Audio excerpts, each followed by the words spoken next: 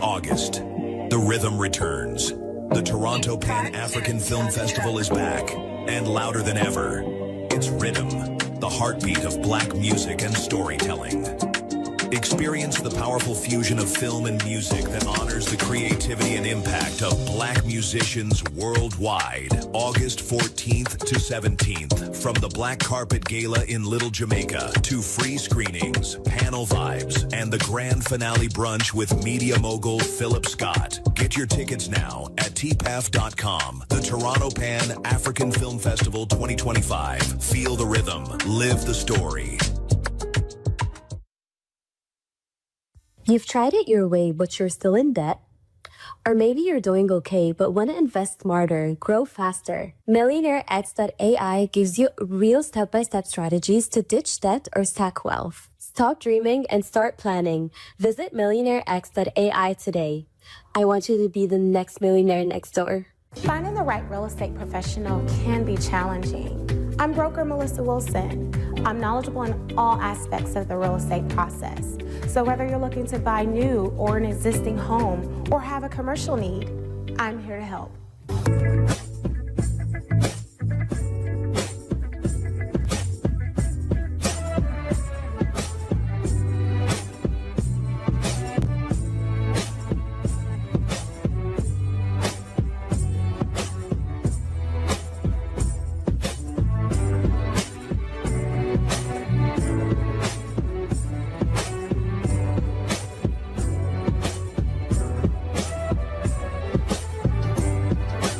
Let's stop acting like we don't see how this game is played. If you tired of folks throwing shade with a smile and keeping you boxed in with that slick behind-the-scenes racism, it's time to upgrade your survival skills. See, Phillip Scott dropped more than just knowledge. He handed you a playbook with passive-aggressive racism in the system of white supremacy. This ain't the in-your-face kind. This is that sneaky, office space, let-me-block-your-blessings type of racism that'll have you questioning your own reality. It's time to call it what it is and arm yourself with the facts. But baby, don't stop at just peeping the system. Break those mental chains too. That's why you need 7 steps to decolonize the mind. This is about freeing yourself up top, walking in confidence, and letting the world know your mind is not for rent, lease, or layaway. It's time to reclaim your power step by step. So don't just watch, take action. Click over to Amazon.com, type in passive-aggressive racism in the system of white supremacy and 7 steps to decolonize the mind, and secure both books for yourself, your crew, and anybody ready for that mental liberation. La Sherika said it, now go do it. Invest in your freedom. Pick up both books today on Amazon.com. Trust me, your mind will thank you. I don't spend my money at the club. Everything I want is provided for me. Biggest misconception about you? Nothing. It's all true. It's all true. It's all true. If you hear something, believe it. You want to get married now? Do you feel like you're that? No. It is by choice. It's by choice. Who inspires me? Me. Yes. Me. Yeah. They inspire me, those people you mentioned. I date mostly like married men, because I don't have that type of time for you. Oh, yeah. And you are married, you don't have that type of time for me. What do you think it is that the wives are not doing? I love this question. They're not really being loved properly. You know, when you stay with someone for so long and you feel like, oh, I don't really have to do much. Don't ever be comfortable around a human being. They can switch. His wife, one day I just make 11 o'clock, I'm like, she's like, my husband can't control himself, but you as a woman, you can't. I said, Mama, you can't even speak English. Like, I can't even understand. Like, yeah, I can even speak English because of that's why. Yeah. I don't even speak English sometimes. I wouldn't say it was a sugar daddy or a blaster. But I had a thing with someone that was giving me a lot of money. Every day he was sending me money for lunch. Every day is when you go to work? Exactly. Shout out to the Sleigh Queens who are getting their thing without having to sell a thing, Yeah. Trust me, you can get whatever you want, like once you put your mind to it. Watch Sleigh Queen only on the African Diaspora News Channel app.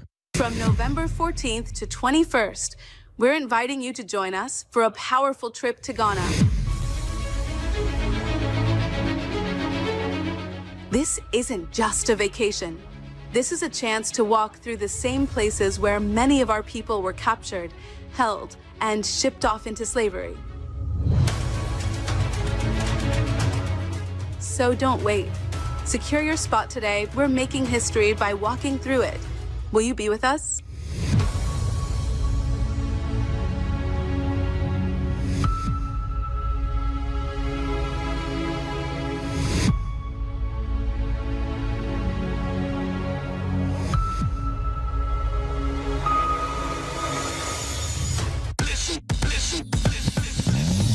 In H-Town, we want news that speaks truth, just like we do.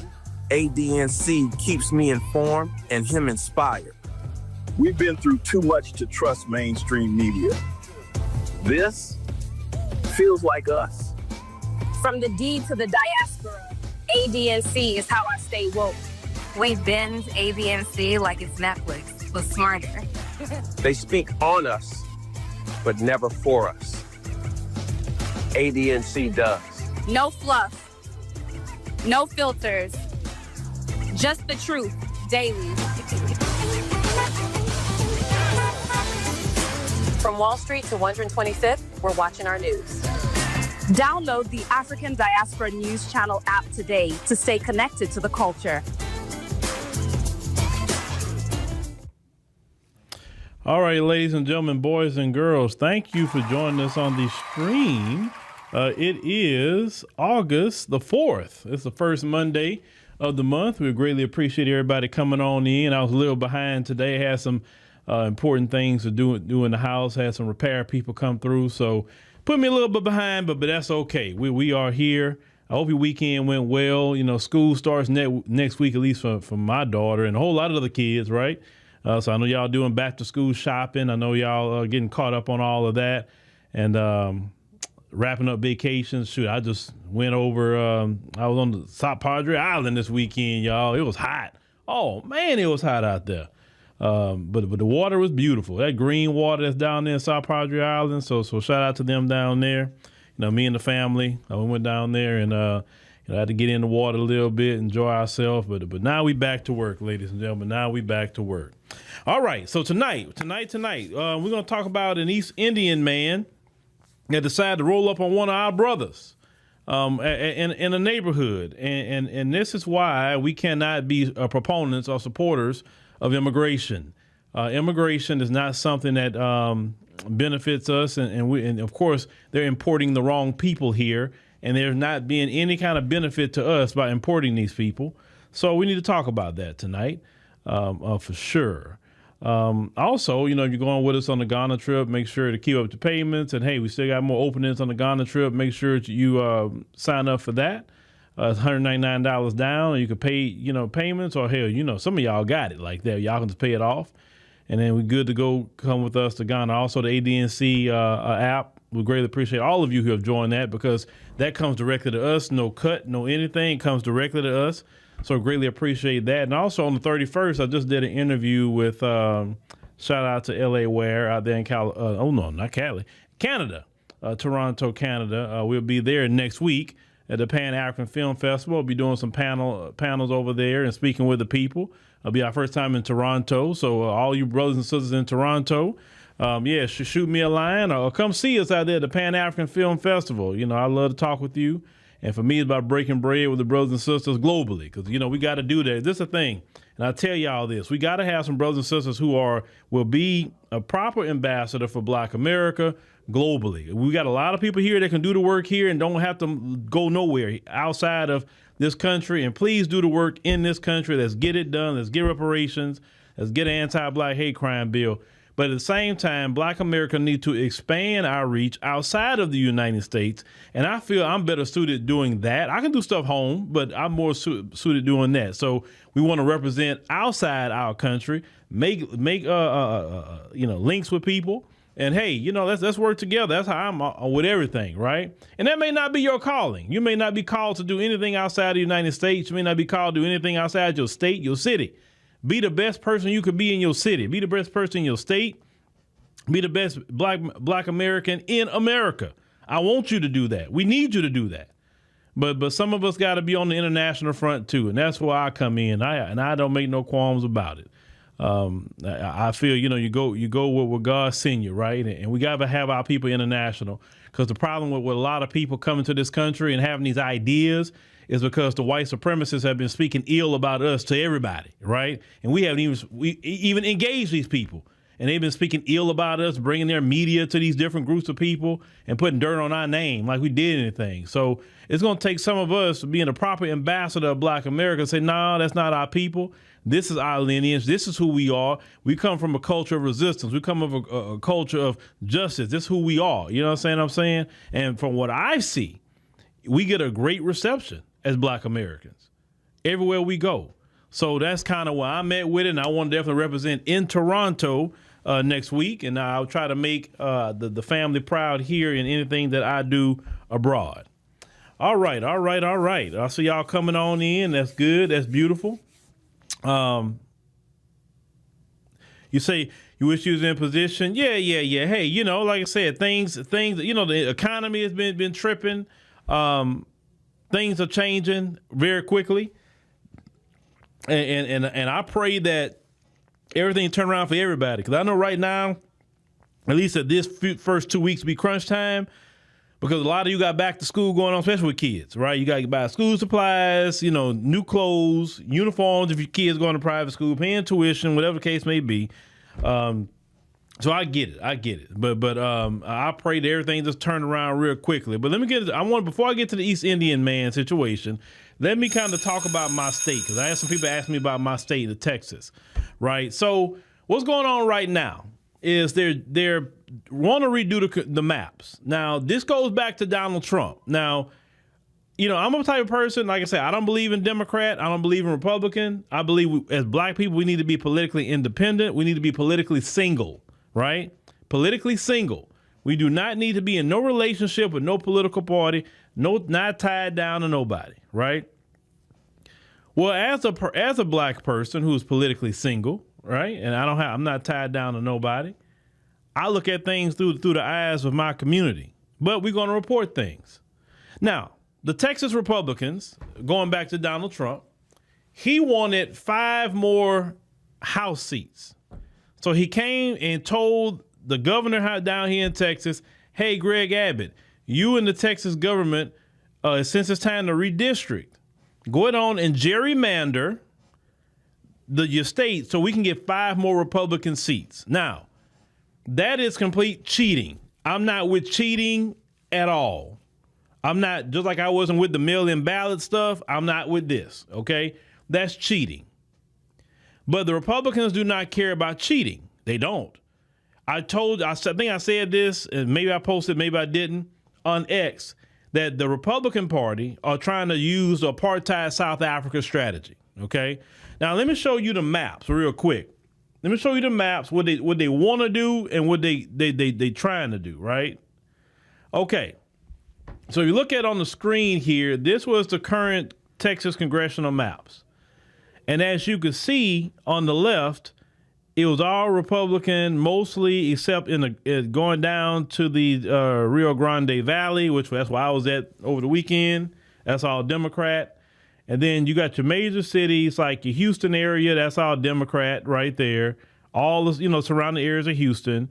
Then you have your San Antonio. That's going to be Democrat. You're going to have your Dallas area up here. It's going to be Democrat. El Paso, that area is going to be Democrat. Okay, most of your major cities like that is going to be Democrat. Well, what they're trying to do here is, if you can see on the right, basically they're putting Democrats against each other. Jasmine Crockett literally going to be taken out of her district, or she won't even have a district anymore. That's how they're trying to get rid of her. They did it to several Democrats. And if you look on the right-hand side, even going down to the Rio Grande Valley, they literally cut right down the center of a whole Democrat area. You see on the left, they cut all the way down, literally split the Rio Grande Valley with Republicans. And if you look even on El Paso on the left-hand side of the state, if you can see there, they cut into the district right there, if you can see that. And the same thing, like they fill it all in here, cut more into the Democrats than what they have.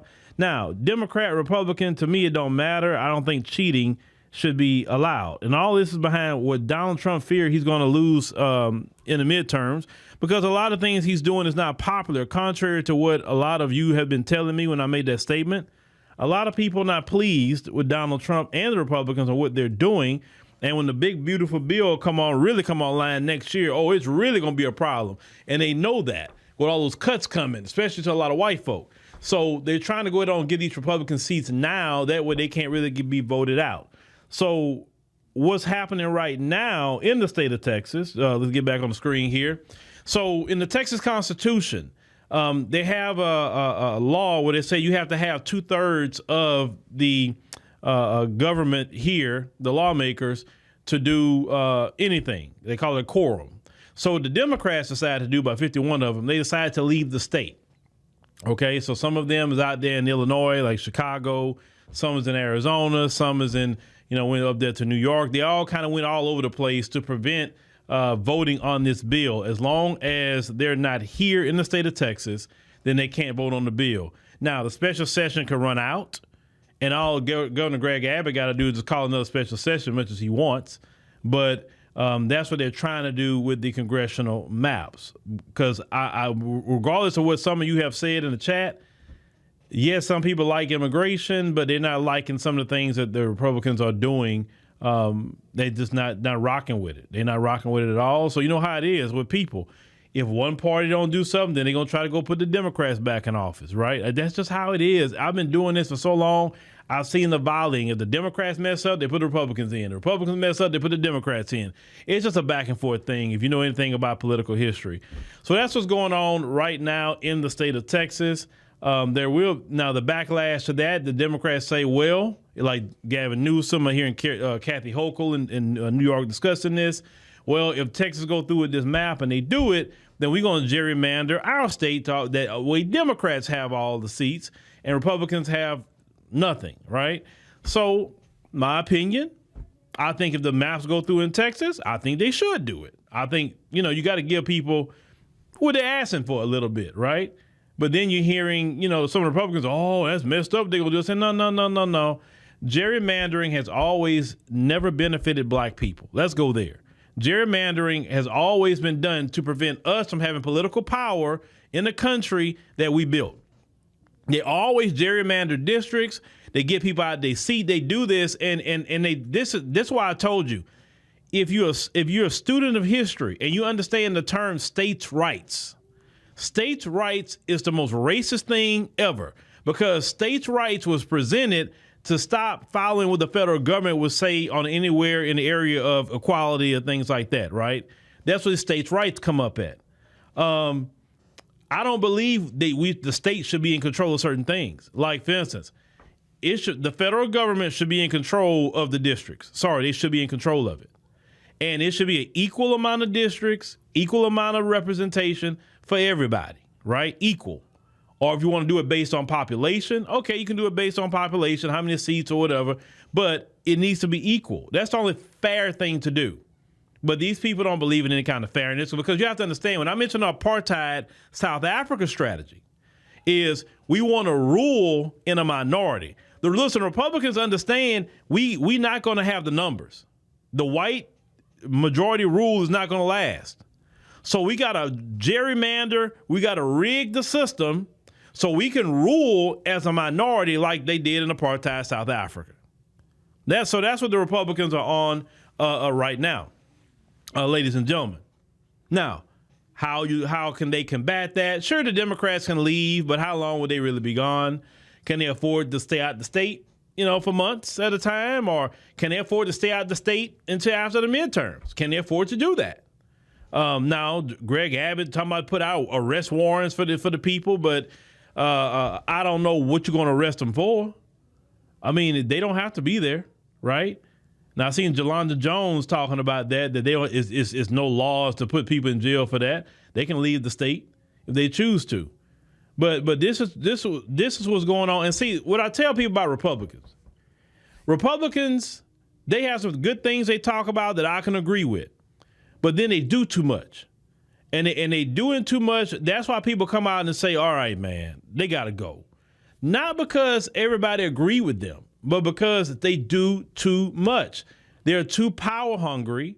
And when they get in power, they really get salivating for power, especially this branch.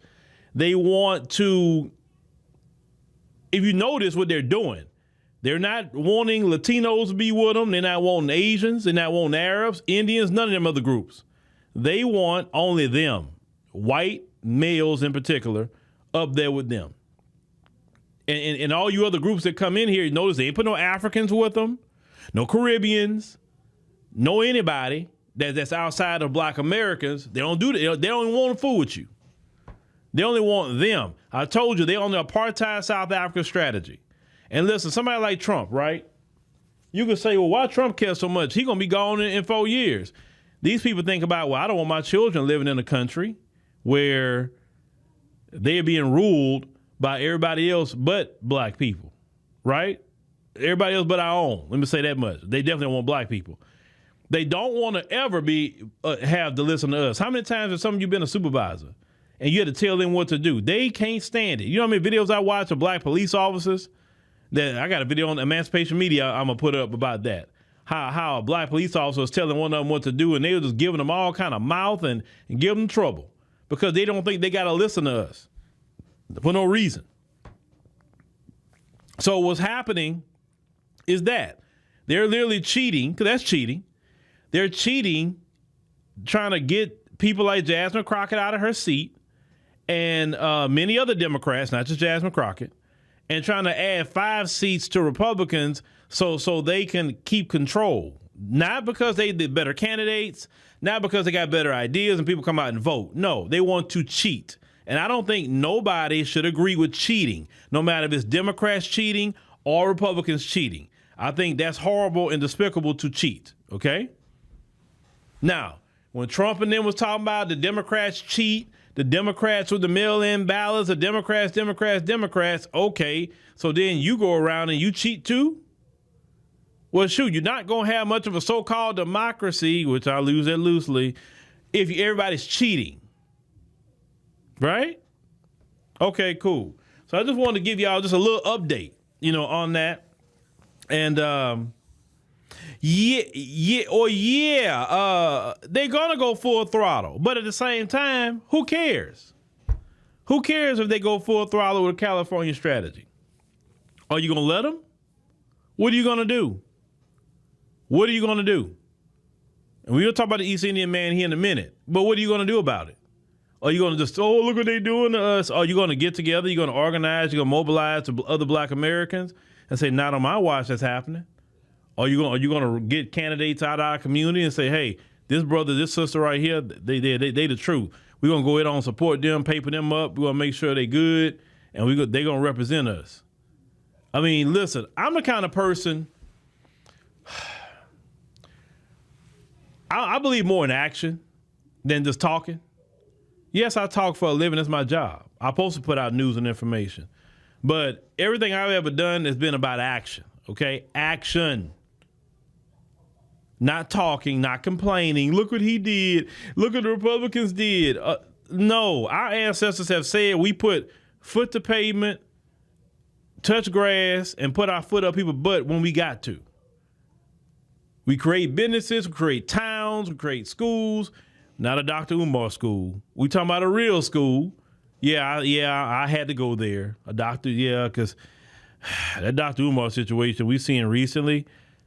You know what? Let me go there for a second. People like him and many others, it's the main reason why I never crowdfund. You know that? Him and many others, not just him, it's the main reason I have never crowdfunded. I just made sure not to do it. I say I'd rather give a tangible product like an app subscription, maybe a membership, a book, something. Because these guys, in my opinion, have ruined the trust in Black America, and that makes me upset. I've always been like that. I get upset when I watch Black people come up, present something to the people believe in you, and they really come out of pocket to support you, and then after they came out of pocket to support you, you're 10 plus years in still talking about, now yes, it's definitely 10 years. 10 years in talking about you still getting donations for a school that would never open. It would not open at this point. And I have no problem saying that. I don't care if he doesn't like it. I don't care. This man has been asking for school donations since 2015 that I know of. No, it was before 2015, but I'm going to give him 2015. I think it's around 2013 because I've been around for a long time. And at least since 2013, but let's say 2015, 10 years and that school has not opened. There are people that literally, I heard them the other day and I'm like, wow, this is ridiculous. There are people who are grown men and grown women now. When he started talking about the school and they could have went to the school. Grown men and grown women. And he's still talking about not opening a freaking school. If any black person give that man a dime at this point, that's your fault. That's not his fault. Now, if you want to look at him as entertainment, I look at him as entertainment. And it's funny, some things he says. Some things he say is right about politics.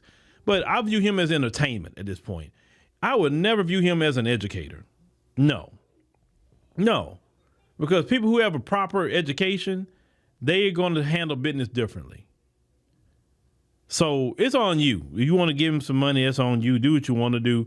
And if you say, oh, he hating, there's nothing to hate on. I don't hate on anything.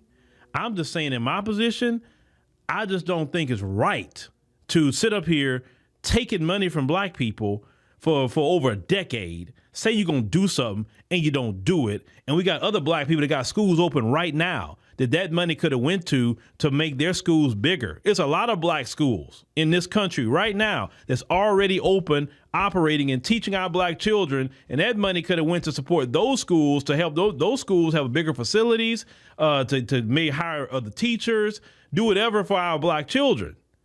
Listen, part of y'all talk about Black American, FBA, and anything else you're talking, you're going to have to deal with other Black Americans or FBAs that's scamming, hustling. You're going to deal with the CBC that's taking money too, the black preacher. You're going to have to deal with all that mess.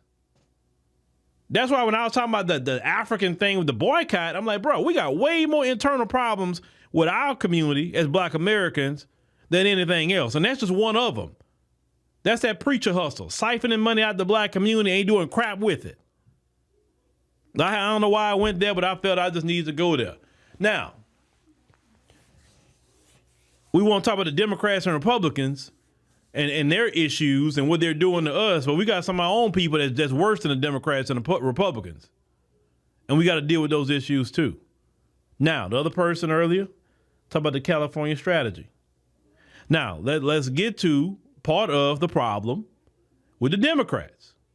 The Democrats believe in this mass immigration, and they believe in it. And this is the thing. When you bring over these so-called high-skilled immigrants from India, China, wherever, you are literally, you mean to tell me there's no high-skilled people in the black community? There's none that you can teach? There's none that can learn? You mean to tell me that's none in our community? You got to go way to India and bring people over here and put them in jobs that could be done for black Americans. Let's call it what it is. If you're bringing the East Indian over here, then that's a quote unquote diversity hire. DEI, whatever else you want to call it, affirmative action hire in a lot of these white corporations.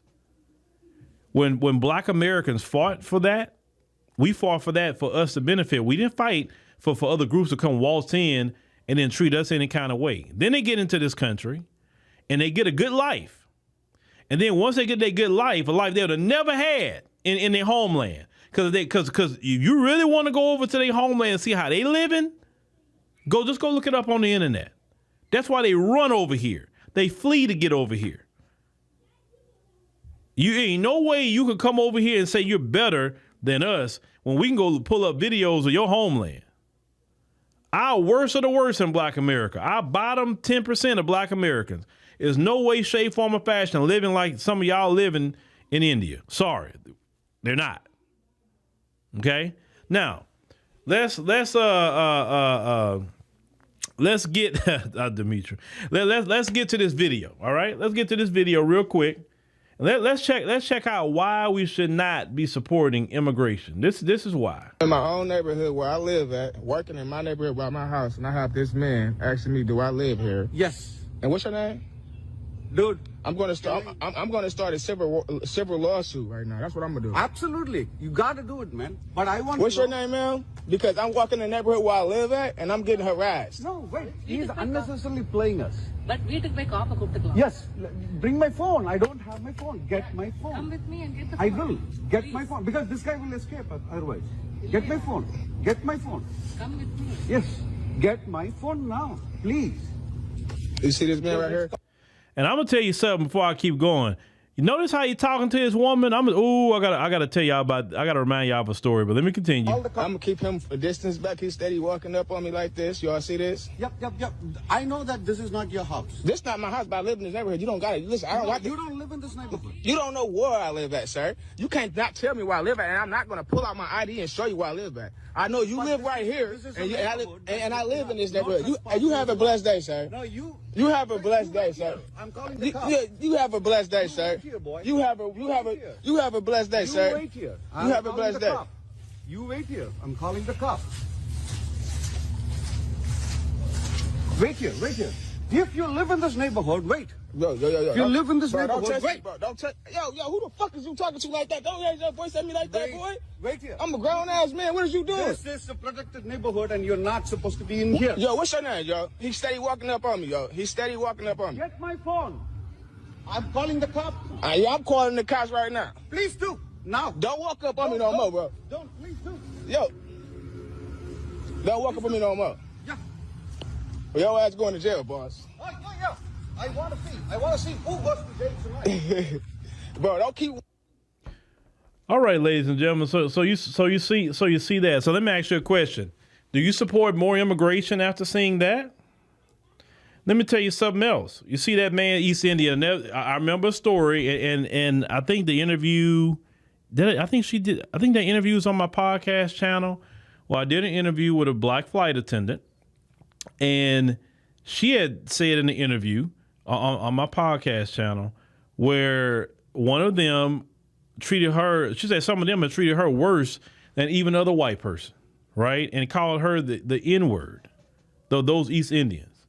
Now, if you watch how he talked to his wife, I'm gonna tell you something else that happens in their culture. They be beating them women. They beat them women. And I told y'all, I had a back and forth one time with one of them, maybe about a couple of months ago. And I picked it up real quick that he beats on this woman or whatever. I mean, because you can just pick it up when the dude doing that. It's just by the way he talk and just the way she kind of looks. And I felt bad for that lady at that time. And I'm like, I ain't your female. You know, that's why. But see, when I approached him, when I was talking to him, and I told him, hey, take your temperature down. I was saying, watch your mouth, take it down. He did. And his woman was kind of looking at him like, whoa, like he calmed down. I'm like, yeah, because when you deal with actually a man, that's going to happen. When you beating on women, you're not really a man like that. I'm a firm believer of that. Anyway, so why will we support more of this in this video? Why? Listen, we got enough of this that's homegrown, okay? We don't need to be importing nobody from India or anywhere that's going to come over here and disrespect black Americans. And if it wasn't for black Americans, this man would have no opportunity to come over to this country if it wouldn't be for black Americans. And I want black Americans to tell every last one of them groups that. Put it in their face. They'll try to tell you, oh, no, it's because of white people. White people didn't want you here. They wanted Europeans here. That's what they wanted. That's what they always wanted. Would Trump say he would like more immigrants from Norway? He never said he wanted more immigrants from India or anywhere. He wants more immigrants from Norway. But people from Norway, like, why would they come here? They're like, America's ghetto. So we got free health care.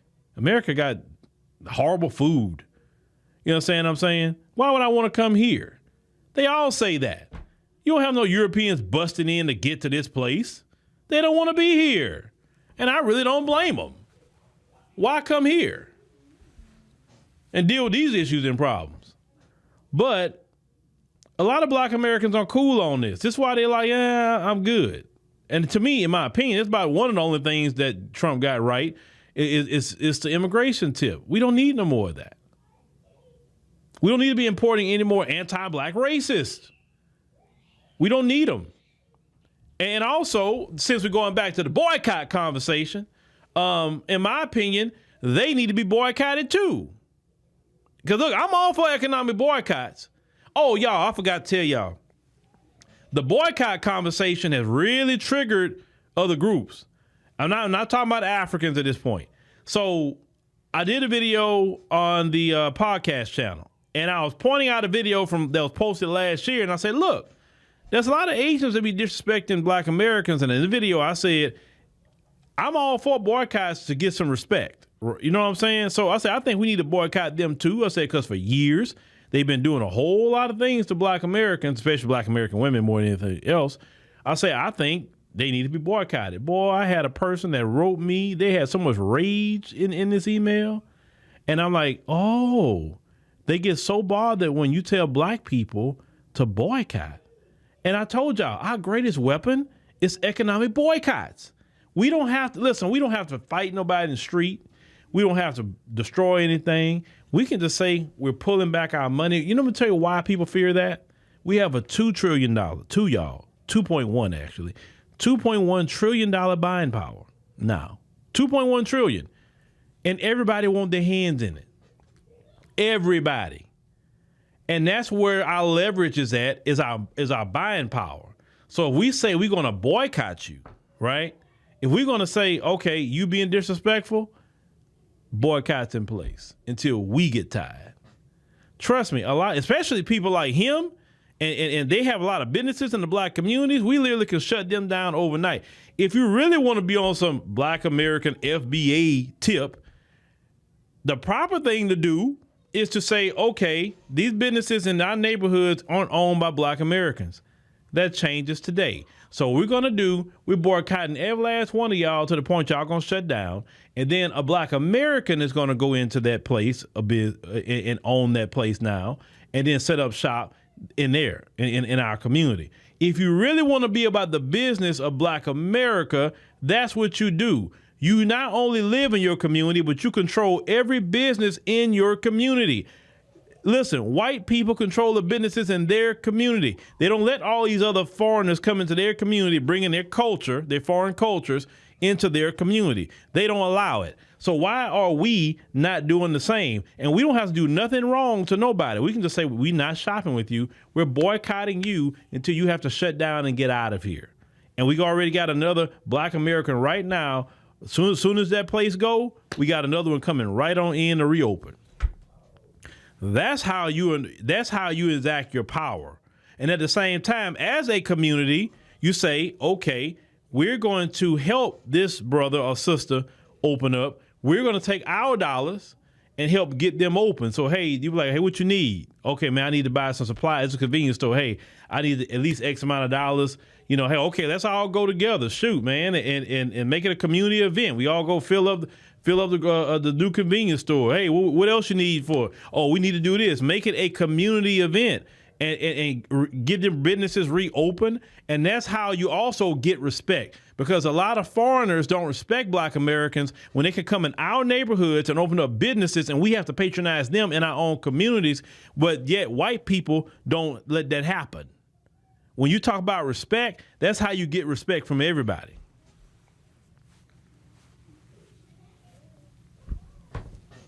Until you're ready to move like that, you're just talking at this point. You're talking. Just to even discussion of boycotts get people scared. Even white folks, they get scared. They're like, whoa, because we've done it successfully before and it hurts them financially. And they don't want that. So they're like, hey, man, whatever we need to do, we want the black dollar. Think about it. If every major city where we have a neighborhood and we tell these places, hey, look, check this out. We've been patronizing you for so long. You never hire black people in here, but yet you own it and control it. And you sit up here. We notice you letting drug deals go on here. These nefarious characters are hanging around here. So that ends today. You're done. You're done. So we told the community, we're boycotting you until you close, until you shut down and you're gone. And then we see, something there for lease or whatever, then we're going to get it. And if they try to prevent us from getting it and another business open there and it's not Black American owned, we're going to boycott them too until they close, until we get it. Because bottom line, our community, our businesses. Anything more or less than that is out of order. If you're really going to be about respect, if you're going to really be about letting these foreigners know you're not going to come into our community just doing whatever you want to do, we got to control our community. Just like, listen, I'm not saying nothing radical, okay? I'm not saying nothing radical. I'm only saying we're trying to return back to the time of our Black American ancestors. Our Black American ancestors, even my father talked about this, that they owned everything in the community. The grocery store, the convenience store, the doctor's office, everything that they needed, barbershop, beauty shop, anything they needed, they controlled it. So really, we're not doing nothing wrong. We're only returning back. We talk about our ancestors. Well, wouldn't honoring our ancestors be to return back to that? Wouldn't that be more honoring our ancestors? Now we have more access to money and all these other things that we have. Shouldn't that be the play in our own neighborhoods? And that should be a national movement of saying, hey, everybody gonna have to go at this point. You got to go. No, we're not going to move you by force. We're not going to commit no crime. We're just going to economically starve you out. And we're going to educate the community while we economically starving you out. We're going to do meetings in the community in like town halls and explain to you why we doing it. Because there may be people that don't know nothing about why we about to do this. So we got to educate them and just let them know this is the reason why we're doing it. You come in our neighborhood, we're going to have to own it. Now, they say, what about the big Walmarts and stuff like that? You pull up on them, too, and say, hey, look, we're going to make sure you're doing right in this community, too. But, you know, I will say this about Walmart. I do just see them hiring a lot of black people. I can't take that from them. They hire a lot of black people, actually. You know what I'm saying? These foreigners don't hire no black people. None. Because they can easily say, hey, we do hire black people. Look, the manager is black. They're easy to tell you that. But Walmart's not stupid. Walmart want black dollars, so they don't really want to mess up with black people. I give the big corporations that much. But these foreigners don't even think like that. You would think the foreigners would be smart and say, you know what, I'm in this black community, let me hire all black employees. You know what I'm saying? And that's just what I'm going to do. That way I'm showing I'm giving back to the community. At least I'm creating jobs. But they don't even do that. Now, the geek surgeons say there'll be the true year of return. Yeah.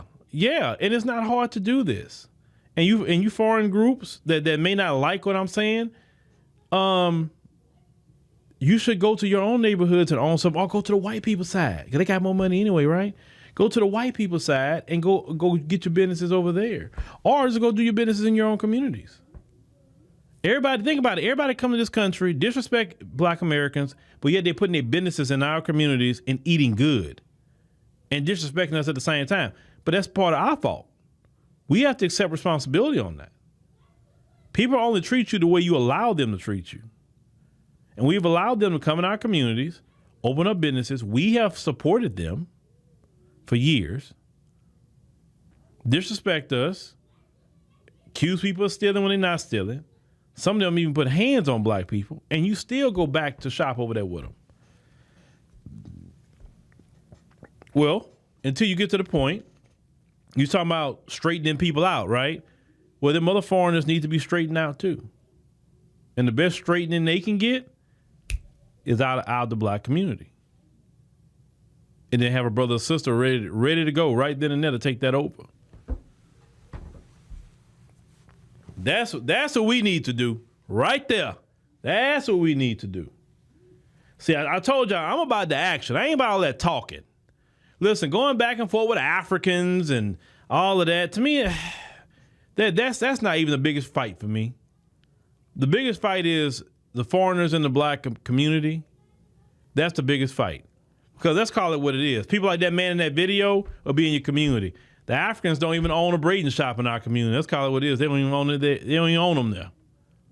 The Caribbeans, they don't own them there either. But people like that dude in that video do. They come in our community all the time. They have no respect.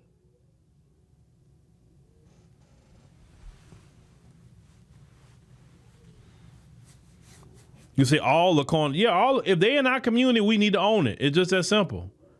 It's just that simple. Now, you're going to have a little fight on your hands because some black people are hard-headed. They are so used to, just not being community thinking. They have no problem giving. See, listen, this is the problem. You got $2.1 trillion, but only, I think they say 2% of it stays in the black community. Think about that. Only 2% of $2.1 trillion stay in the black community. What if you even change that to 50% that stays just circulating in the black community? That's our wealth right there. We have the wealth. We just don't keep the wealth in our community. 6 hours, it goes right back out. Well, if you look at how you're shopping, most people shop locally, right? You go into the local businesses in your community. Well, if it's a black community, look at who owns everything. So look at it and say, okay, well, it's time for us to own now. And we're going to get you out of here. Hey, you just do one by one by one. That's how you do it. You can do it across the board, but you can say, you know what? Okay, this one right here, we start with you first. Nobody's shopping with you. And we'll tell you why. I said, look, it's this time. You haven't been breaking bread to the black community. You never give nobody jobs. Your customer service has been horrible. People tell you about refunds. You don't want a refund. You want to fight with people. We done. So, I'm letting you know, nobody's going to come in here. Nobody's shopping with you. Now, your own people, whoever want to come shop with you is fine, but we're not doing it in this neighborhood. Because, hey, we could turn this Chinese restaurant to maybe a good soul food spot or something. I don't know. Maybe we can turn this to a good smoothie shop or a good hamburger shop, something. We can turn it to something else. But we want something. We need that. We need to get this business and put this in our community so we can give our kids some jobs, because our kids can get no summer jobs or whatever in our own community, right? So, yeah, you just take it one by one by one, and that's it. Now, if one of them were good in the community, let me be fair. If one of them always hired the community, always respected the community, then you could let them make it. You can let them make it if they always did right and did fair by black people. They got black managers, black employees, everybody black working for them. And they always respected black people. They've given back to the community. Okay, cool. You all right. But understand, if you got a line, you out of here too. Okay? So as long as you're all right, cool. But the rest of you got to go. You just got to go. And that's the best way to do it. You say you can boycott the liquor stores, but alcohol sales are down and Gen Z isn't drinking liquor like the previous generations. No, they're not. Well, a lot of them don't even go to the liquor store. And if they do get liquor, it's probably when they're out, and it's so overpriced. It's so overpriced. Like in Houston, costing you $17 for a shot. A shot. $17, really?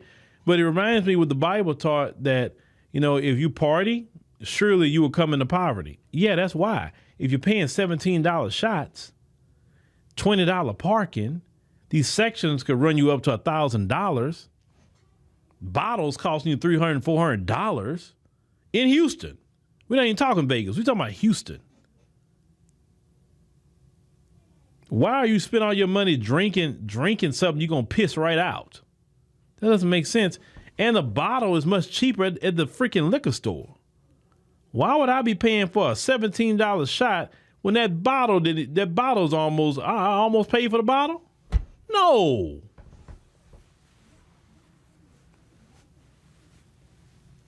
Gen Z, I just believe they can't afford to. They can't afford to. Them kids really don't have jobs like that. Gen Z. They're struggling, bro. They're struggling a lot more than what we were as Gen X. They're struggling. Liquor's expensive. Now, they vape. I give them, they do a lot of vaping. So if you're the vape man right now, you're making a bag. You want to invest in the vapes and all that, that's the play right now. No, I'm not giving you financial advice. I don't do that. I'm just talking about what I see people do. That's it. But anyway, ladies and gentlemen, yeah. So just think about everything I said tonight. Just think about it. It's not about just talking online. It's about straightening somebody out online. No. It's about being about it in the community. The real work is in the community. Sure, we can talk about things online, But in your local community is where the work needs to be done. And everybody be involved in their local communities, we'll get a lot done. Right here in America, and people like myself will try to get things done also globally. And that's that. So when we go, we represent Black America well and be the proper representations of Black people from this country.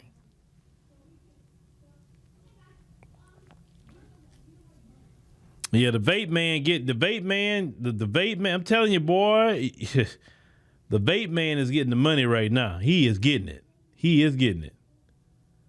I need to go ask this one dude, 'cause I know some people that got a vape shop. I need to go find out how much they're making a month. I'm so curious how much they're making, because people are getting them vapes. Shoot. Yeah, look, somebody tell me, you want a drink, sir?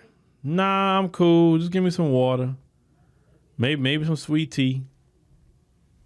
You know, because I just be looking at the price on the menu, $18 for a drink. I said, oh, hell no. I'm good. I'm like, look, if I want to drink that bad, I go to the liquor store and go buy the bottle. Now, I'm more willing to go buy alcohol outside the country and bring it back, because I love to try different alcohols from outside the country. And they taste better anyway. Because I bought, prime example, I bought Amarula before, because I like that, from South Africa, at Total Wine. Then I went and got Amarula in Johannesburg. The taste is so much better in Johannesburg than here. So I won't even buy Amarula here in America. Won't even buy it. But if I go to Johannesburg or I go anywhere, I'm going to go buy it and bring it right on back here. Any kind of different things. I've noticed. We went to Costa Rica, bought some stuff over there. Tastes totally different. Matter of fact, even if you're a person that like tequila, if you get it straight from Mexico versus buying the crap here, tequila don't even supposed to make you drunk. Do you know that? Tequila don't supposed to make you drunk. It's all those additives and crap they put in the American version of it versus, and they sip tequila almost like drinking wine. It don't supposed to make you drunk.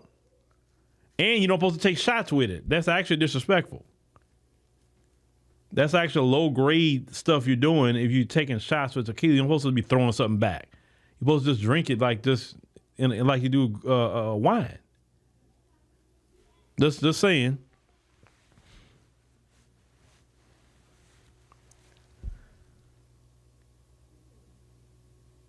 You say a rum punch is $14, man. She'll get you some good Malibu rum from the liquor store somewhere, and you can have all the rum punch you want.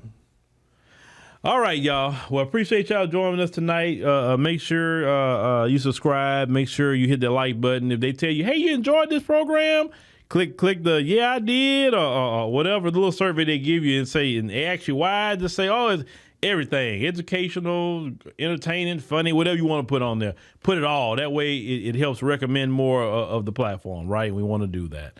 But thank y'all for listening. All right, ladies and gentlemen, boys and girls, thank you for joining us on the stream tonight. We greatly appreciate it. Make sure you click the subscribe button, put on my watch. Make sure you click the like button. That's easy. That's free. It don't cost nobody nothing. It's free 99. Tell your friends, tell your family.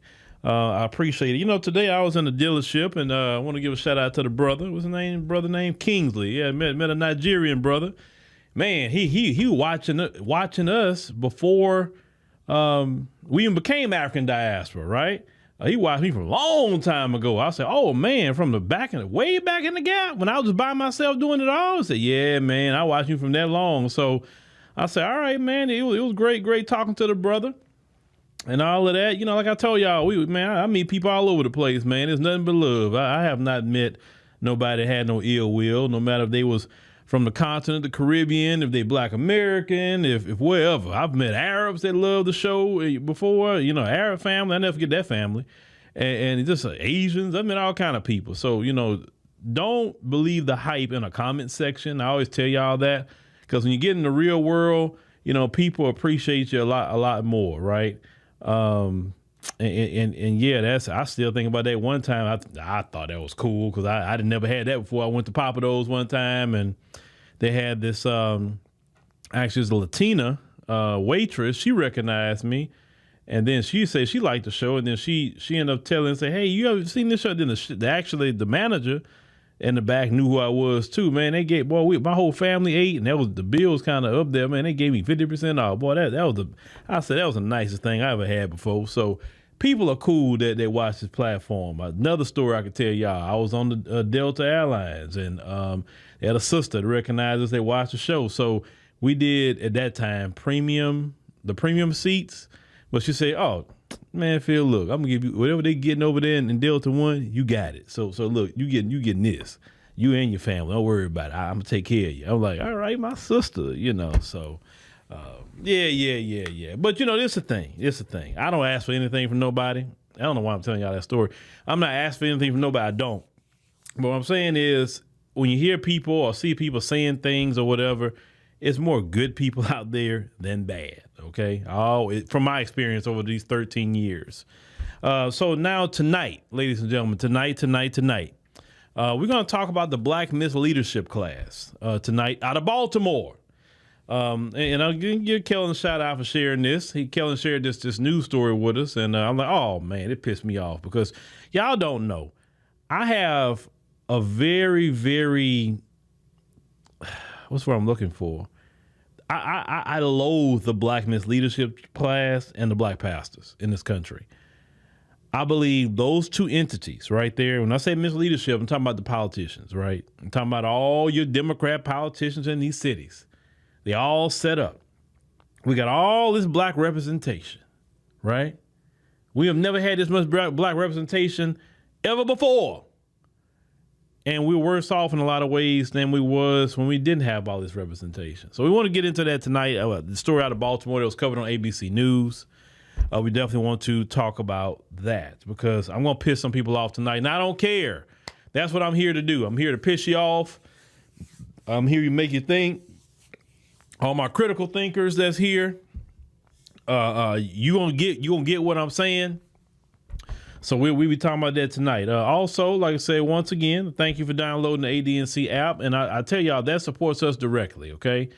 When we dealing with issues and problems, like on Facebook, for instance, we're dealing with, on our AfroWire AI a platform on Facebook, we got a page over there too. We got this one company called Viral DRM that has filed 3 copyrights on us for something that's fair use. And the funny part is that channel ain't even monetized. It's got started and you filing something.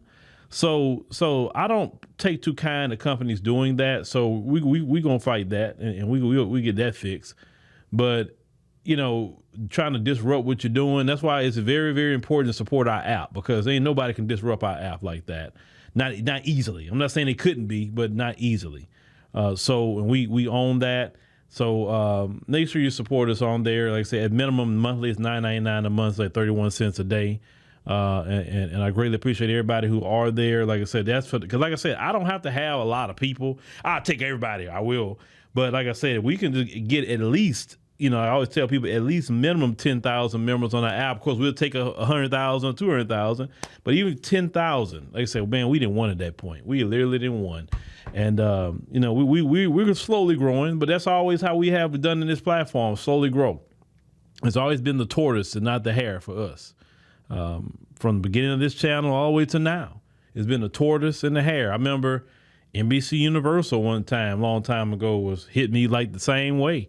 And they was going to take down this particular channel. And that's how I learned to fight the copyright stuff. So I'm an OG in this. So I definitely will, fight back on a whole lot of things. All right, ladies and gentlemen, the Ghana trip. If you're going to go to Ghana or want to go to Ghana, make sure that the link is in the pinned comment. Come on with us to Ghana. Have a good time. It's about a week, November 14th through the 21st. Like I said, you can make $199 down and then make your payments. And then, hey, come on with us. So let's go ahead and get started tonight, ladies and gentlemen. Let's go ahead and get started. Now, this won't be one of those videos that's just about drama. There may be some drama in it. But it won't be about drama because I understand, and I'm already kind of having it in my head. It's not going to be one of those 100,000 view videos because here's the thing. Part of this stuff is entertainment, and I have to understand that too. People really don't want the full education like they claim they do in the comment section, because this is why you have so much lowbrow content from a lot of people, is because that's what you want to see. You're viewing this as entertainment, and that's okay. So I try to say, can we do infotainment? Or sometimes we may have to get past the entertainment and get serious. And sometimes for me, pissing you off may be the best thing I can do to get you mad, right? Because I'm going to get some of you mad tonight. Now, your Black misleadership class in Baltimore. Let's talk about them. Let's get started with them first before I play any video. Let me go down here. Where are we at? All right, let's start off in Baltimore. Who's the mayor of Baltimore, Maryland? All right, Mr. Brandon Scott, Mayor Scott. He is the mayor of Baltimore, Maryland. And clearly you see Mr. Scott here is a black man. All right, so this is what we see. All right, cool. Now, let's move on to the City Council of Baltimore, Maryland. They have a total of 15 members in the Baltimore City Council. Now, of course, you see the council president. This is Mr. Cohen here.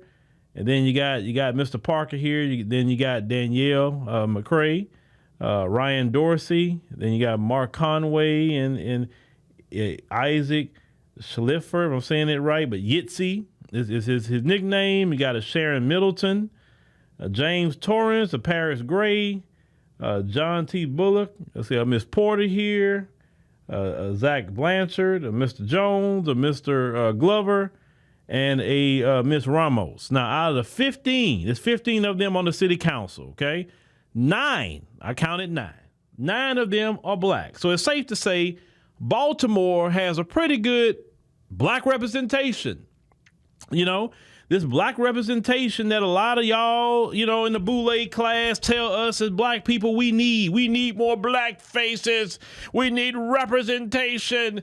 That's what we need. And the Democrat Party is the only party that gives us the representation. And yes, this is a Democrat city ran by a lot of black people. Understand that Baltimore, Maryland has a lot of black folk in Baltimore. Okay.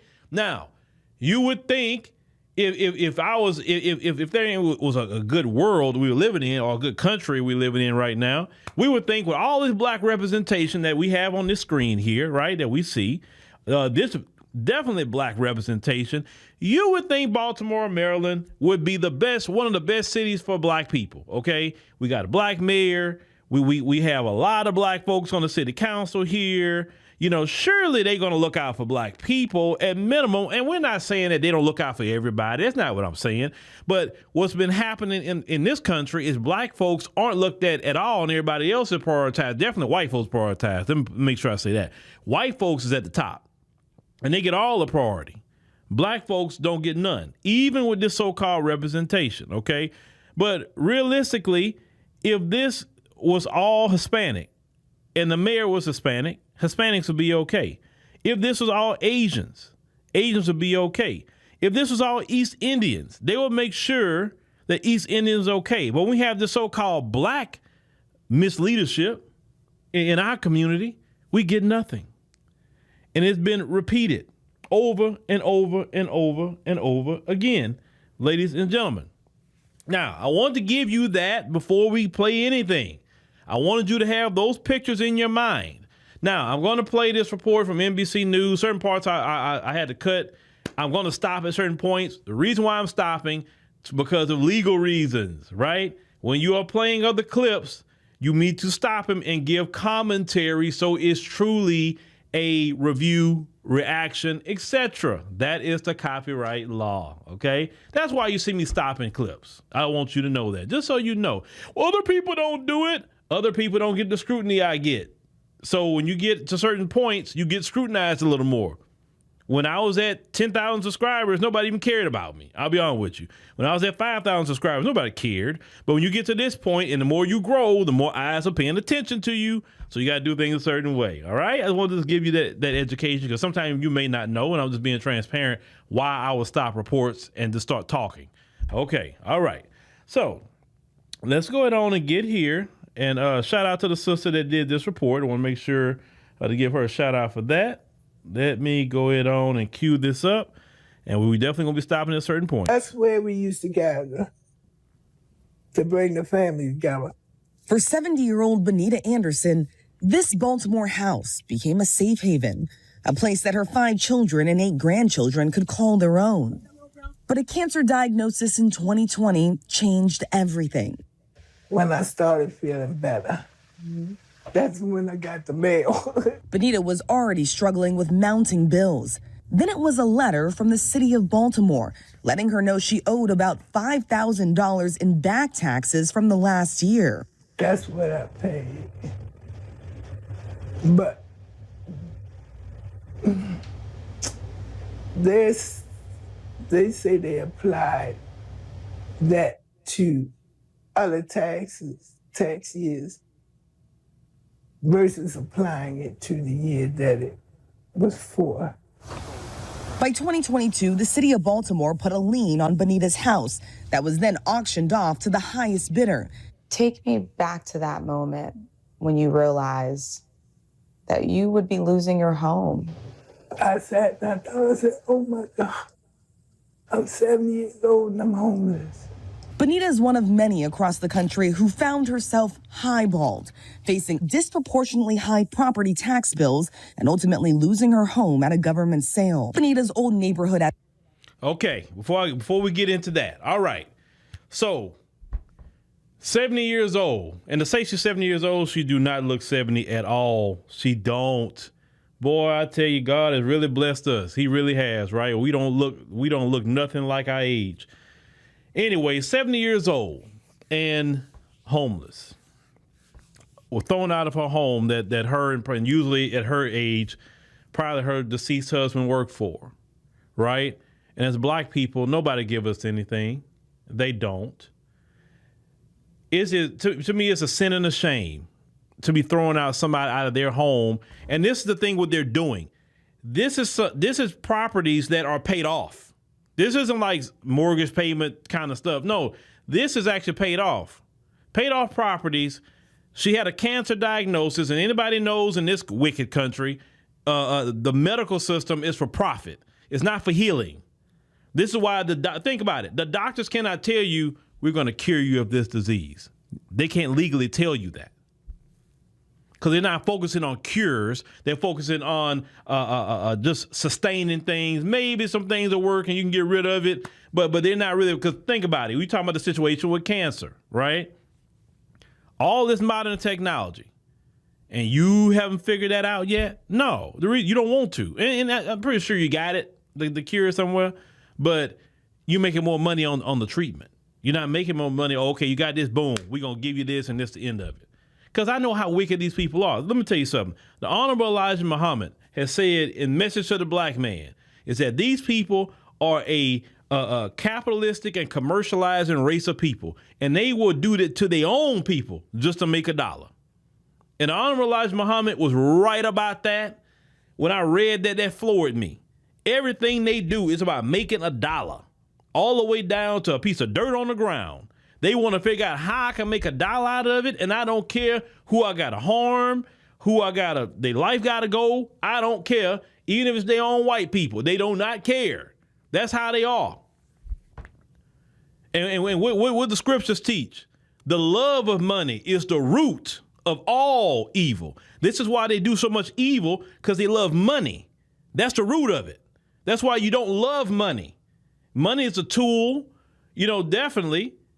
But money is not nothing you love. You don't obsess over money, because that is the root of all evil. And that's why they have done so much evil in the earth, and they're doing evil today because they love money. I don't care what you say. You cannot outrun the scriptures and the universal truth that come from the scripture. So for them loving money, and that's why they can do evil things. See, when you love money, you don't have no morals. You would do anything. You would say anything. You will sleep with anybody for money, whether it's male or female. You would do things that's so immoral to people, you don't care, because you're doing it for money. And that's why when you love money, hell is your home, because you're doing so much evil on the earth. You're going to have to pay with hell. I know the modern preachers don't like to teach about hellfire and brimstone, but that's where a lot of you evil people going. Do you think Epstein went to heaven or something? You got the most evil people talking about thinking they're going to go to heaven. No, you're going to go to hell. You're going to burn. That's in the scripture. Loving money like that. It's okay to make money. It's okay.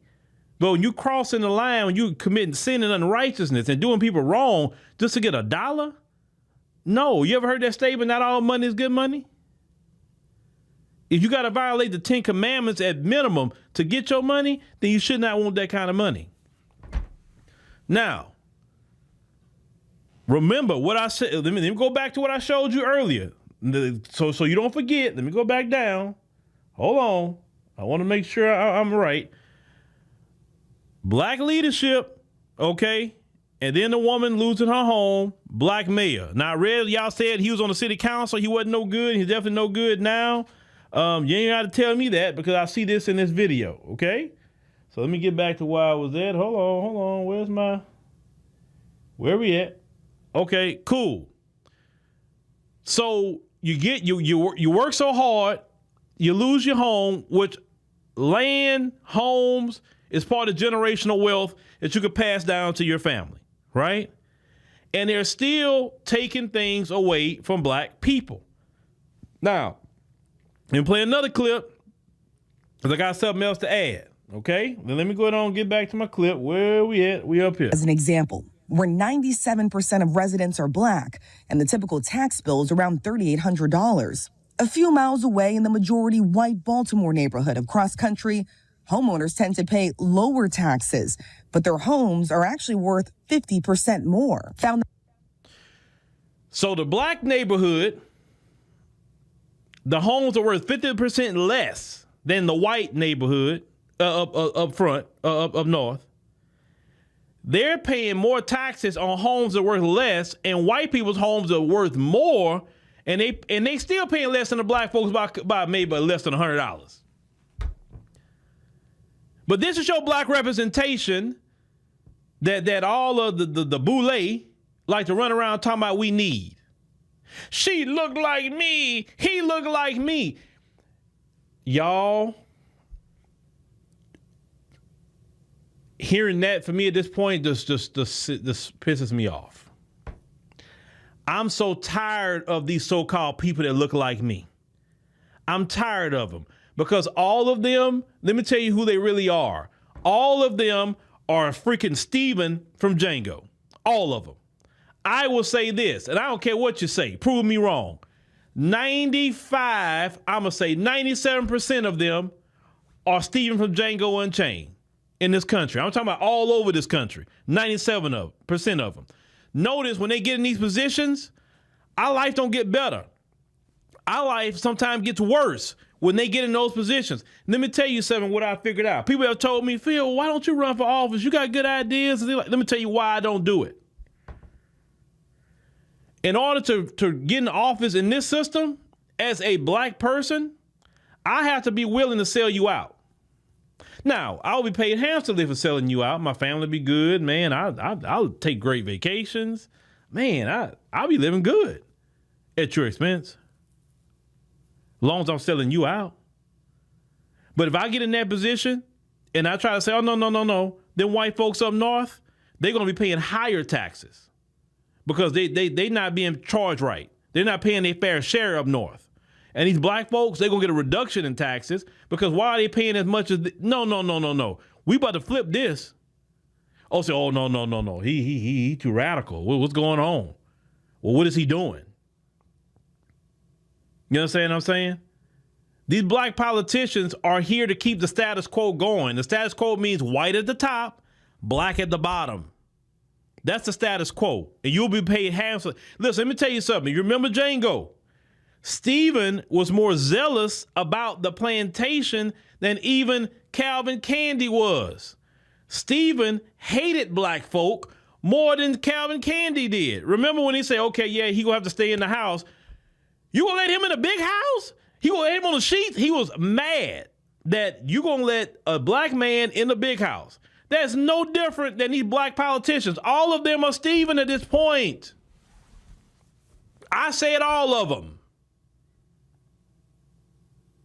I didn't stutter. Y'all don't do nothing for black people. And then the funny part is other groups, when they get in position, they do something for their people. If Hispanics run the town, they do something for their people. When Asians run something, they do something for their people. Everybody do something for their people except you.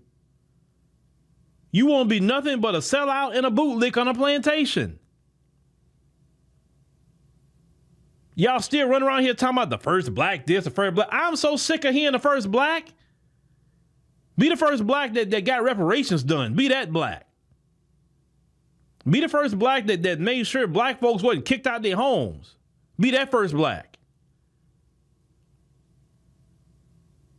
Be that first black person to end mass incarceration in your town, your city, your state.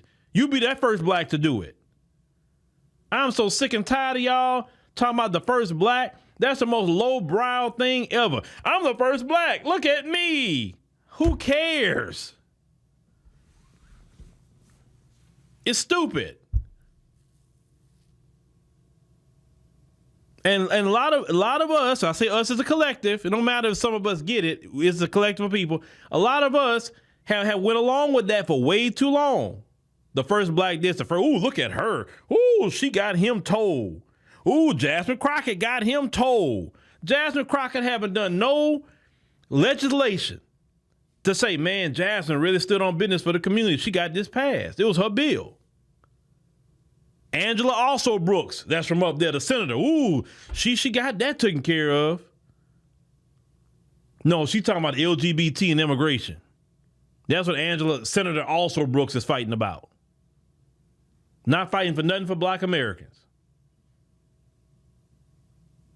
But hey, guys, we got black representation. Isn't that nice? Now, LGM down there say black skin, white man. Yes. Let me tell you something. I know you're not going to like what I'm about to say. I understand why some Africans on the continent calls us Mzungu. I get it. And I never understood why in Kenya. I said, why would you say that? And the explanation was, well, you're black like us or African like us, but a lot of you move like the white man do. A lot of us do.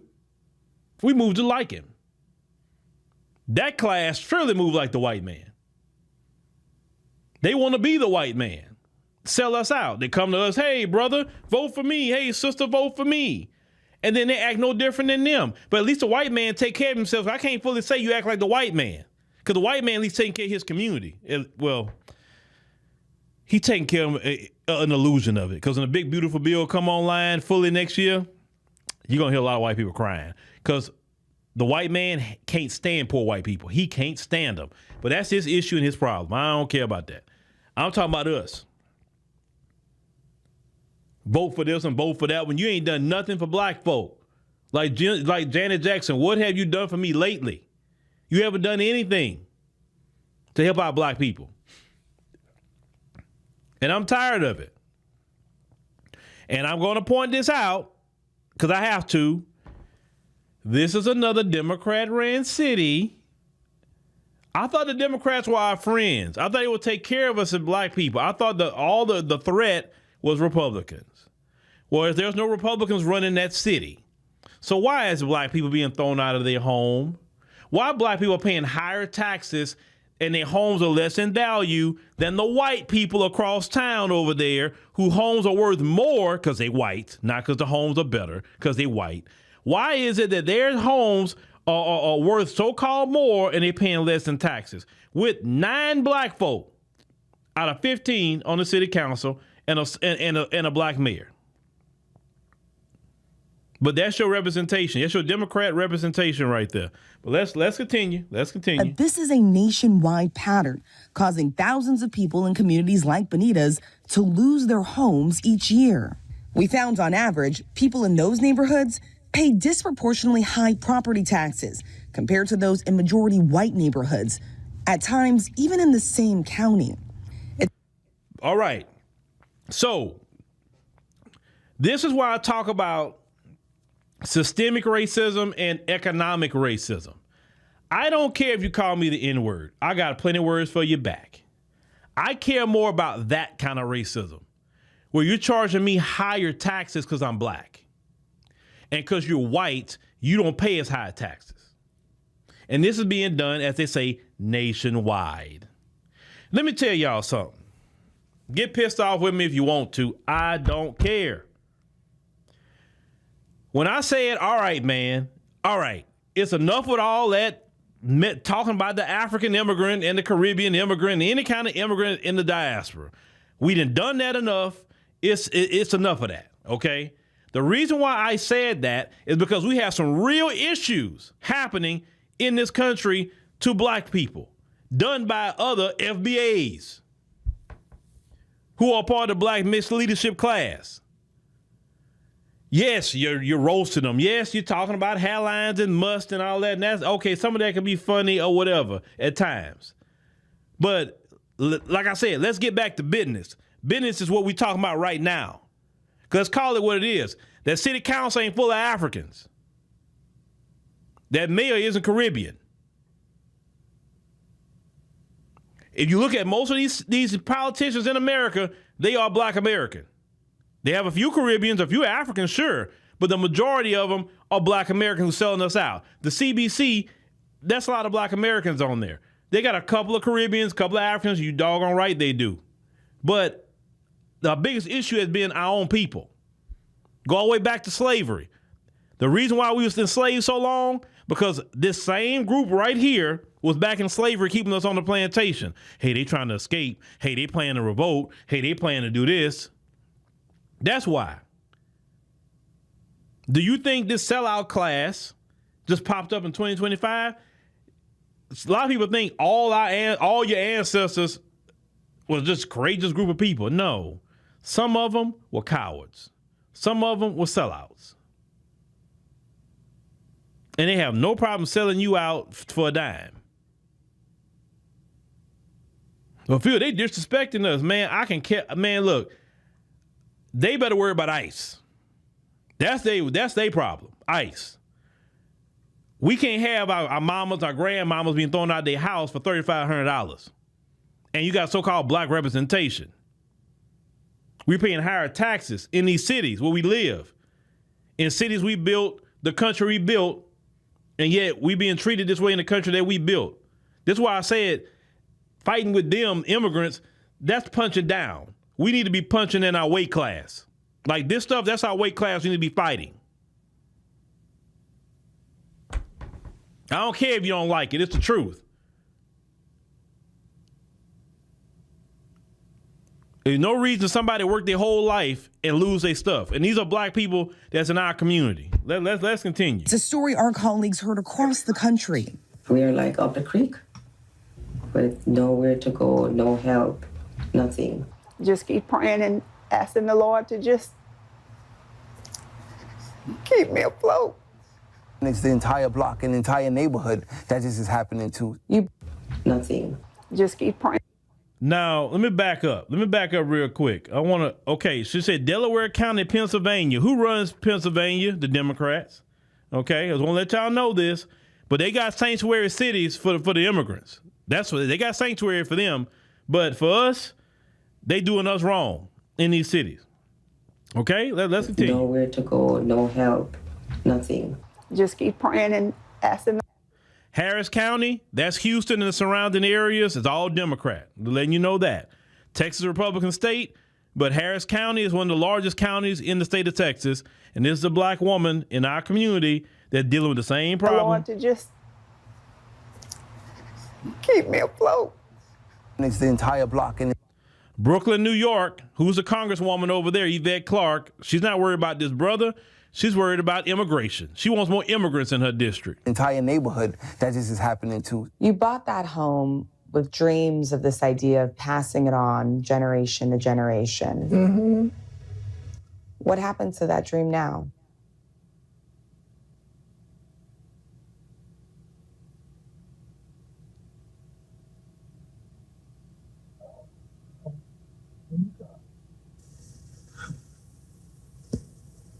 It still makes me emotional.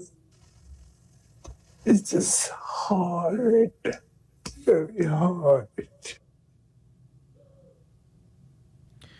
Let's go back to that toward the end. This should not be happening, right? But you got so-called black leadership Let's play that again. With dreams of this idea of passing it on generation to generation. Mm-hmm. What happened to that dream now?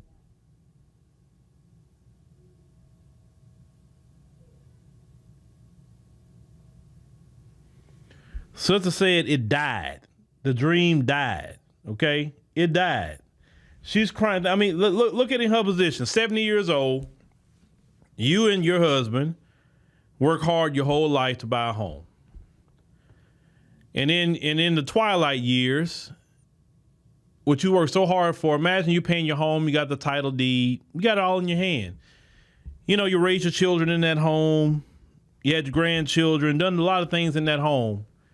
And then everything you work hard for, you can lose for $3,500 or $4,000 or $5,000 because, you know, you got sick. You got sick. And this is allowed. Now, give me a second.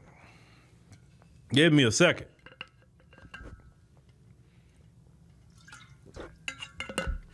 I'm telling you, you're talking about scamming. That's the biggest scam I've ever seen in my life. Property taxes. I thought that was always the biggest scam. Y'all want to talk about the scammers? They are low rate scammers. Let's go with things you think is, I think this is a scam. You pay your home off. You pay it completely off. And if you get sick or something happens when you can't pay property taxes, a home that can be worth $200,000, $300,000, $500,000, whatever it's worth, $600,000. Somebody could come there and say at an auction and buy your home for $10,000. That woman's home was sold actually for $14,000. $14,000. That is nothing. Pennies on the dollar. Brothers and sisters. And it's because this country has always been about stealing property from people. It's always been on that. We lost millions and millions of acres of land as Black Americans. Our people are going homeless. This is happening to everybody all across the country. Remember, they showed the one sister in Pennsylvania, the one sister down here in the Houston area, and the other brother in Brooklyn. This is what's happening to our people. And we got all this leadership, but yet you don't hear Tiffany Cross talking about this or Angela Rye talking about these issues that's happening to Black Americans. They want to worry about Trump all day. Man, Trump gonna be out of there in a few years, and that's the end of Trump. We got issues and problems that's going on right now. On top of that, we being priced out in the cities. They overinflate the price of homes. And that's that they can justify rate. Think about it. That's a scam. I'm going to go and I'm going to say, your home is worth $500,000. Like, no, it's not. Yeah, I say it is. I'm white and I say so. I say it is. So now your property taxes now is $7,000. I can't afford that. My house is already paid off. What are you talking about? Well, if you don't pay it, I'm going to have to take it, buddy. That's a scam. That's scamming.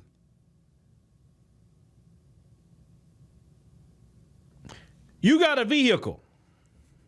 You paid it off. You got the title in hand.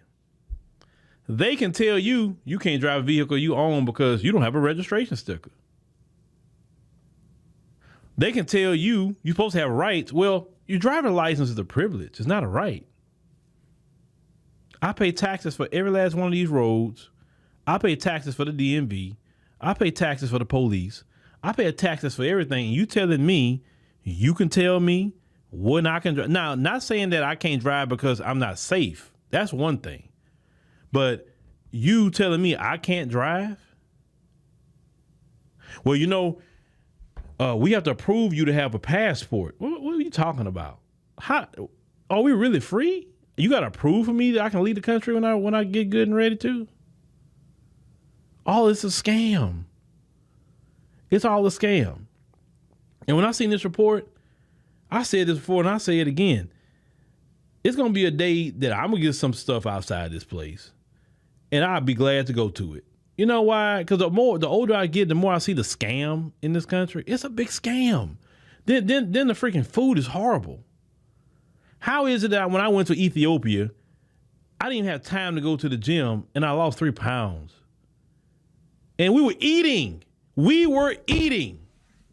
were not missing no meals. And I checked the scale when I get back and I lost weight. That don't supposed to happen. In America, if you don't go to the gym or eating like that, you gain 5-10 pounds because the food is horrible. But they run around here talking about they the best country on the planet Earth, but you can't even keep your people healthy with food because you let these corporations put poison in our food to make people bloated and have inflammation and you know, high fructose corn syrup. When that came in the 1970s, it spiked up obesity by 300% versus cane sugar. Because it was cheaper to do high fructose corn syrup than it is cane sugar. Cane sugar is one of the products that made this country very rich, along with tobacco and other things. These people have ruined this country. These people claim they got high IQs, but you trillions of dollars in debt. And they doing more and more, like even when you talk about the maps here in Texas, all that's about scamming, rigging, and being underhanded. That's how they were from the beginning. And let me tell you something, a tiger don't change his stripes. A tiger do not change his stripes.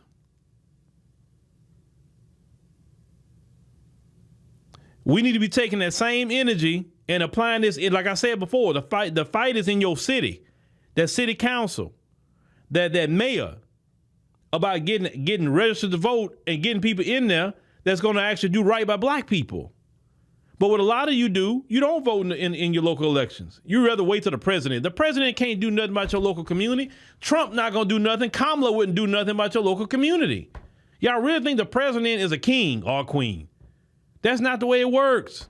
Do y'all know our government isn't ran by a king? Now, if it's ran by a king, then yeah, whatever the king say, that's where it goes. That's not the way it works. You have a mayor, you have a city council. You got to go to them for local issues. Okay, then you got the state government. The governor definitely has a lot of power in those states. The governor can remove a mayor if he or she is bad enough to get removed. They can remove prosecutors. They can remove a lot. You got the state laws that come into play. Your governor is the most powerful person in your state. He's like the president, basically, of your state. They just call him governor here. The president, of course, he's over the whole country, yes, and definitely international affairs, the military, and working with Congress and all of that. It's a checks and balance system, supposedly. It's a checks and balance system, even though we don't really have that anymore, right? But a lot of people really, that's why they come out so much for the president election, but they don't come out for their local elections. You see people get voted in for like 4,000 or 5,000 votes in some local elections. Some mayor races I've seen, only 30,000 people come out and vote for the mayor. And it's hundreds of thousands of people in the town, but only 30,000 people voted. Then you want to complain when the mayor starts doing stuff to you. Did you get out and vote for the person you wanted, bruh? No, the problem is a lot of people are too politically lazy. A lot of you are politically lazy. And you don't complain till things happen. Now you want to get involved. Then if you're younger, you don't want to get involved at all. Your local elections is the most important election. Even if you don't vote in that presidential election ever, you say I ain't voting for that mess, you better be looking at your local election a lot more than your presidential election. That's affecting you, man. Now, Ursa say, I really can't stand these so-called black leaders. Okay, I'm with you. What are you going to do to change it? What are we going to do as a community to change it? What are we going to do?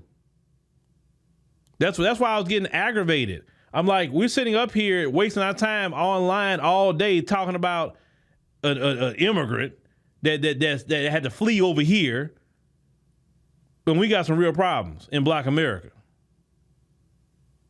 Once again, they need to worry about ducking ice. We not their problem.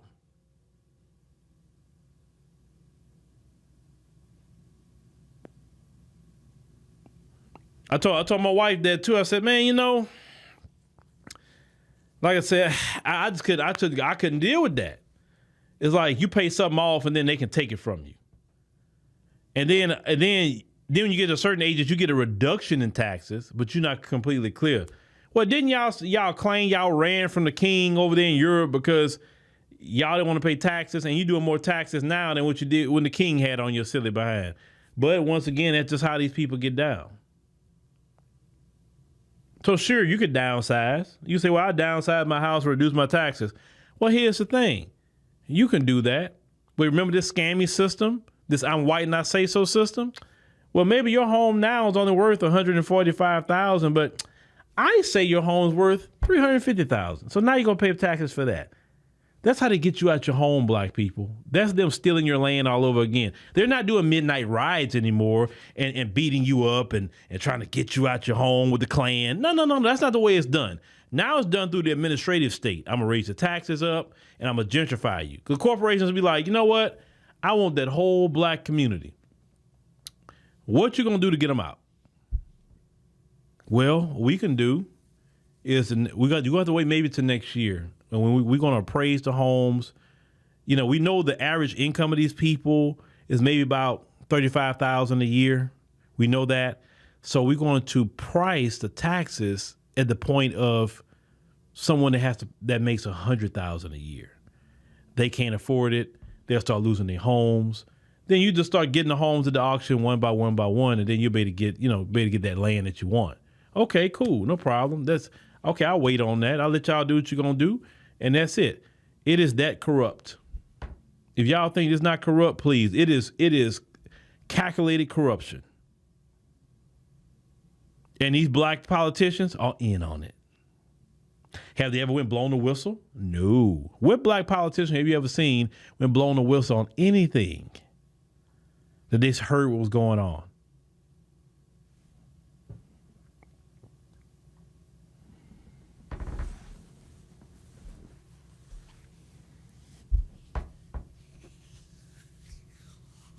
At least, let me give praise and props to people like Sister Jessica Jackson and Danny C. and them and all of them that go up to, and I don't know what Sister Carter Trust and where she's at, and Brother Mark and all of them that was, Afro Elite goes up there too. At least they go up there to the Chicago City Council and they there every time and they standing on business. I'm so proud of those brothers and sisters. Chicago, I told y'all, I'm so proud of y'all. Tyrone Muhammad, I'm so proud of y'all brothers and sisters over there because y'all are defending your city. That's how all black people need to move. If y'all want to have an idea, say, how can we start taking responsibility in our cities to stop this from happening? You go look at what they're doing in Chicago and you model that. You have enough model right there. Y'all need some help? Call those brothers and sisters, say, hey, how did y'all organize that? Is it like, they have no problem talking to you. All of them. I've talked to Sister Jessica Jackson. That sister on fire about black people. Brother Tyrone, and I just did an interview with him. I gotta get that, the finished edited and all that. Brother Tyrone Muhammad, he's on fire for black people. You always have. Tyrone went bust windows out for black people for being disrespectful in the Asian nail shops, and Tyrone has done a lot for black people in Chicago. We got people in the cities that's doing some of the work, but it needs to be done all over. We ain't got time to be roasting people by being musty. We got to defend our people. And I know some of them are musty. I know. Lord, I know. Let me tell you a quick musty story if you want to hear it. I was in the Kroger yesterday, me and my little girl, and they had these two brothers. I know they was West African. And we passed by them, and oh Lord, the must. And my little girl like, they musty. I'm like, I know musty is a nuisance. I know. We need to get them some deodorant. I know. We got to teach them. It's just that's not the way we operate in America. It's being musty, but we got bigger fish to fry. Okay, I know must is a public nuisance, but we got bigger fish to fry. All right, Roger Marine says, I'm semi-retired. I'm selling my home and will go to Asia or maybe back to Trinidad. He said, I'm tired of these taxes and insurance. You know, I've talked to people that have done that. I've talked to people that's been here for their Caribbean, African, and either Black American. I remember the last brother I talked to in Costa Rica. He a Black American. He said, hey, brother, look, I fought for America. I fought for my people for years, okay? I've been to jail for my people and all kind of things for my people. And he said, you know what? I was tired of them. Not my people, he said, but just the way they get down. He said, I'm here in Costa Rica. I'm cool. I'm chill. I go over there, visit my family and friends, you know, spend a week or two with them, and I come my happy self right back to Costa Rica. That's what that brother told me. And I'm like, man, you know, he looks so happy. He looks so happy. You know, he chilling. Because it gets to a point where, oh, you can't flee. Let me tell you something. Everybody got to retire. Michael Jordan didn't play forever. He had to retire. LeBron, he going to have to retire here shortly. Nobody plays forever. Nobody going to fight forever. That's not life. God didn't call you to fight all your life. God called you to rest too. And pass that baton to other people. I told y'all, when my time is up fighting this stuff, I'm done. I can do content all day long, but I'll be done with it. Because they got people like Minister Farrakhan. He sit up here and fought for everybody. Forever. Forever.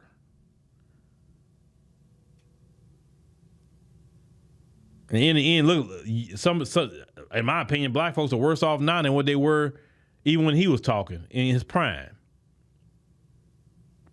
I mean, Minister Farrakhan put in the work for Black people. And look at how Black folks are today, worse off. Like, how y'all had Farrakhan and all them people and the Dr. Khalid Muhammad and Claude Anderson and John Henry. Y'all had so many people out here. And you worse off today than when they were when they was around. It gets old.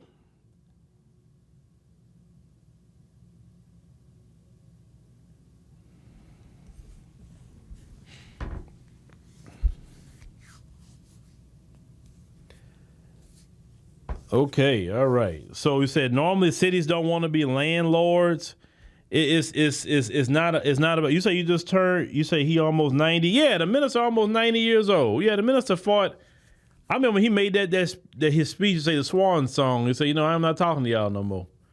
He said, I said enough, which he has. He don't have to say nothing. I mean, you want to hear what he got to say. It's thousands of videos out there, Mr. Farrakhan. Thousands. You go do what he said in them other videos. He don't need to say nothing new.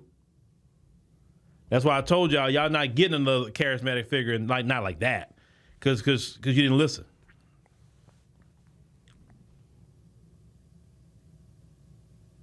And I tell y'all all the time, when I be out of here, I don't even be thinking about America. I don't think about it. I be enjoying myself. I don't think about these folks. I don't think about nothing. And the time gonna come where I want to be on permanent like that. I ain't gonna lie with you. It's gonna come a time. I'll say I'm not saying I wouldn't want to do it. I hire other people to do it. So you can keep up with that. You can report on all that. I don't want to do it no more. Hey, you know the AI. If AI can do it, I'm get to my point with it. It gets old. But for now, I still enjoy it. So I'm still with y'all. I'm not done yet. You say okay. You say Cincinnati folks standing on business. Okay. Yes, they had a right to self-defense. I agree with you. But how Black folks are living in Cincinnati? How are Black folks losing their homes in Cincinnati? What's happening with Black folks there? It's easy. Listen, it's easy to fight with white folks on that level. That's not hard for us to do. Okay, we're better fighters. Let's call it what it is. We're better fighters. So us whipping up on them. We already know we better fighters, and we just got that heart for that. But how's our people living in Cincinnati? Who's representing the most homeless population in Cincinnati? Is it us? Because according to research, we're the most homeless out of anybody nationally. See, that's the conversations we need to start having and start addressing the real issues of our economic plight and what these people do to scam us out of our homes, have us homeless, put us in situations where you got to commit crime to eat Because not everybody committing crime out here just be committing crime. Some people doing it to eat. You understand? We got to address the real issues and problems in our cities and across America. As I said before, you fled from your homeland, you really can't tell me much of nothing. I'm more successful. I guess you are if this is the first time you actually had running water and lights on 24/7 and internet that works all the time and a cell phone that works all the time. I guess you are. I mean, in your view, you are successful. I mean, that's nothing to us. And the reason why I say that is because I've been to your countries. I know what your load shedding is. I know that you don't have internet all the time. I know some people got to still go bail water in 2025. I know this. So yeah, it's a flex for you. I get it. I'm not mad at you. Flex with it. But for us, it's just normal. And we got other things to talk about. You getting an education. Okay, fine. That's great. We built educational institutions. We've not just got degrees. So listen, sometime the reason why I'm telling y'all this about that argument with immigrants constantly is because, bruh, like, we're above that. We've done more. We've created institutions. We've created lasting inventions. We've done it. We've done things these people haven't even touched. Why are we? It's like the argument from a giant to a flea. That like why? Why would a giant argue with a flea? It doesn't even make sense. The giant got to look down to argue with and bend down to argue with the flea. That's how it looks.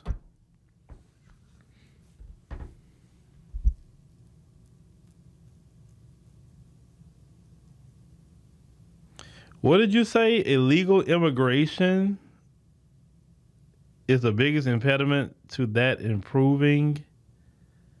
Illegal immigration is a problem, but illegal immigrants had nothing to do with why their sister lost her home. It's an issue, but it's not the issue why black people losing their homes. That's your black misleadership class and working with the folks. That's what that is. And that's why I'm telling you, keep the main thing on the main thing. Yeah, white folks want to focus on illegal immigration. It is an issue. It is an issue, but illegal immigrants can get her out of her home. Black folks help with that. All right, ladies and gentlemen, thanks for joining us on the stream tonight. Really appreciate it. Make sure you click the subscribe button. Make sure you click the like button. And make sure to catch us tomorrow, 7 p.m. Central Standard Time on the platform. Make sure to check out all of the content that's uploaded here. I know Emma just uploaded a great interview. I saw. That was pretty good. And everybody's covering different stories here. So check everything out. We put all this work in for y'all so y'all can get the news from America to the continent of Africa to the Caribbean. We're trying to cover it all for y'all, right? That's part of what we do here. So thank y'all for listening. We'll catch you on the next one.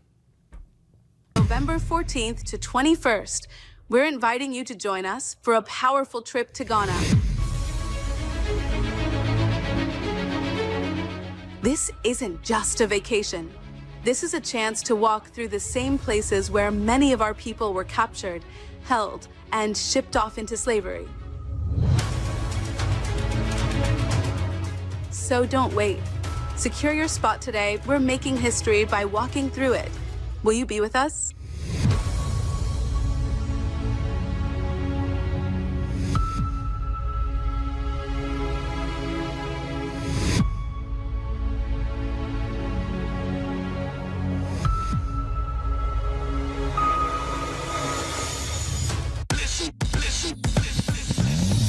In H-Town, we want news that speaks truth, just like we do.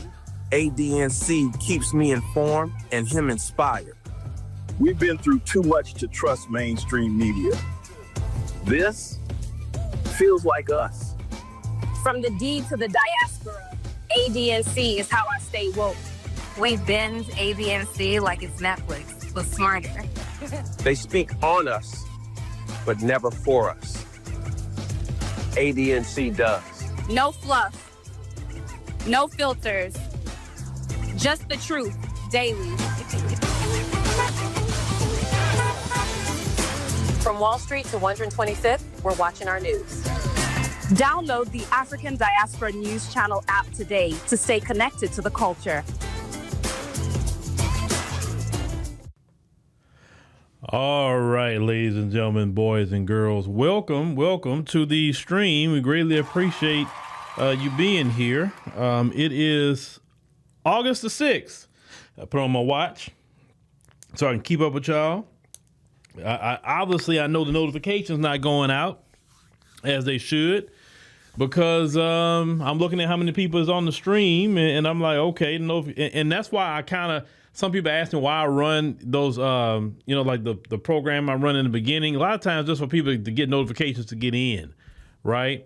But speaking about some of that, so definitely the Pan-African Film Festival in Toronto will be, man, one of my lights went out? Oh, shoot. Okay. How many of my lights went out? Hold on, y'all. Some of my lights went out? Nah, I gotta figure that out. I had 2 lights go out just now. Well, you know what? Speaking about my lights going out, y'all, these lights I bought, there was a good buy. I bought this, y'all, I'm gonna say at least about 4 or 5 years ago. These lights I got now, and for them, I'm gonna check what's wrong with it. But yeah, they went out. And man, I'm going to order some more of these lights. Definitely, they're gonna last me that long. But anyway, so the Pan-African Film Festival, that's going on next week. We'll be in Toronto, and all the brothers and sisters in Toronto be looking to meet you and definitely break bread with y'all. It'll be my first time in Toronto, and Sister Emma and the crew say they're gonna show us around and connect with all the brothers and sisters out there in Toronto. So. Definitely looking to do that, especially, media and film. That's what we do. Tonight, we're going to be talking about, at least on the podcast, we're going to talk about the BET situation. So that's definitely going into a media conversation. So make sure you go for that 9 p.m. Central Standard Time on the podcast. But tonight, we're going to talk about, just 2 different things about the folks, how they love to invade our spaces. And also, you had a sister who is a first-generation immigrant, and she is pinpointing where the divide started, who caused the divide, and she's being honest about it. And I have no problem getting involved with those conversations. Like I told you before, I'm going to continue to have those conversations as long as we do it in a productive manner. It's about solving the problems. It's not about, like they said, it's not about bringing a bone and carrying a bone. It's about solving the problem. And when you get to the bottom of the problem, you have to understand that previous generation was a problem for us as Black Americans, and for them too, from the sound of it. That previous generation, right? We know in our community that everybody, as long as they look like me, no matter if they sell us out, that was the problem. The civil rights generation and the way they did things after the civil rights movement, it caused us a lot of problems and set us back as people in this generation now. So we're going to get into that also a little later. Those of you who come with us to Ghana, just make sure you keep up with your payments. Those of you who like to go, say, man, I just want to break out this country. I want to go with y'all. Well, choose $199 down, a deposit, and you just make your payments. It's November 14th through the 21st. Also, thank you for joining us on the ADNC app. Speaking of that, Sleigh Queen, one of the first episodes out of Nigeria, that's been filmed. That's about to be edited and probably be released possibly next week. I just have to wait till my trailer person comes back. She's on vacation. So that should be dropping possibly next week. And then the plan after that is to do of course, go back to Sleigh Queen, South Africa. And then we should be starting Sleigh Queen, Kenya this year, right? So we expanding Sleigh Queen. So that's good. That's good. But let me check with y'all. I know school is starting next week. You say you didn't get no notifications either, and you just checked it yourself. See, that's what I'm talking about. Y'all have to come on your own. They're not going to give notifications. You got to come on your own. You got to say, let me see if he's streaming or not. Just check. I'm mostly streaming 7 p.m. Central Standard Time on this platform. Now, the weekends, I'm not streaming. But we got a lot of program going on the on the weekends, because it's the things I have to do. Ooh, Lord, I don't know what happened there. Give me a second.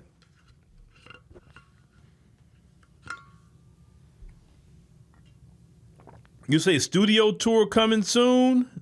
What studio? What studio you talking about, my brother? You said yours 8 p.m. Eastern. There you go. Yeah, do like Javon down here. If you're in the East Coast, set your alarm for 8 p.m. If you're in Central Standard Time, set your alarm for 7 p.m. If you are in Mountain, then it's 1 hour behind. If you are in California, the Pacific, that's 2 hours behind. Just set your alarm, and that's the best way to do it, ladies and gentlemen. Then after that, right after that, it'll share at 8 p.m. on Afro Wire, and then at 9 p.m. on our podcast. So just letting you know, just to go look for it yourself, because these people are not going to give you notifications. Don't even get me started some of the stuff I have to deal with. I'm dealing with right now. But anyway, let's go ahead and get into it. We're not going to talk about that stuff too long. All right. Because I'm looking at how many people's on the stream right now, and I know people not getting their notifications. I can look at it and tell. All right, so maybe they'll catch on the replay, and then I get notifications from people telling me, hey, man, how I missed this whole stream? I get no notifications.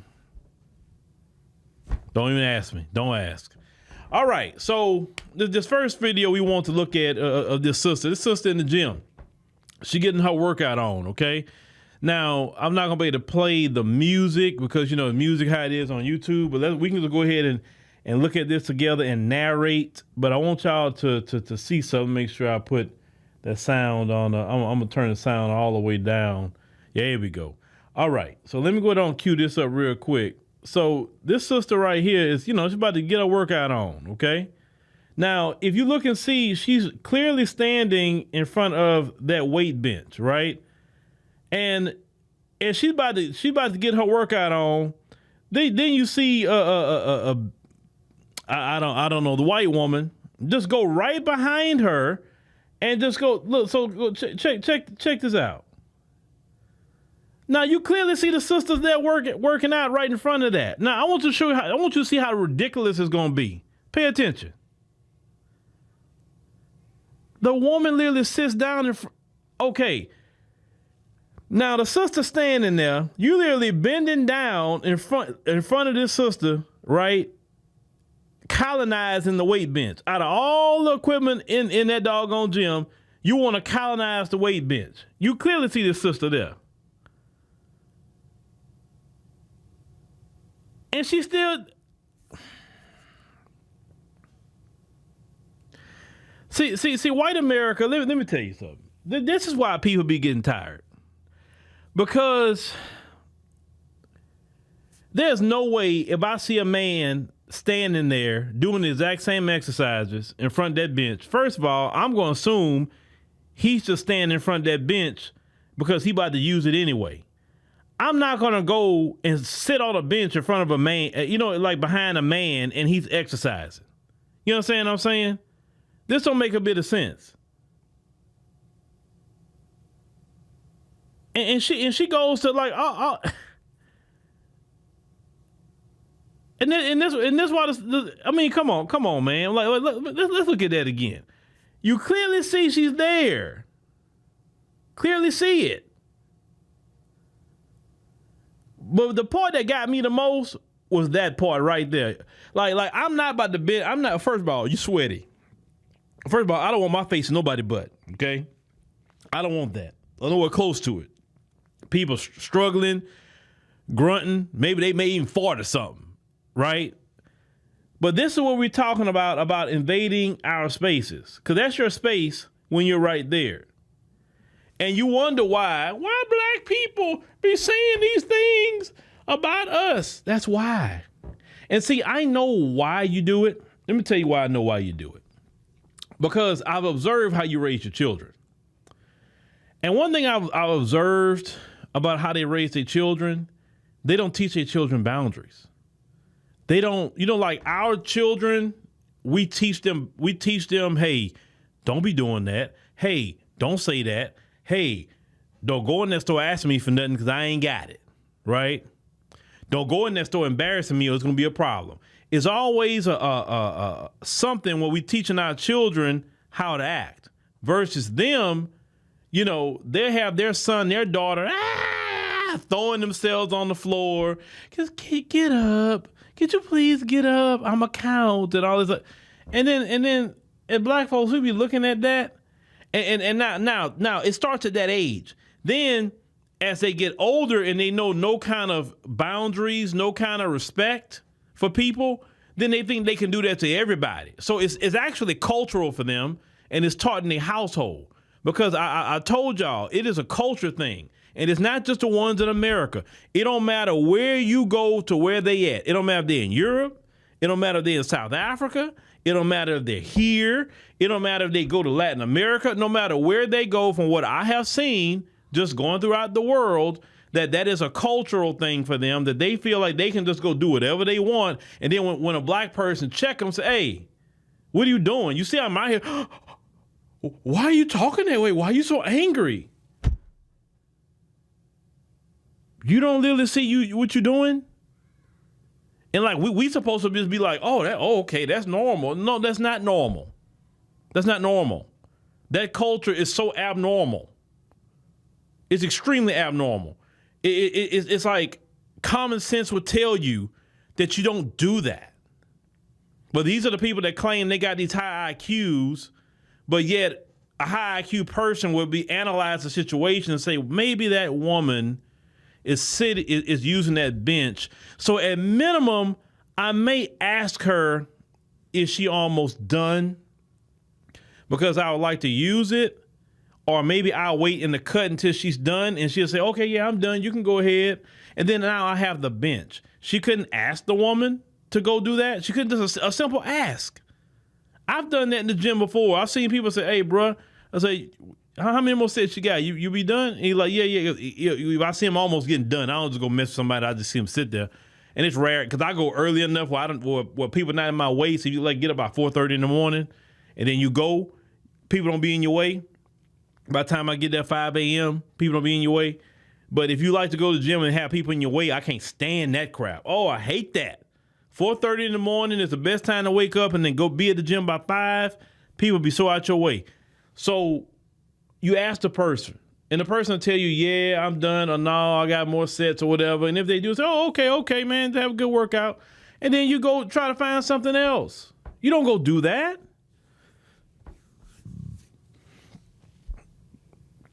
Yes, and Cynthia say there's not only no boundaries, there's a lack of respect. They don't feel like they got to respect you either until we check them, until we put them in their place and tell them you're not going to disrespect me. You're not going to cross the line with me. That's kind of like that Cincinnati situation. And I just haven't had a chance to put my spin on the Cincinnati situation. But the way this society works in their culture is that they can start something, but when we finish it, that's a problem. It's like they go start a fire, they get burned by the fire, and it's somebody else's fault why they got burned. So black folks aren't supposed to set boundaries. Black folks aren't supposed to defend ourselves. We aren't supposed to do any of that. We supposed to y'all have to understand. This is not 1625. You cannot put hands on black folk anymore and thinking we just got to sit there and take it. Our ancestors had to take a lot of that. We don't. Okay, if we get arrested for assault, it is what it is, right? But everyone has a right to self-defense. Like they say, like the people say, I'd rather be judged by 12 than carried by 6. You don't sit there and let somebody hit you and you don't defend yourself. You don't start nothing with people, but like I was told growing up, you don't start nothing, son, but you go finish it. It doesn't mean you go finish it means right then and there. It doesn't mean you go be premeditated and go get something later. That's not what I'm talking about. If somebody hits you or try to hit you, you have a right to defend yourself. No, you don't have a right to stomp them to the end of their life or nothing, but you have a right to neutralize the threat. You have every right to neutralize the threat. Because if you hit them and they get you, well, you started it with them. They had a right to self-defense. It was justified. Whatever he did was justified because you hit them first. It was on camera, you see.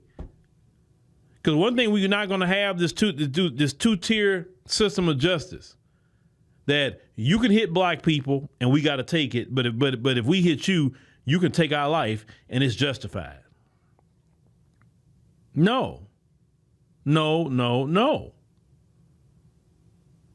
I know y'all having a hard time dealing with these demographic situations. I know your numbers are declining. I know y'all trying to, you know, get more people to work ICE. You're giving a $50,000 bonus and all of that. But let me tell you something. Trump not going to be in office long enough to finish anything.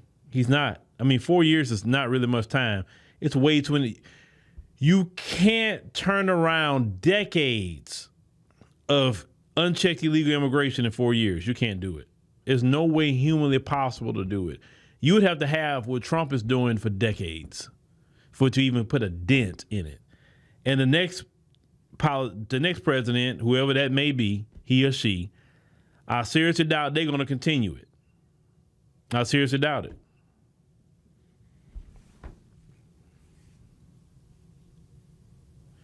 Yes, I did hear about that, and I wanted to cover that too. I was actually looking at that story about the dude that's talking about he wanted to do something to black folk. Well, you know, it's like I heard the FBI got him for that. I guess maybe they got him for his own protection, beyond which, because if he can go try it with black folks, he want to. But yet he was doing that. He was doing that talk on X, right?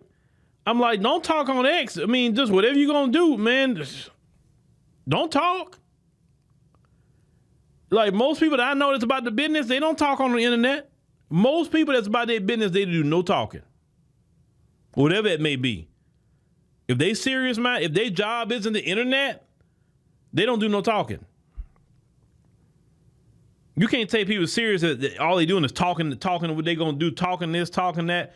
Why do y'all think y'all see me just do something all of a sudden? Like, man, why he did that? I don't even talk about it. Not to my circle, yes, but I don't talk about it to y'all publicly. Why? Because when you're serious about something, there's nothing to talk about. You just do it. Whatever it may be. And that don't have to be nothing bad, right? And I was raised to let your left hand know what your right hand is doing too.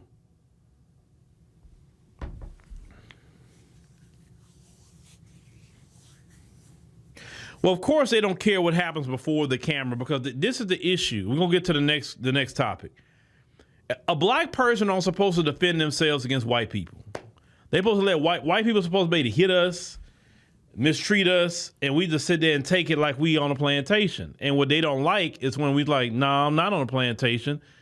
It's gonna be a consequence. I know in your household, you said that, you know, y'all are superior and you can do everything you want to do to black people and whoever else. I mean, I know that's what was said to you, but in reality, the real world, if you put your hands on the right one, they gonna give you what you're looking for. And I'm all for self-defense. I don't believe in starting nothing with nobody. But every human being, every animal has a right to self-defense of themselves. How is it that black people don't have a right to self-defense? Then they want to get mad about your response. Oh, well, he shouldn't have responded that way. Well, you wouldn't have hit him. He wouldn't have responded at all to you. If you can't, look, I was always told a long time ago, keep your hands to yourself. It's simple things that we learned in kindergarten. But these people's culture, they didn't learn. Look, think about it. When you go back, think about it in school, how they would get away with things, but yet little black boys couldn't get away with nothing. Little black girls couldn't get away with nothing. I told you, it starts that coddling and that you can do whatever you want culture, that I'm white and I say so culture. It starts when they're children, because all of us have, if you really think about your childhood and you really think about how your little white friends would do whatever they wanted, they would crash out, they would do whatever. But the moment you do it, boom, you getting detention, you getting suspended, you getting whatever. You learn real early there's a difference between you and them. That's really when you really deal with racism as a child. That's when you first notice it, the classroom. Like in our homes, most black people don't live around them like that. Maybe some of us in a mixed community, but we don't really interact with them like that until we have to go to school or your child has to go to daycare or something like that. If you take them to a daycare that's kind of mixed or whatever the case may be, and some of you take your kids to all white everything, I would never recommend that for our children. That is so much psychological and racial abuse that happens to black children in those all-white environments. I don't know why you do that, because I read that a long time ago. When a black parent bring their children to an all-white environment, they doing that for themselves. They're not doing that for that child. That's validation for them. And that child go through so much trauma and racial terrorism in those environments. The parent don't have to deal with those issues. The child does. Yeah, redistricting in Texas, you know, they clearly said that we doing it because we want to. That's their attitude. And the thing is, the whole world is getting tired of their attitude. The whole world is tired of that I'm white and I say so, because it's not right. And not just saying black people, we saying the whole world. Everybody looking at that and say, bro, like, who are they to be running around here doing whatever they want, but nobody else can? Who put them in this position? They're not even a global majority. They're the global minority. Who are they? That's what a lot of questions are starting to be asked by many, many nations outside of this country. And it's not just this country. We're talking about the whole Western world. Anything of European descent. People are asking that question. Oh, you don't do what I say, I'm going to sanction you. Who are you to be doing that? That's what a lot of countries are asking now. The reason why they're having BRICS and all these other alliances is because they're saying, no, we're tired of that. Who are they to be telling us anything? They're not our mothers or our fathers, or they're not no king that over us. Who are they supposed to be? And that sentiment is going to grow even stronger as each year go along. It's going to be so strong. Why do you think France is being kicked out of all these African countries, and why they begging? Why you think they begging Ibrahim Traore to please let us back in? The United States is begging to get back in. They kicking them all out. Why? Because they're tired of them. And they don't need them. That's why I tell our people that we need to be thinking about black Americans and ourselves, period, and not tie ourselves to what this government be doing. Because sometimes, yes, we are Americans. Yes, this is our country. You better believe it. But don't swing the flag too hard where you're kind of taking on American imperialism in other countries. You don't want to do that because you don't want to travel abroad and get blamed for anything. Because like I said, wait a minute, we have been victims of this system. Okay, we have not been on the forefront of supporting any injustice against any group of people. Now, let's you say you're on your way to Houston. Okay, I guess so. Have fun. Yes, I want to appreciate everybody that you said do a video on the black Texans are losing political power. And then somebody else had wrote, okay. He just thank y'all for the love offering. Hold on. Appreciate the love offerings, okay? I'm going a little longer than what I wanted to in this particular topic. But people are tired, y'all. People are tired. Make sure you share the program with your friends and family. You'll just hit share with them and let them know what we got going on. Tell them about us over here at ADNC and support every platform we're doing.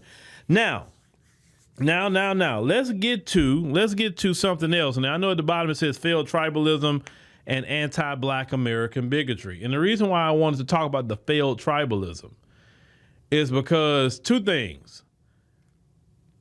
You know what made us special? And I'm gonna get to the video. What made us special is that we were different. We understood a collective unity that on the African continent they never understood. Maybe now in South Africa with the ANC and a lot, of course, at that time period they had a collective unity because they was under oppression. So that's why the ANC got a lot done, and that's why they fought so hard against apartheid. It's because they had a collective a mindset. And notice how they actually got their country after 1994, right? But we were one of the only groups that had a collective mindset. And because we had this mindset that, hey, you black like me, we all black in America. It don't matter if you in California, New York, it don't matter if you in Texas, Louisiana, Georgia, we all one team, right? Yeah, we may got issues and problems, but when the rubber meets the road, we know how to put all them issues and problems aside, and we know how to unify. That's why J. Edgar Hoover said the most dangerous thing, the most national security issue for America is Negro unity. He wouldn't have said that if that was not true. And this is why we got so much done. You understand? Some of you need to understand who we are and what we have done. This is why we have went from the plantation field to where we at today, is because we had a collective unity and we had being one people and moving on one accord. That made us special versus other places. Now, I have a big thing about tribalism. I call it failed tribalism, because if tribalism really worked, nobody would have to immigrate here, especially if you're in the continent, for sure. You wouldn't have to immigrate here because tribalism is a failure. It does not work. In the African continent, there's no such thing as Pan-Africanism. That I can tell you. Renell Way is the biggest one to tell you about that one, about how they'll never have Pan-Africanism on the continent because we don't get together like that. We too tribal, right? That's more so an American concept, but that was birthed out of our culture to say, hey, if you black like me, we all black. But that's not how people see things outside. Now, I'm not saying that you can't unify with a brother and sister over there, but it has to unify underneath what we think and and they have some of them that do have adopted our mindset about things. And that's the brothers and sisters you want to link with. That's only the brothers and sisters I'm going to link with. If they don't think like that, then I'm not linking with them. Right? But tribalism is a failure. Let me tell you about tribalism. They will put an idiot as the president of their country just because he's in their tribe. Now, somebody of the opposite tribe may be the most smartest man or lady out there in their country. They won't put the smartest person there that's going to really protect their country and get the country right. No, I'm only going to vote for my guy, the village idiot, because we got the numbers, and I'm going to put the village idiot in there instead of maybe somebody from the opposite tribe to get things done and move on a nationalistic way, right? So the reason why I'm bringing up failed tribalism is because I don't want failed tribalism to creep into our culture. And what has happened, when I tell you people bring over their culture with them, they bring over their failed tribalism. This is where you have the I'm not black, I'm this, I'm not black, I'm that. They bring in their failed tribalism over with them. And unfortunately, from what I'm seeing, some of the failed tribalism is rubbing off on us, and that's not how we got things done. Tribalism is a failure. That's why some of them countries can't progress, because they're still stuck on failed tribalism. There's no reason for some of them countries to still look like what it looked like during the time of Sally Struthers, talking about the Christian Children's Fund, is because of tribalism. Because if you moved on nationalism and we all one people, right, then we can get some things done. We can get the white supremacists off our back. We can get the corrupt people out. We can deal with our issues and problems if we were all one people. Now, recently the Kenyans, they all protested and got together, not on tribalism. The younger people, they did it on nationalism. We're Kenyans. We're not taking this mess. They were of different tribes, but they were all nationalism. You understand? So don't take on or adopt tribalism. That's not how we got things done in America. That's not how we're going to get reparations or anything, is with tribalism. You understand? Now, I'm going to show you something else.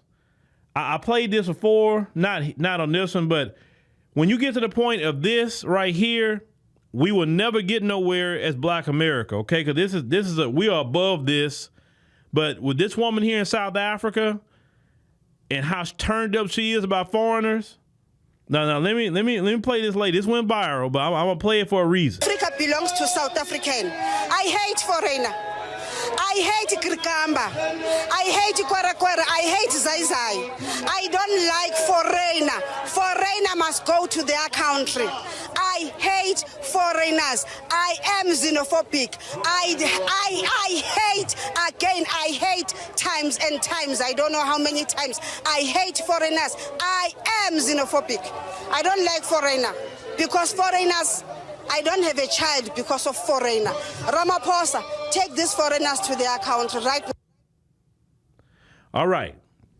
So she had an issue with a foreigner because she said, I don't have a child right now because of a foreigner, right? When you have that much hatred toward anybody, I don't care who it is, that's going to make you blind. And that's going to make you even hate her own South African people, right? The issues in South Africa, beyond with you, it's the politicians. Been there, seen it. It's the politicians. But it's so easy to go at them. Now, let's get to the video I want to talk about, because remember I mentioned the previous generation, how our previous generation was a problem, and even the first generation immigrants that came in here has been a problem. So let's play this video with this sister says. She's was born here in America. But let's listen what she had to say real quick, because it makes a lot of sense. Y'all, as a hyphenated American, I am so glad that we are finally having a discussion about our immigrant parents and their country as a whole having such a hatred for Black people in America. And what has me in confusion is that they have more hatred for the Black people in America than the colonizers who are back in their country, pushing them out of their country so that they have to come to America to make a whole new life. What's even worse is that they have this hatred for Black people in America before they even step foot on America's soil. In my opinion, I blame the boomers. The boomer immigrants are just as bad as the American boomers, because truth be told, they are the ones that started the backlash against Black people in America. And they taught and spread that same hatred to their kids and to their families and friends back in their country. Not only that, a lot of them only have friends that are from their country, so they didn't interact with Black people in America. Now look at them. A lot of them are being deported back to the country that didn't even bother to fix because they had so much hatred for Black people. Now, you heard what she said. So you come over with anti-Black American bigotry. They cannot be racist, but they can be bigoted, okay? You brought over anti-Black American bigotry. Part of it is tribalism. You come over to a country that you didn't build. You had your own homeland, right? You mentioned the Caribbean. The Caribbean had slavery just as much as it was slavery here. Slavery in the Caribbean was extremely brutal, actually, extremely brutal. This is why you have a lot of Caribbeans not down with the LGBT situation. A lot of them, because it was a lot of buck breaking going on in the Caribbean. A lot of buck breaking. A lot of it, okay? And that's also part of their culture, too, now. You think, that Greco-Roman stuff, go research how they were dressing their little boys in dresses and all kinds of that, but that's their culture. That's their culture. Anyway, so you leave your homeland. And think about it. You leave in shame. Let's think about it. You grow up in a country where your ancestors been in, and you feel like a failure.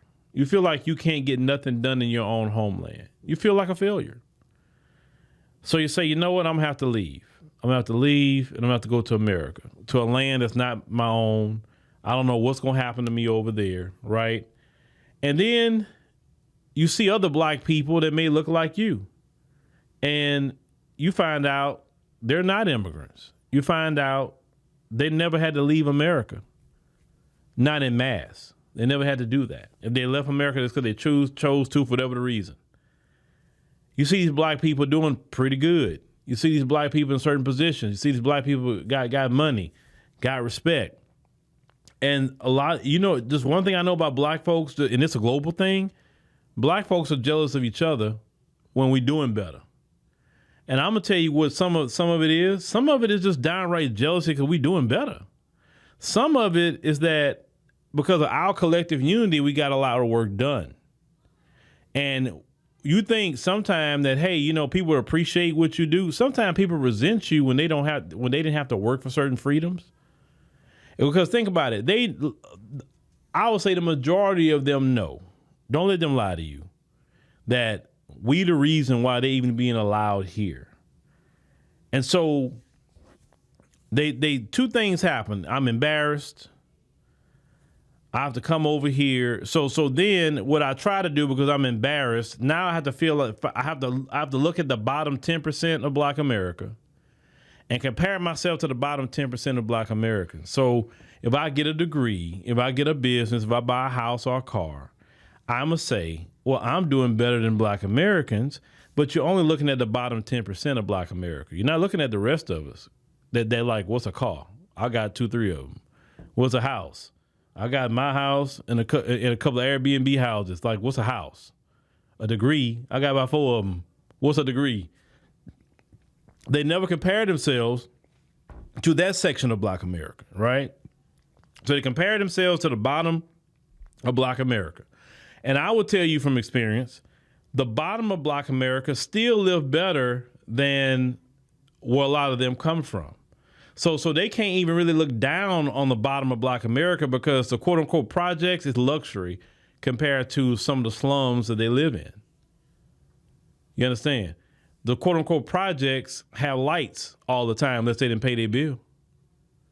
The quote unquote projects, their cell phone service work, the internet work.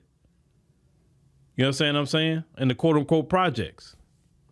I'm telling you what I've seen. So even comparing, think about it. That's why I tell you, stop getting mad at them when they're trying to say they're doing better than Black Americans. Because yes, if you're comparing yourself to the bottom 10%, and okay, why do you feel the need to compare yourself to the bottom 10%? Because you feel less than, okay? You feel less than, you don't feel equal. So this is why you have to come, because you came under the guise of I failed, especially as a man. Women is a lot different, but as a man, you feel like you failed. And when you are a failure as a man, it doesn't feel good, especially when you're supposed to be looked at to protect society and all of that. It's worse, I think, in my opinion, when a man flees than when a woman. Women, it makes sense. Women and children, but a man that fled, and then this man wants to come over here to America and look down on the why don't he look at white people? He'll look Hispanics or anybody else. No. He wants to compare himself to the bottom 10% of Black people. At the same time, like this sister said, the children like herself are taught, hey, compare yourself to the bottom. Look at what the bottom does. Oh, we have a better culture than the bottom 10%. They never compare themselves to any of us that's doing well. If you notice that. And it's not a us problem, it's a them problem, because they have a low self-esteem. A lot of them come from failures, okay? And so that's what they have to do to make themselves feel better. And they resent us, even some of them resent us, even the bottom 10% they resent. Oh, why is she dancing like that? Why is she dressed like that? But yet while you're doing the same thing. Well, my culture is better. Why are you comparing yourself to the bottom 10%? We have a lot of Black people to compare yourself to, and you don't even try to touch those Black people. You don't even look at those Black people, right? You don't even want to talk to them. Understand? So this is why I've been telling you, hey, leave them alone, because at this point, if you leave them alone and just do us, they're now getting it. See, when delineation happened, everybody's getting it now. Everybody. You hear Hispanics making confessions. You hear other brothers and sisters in the diaspora making confessions. Even the whites are making confessions. Ever since delineation, sometimes you don't have to scream, yell, fuss, and argue with nobody. Sometimes, as I said earlier, you just got to move. Because look, like my mom told me a long time ago about women and people, and just people like that in general. She said, sometimes you hurt a person more by not saying nothing to them. I say, why? He said, because even if you're arguing with them, you're clowning them, you're roasting them, right? And you're getting them, but they're craving your attention. And they're craving your attention as long as you're talking to them. When you shut a person down to the point like, you're not relevant, I don't care what you say, I don't want to talk to you. You could yeah, I'm good. I don't even hear you. Let me focus on this and that. That's worse to a person than you arguing with them, that you're clowning them. You're thinking, I got one up on them. You're giving them attention that they never received before. Y'all have to understand, we are the people that get the most attention throughout the world, right? We can go places And everybody say, oh, you're a Black American? Oh, man, and flock to you. I've seen it with my own eyes. I've experienced it. We get a lot of respect as Black Americans. Why? Because we have been respected because of our culture. We've been respected by our fight. Everybody know what we have done. So people respect that. You understand? And we got there through collective unity with Black America. So we don't need to take on like that South African lady. We don't need to turn into her because she's not getting nothing done talking like that in South Africa. South Africa has a lot of problems. Oh, they got their problems. And unemployment is a big issue for them, crime and all kind of other things. Her screaming about a foreigner is not going to fix the unemployment. It's not going to fix the crime. It's not going to fix the issue with the land with these white folk. It's not going to fix any of those major issues for Black South Africans. And what's worse in South Africa, Black folks are 80% of the population. They should not even be dealing with that issue. I tell people all the time, if we were 80% of the United States, do you really think we'll be in a position that we are now? Answer me that question. If we were 80%, our people, our culture, and we were 80% of the United States, do you really think the problems that we deal with today, we'd be dealing with them?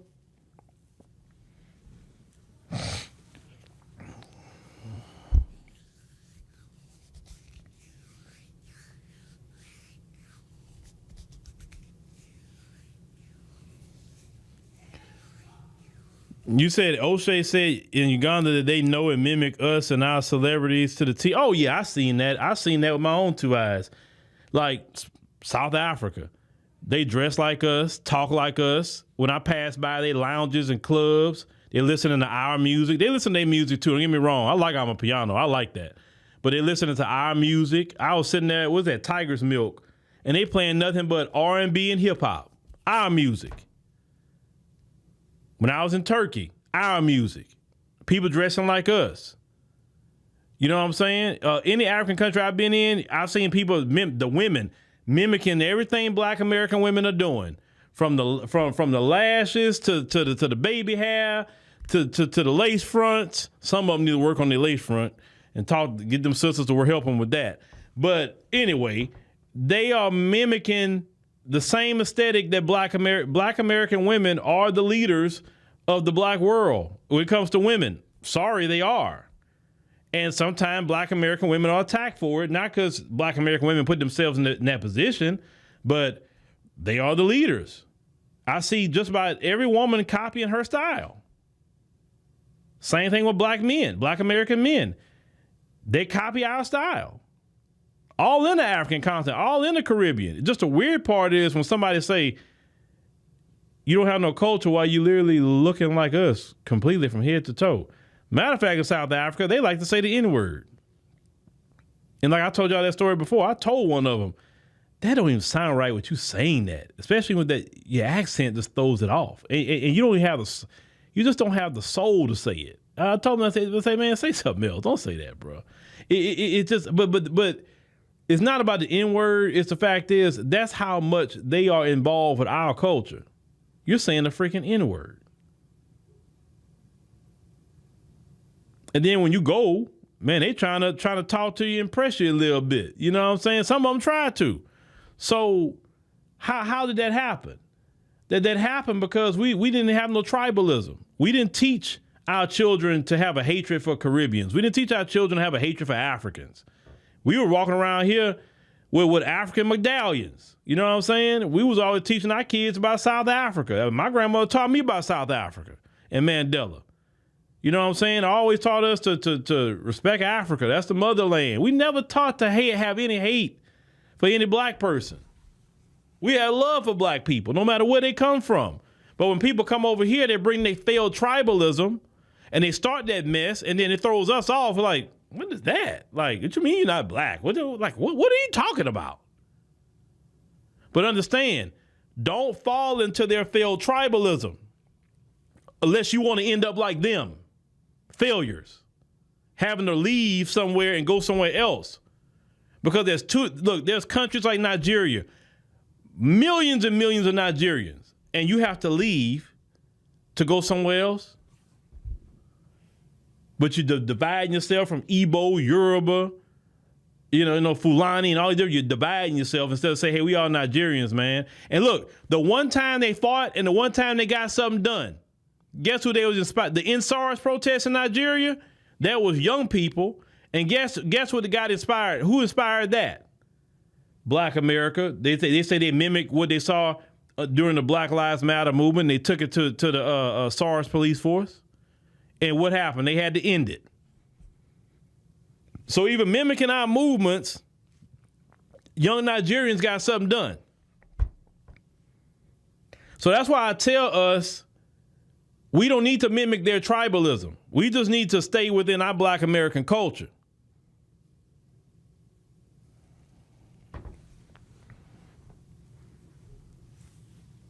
No, Eric, it's true. I told him to his face. I said, brother, you don't even sound right saying it. I mean, that accent just throws it off for me. It just don't even sound right.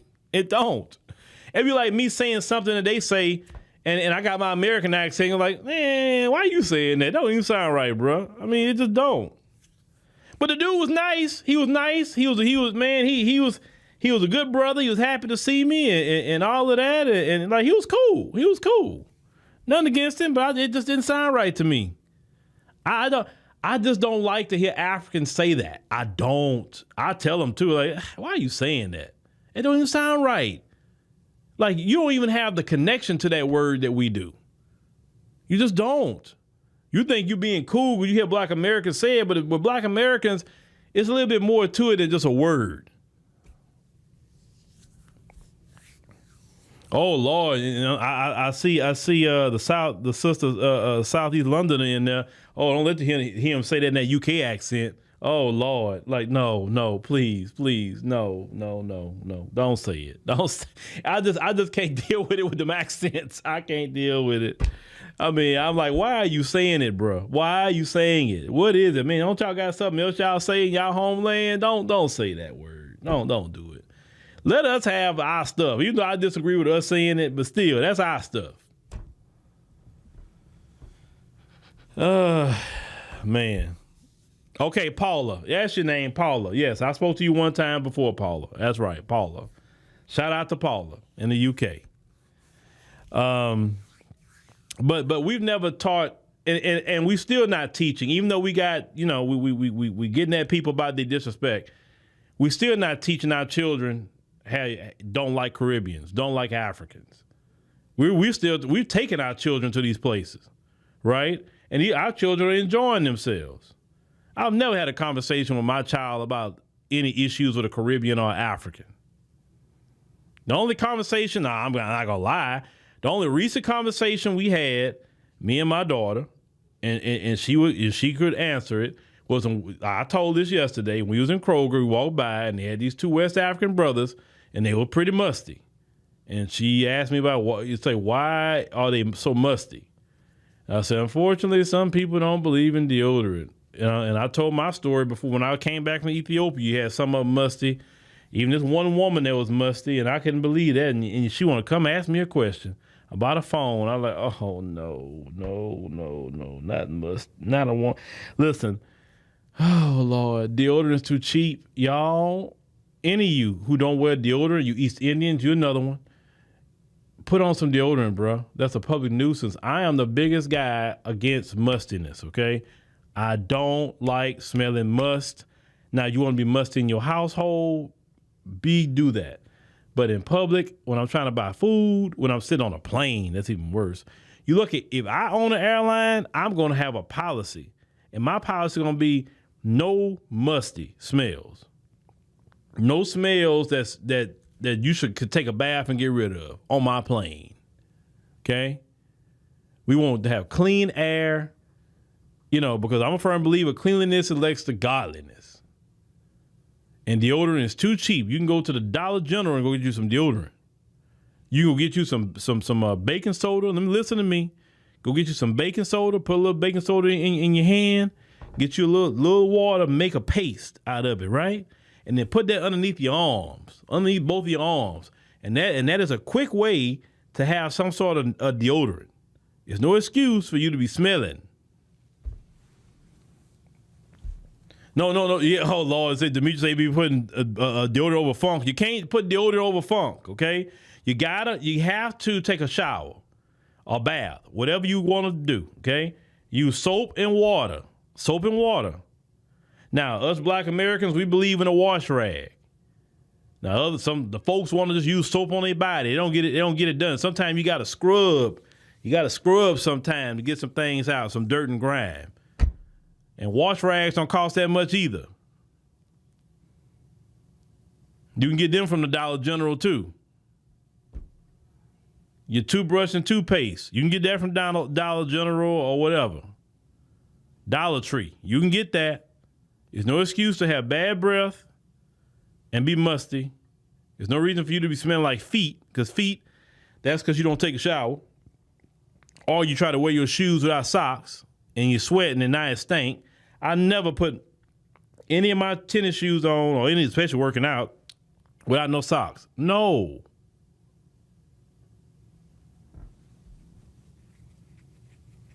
Whatever body wash they use, I don't care if it's cocoa butter, I don't care if it's cool water, Egyptian musk, I don't care what it is. Use something.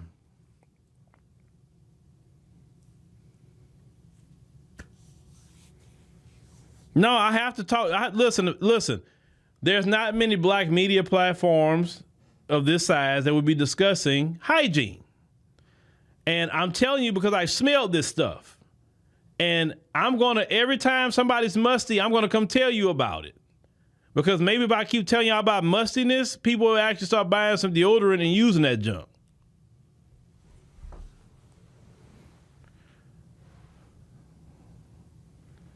In Black American culture, we didn't allow that.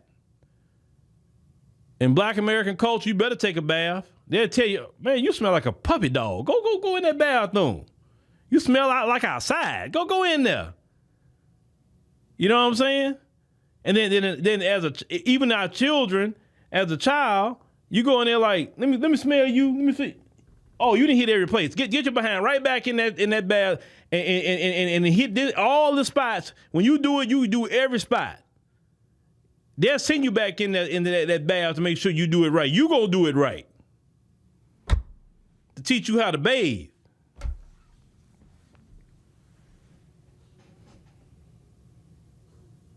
So to all y'all throughout the world that don't believe in bathing, I'm gonna tell y'all this.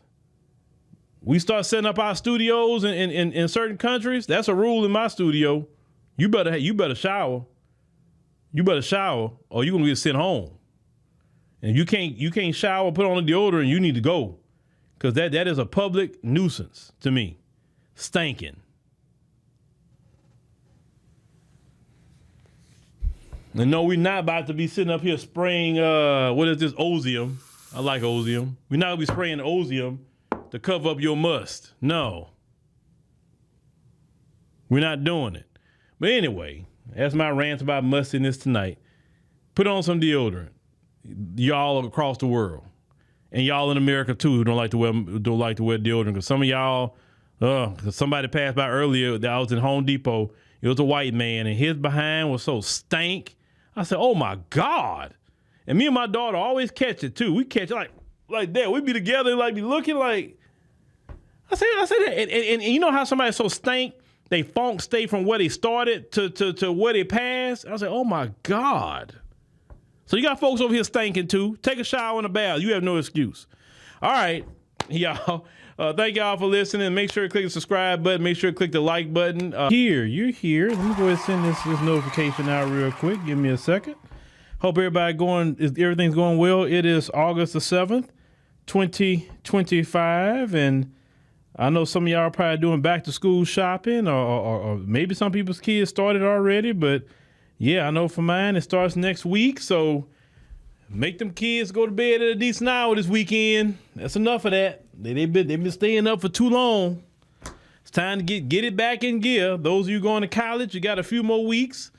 Or maybe some of you went back already. It's time to get it in gear. Get back to regular standard programming, and y'all enjoying doing your work and watching us on your spare time while you're working. We're ready for the regular viewing habits to come on back. So Appreciate everybody joining us tonight. So tonight we're going to talk about foreign nationals. Now, like I said, we have a lot of issues that we need to solve, and foreign nationals have been doing a lot of things within our community.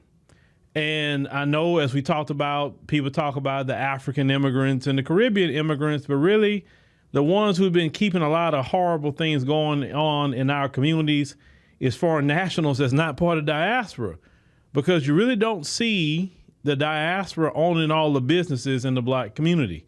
You see Asians, you see Indians, you see Arabs, and a lot of times they got things going on in these places that's not legal, but at the same time, this government allows them to get away with it because, it's just in the black neighborhood, but they never let them get away with any of this mess.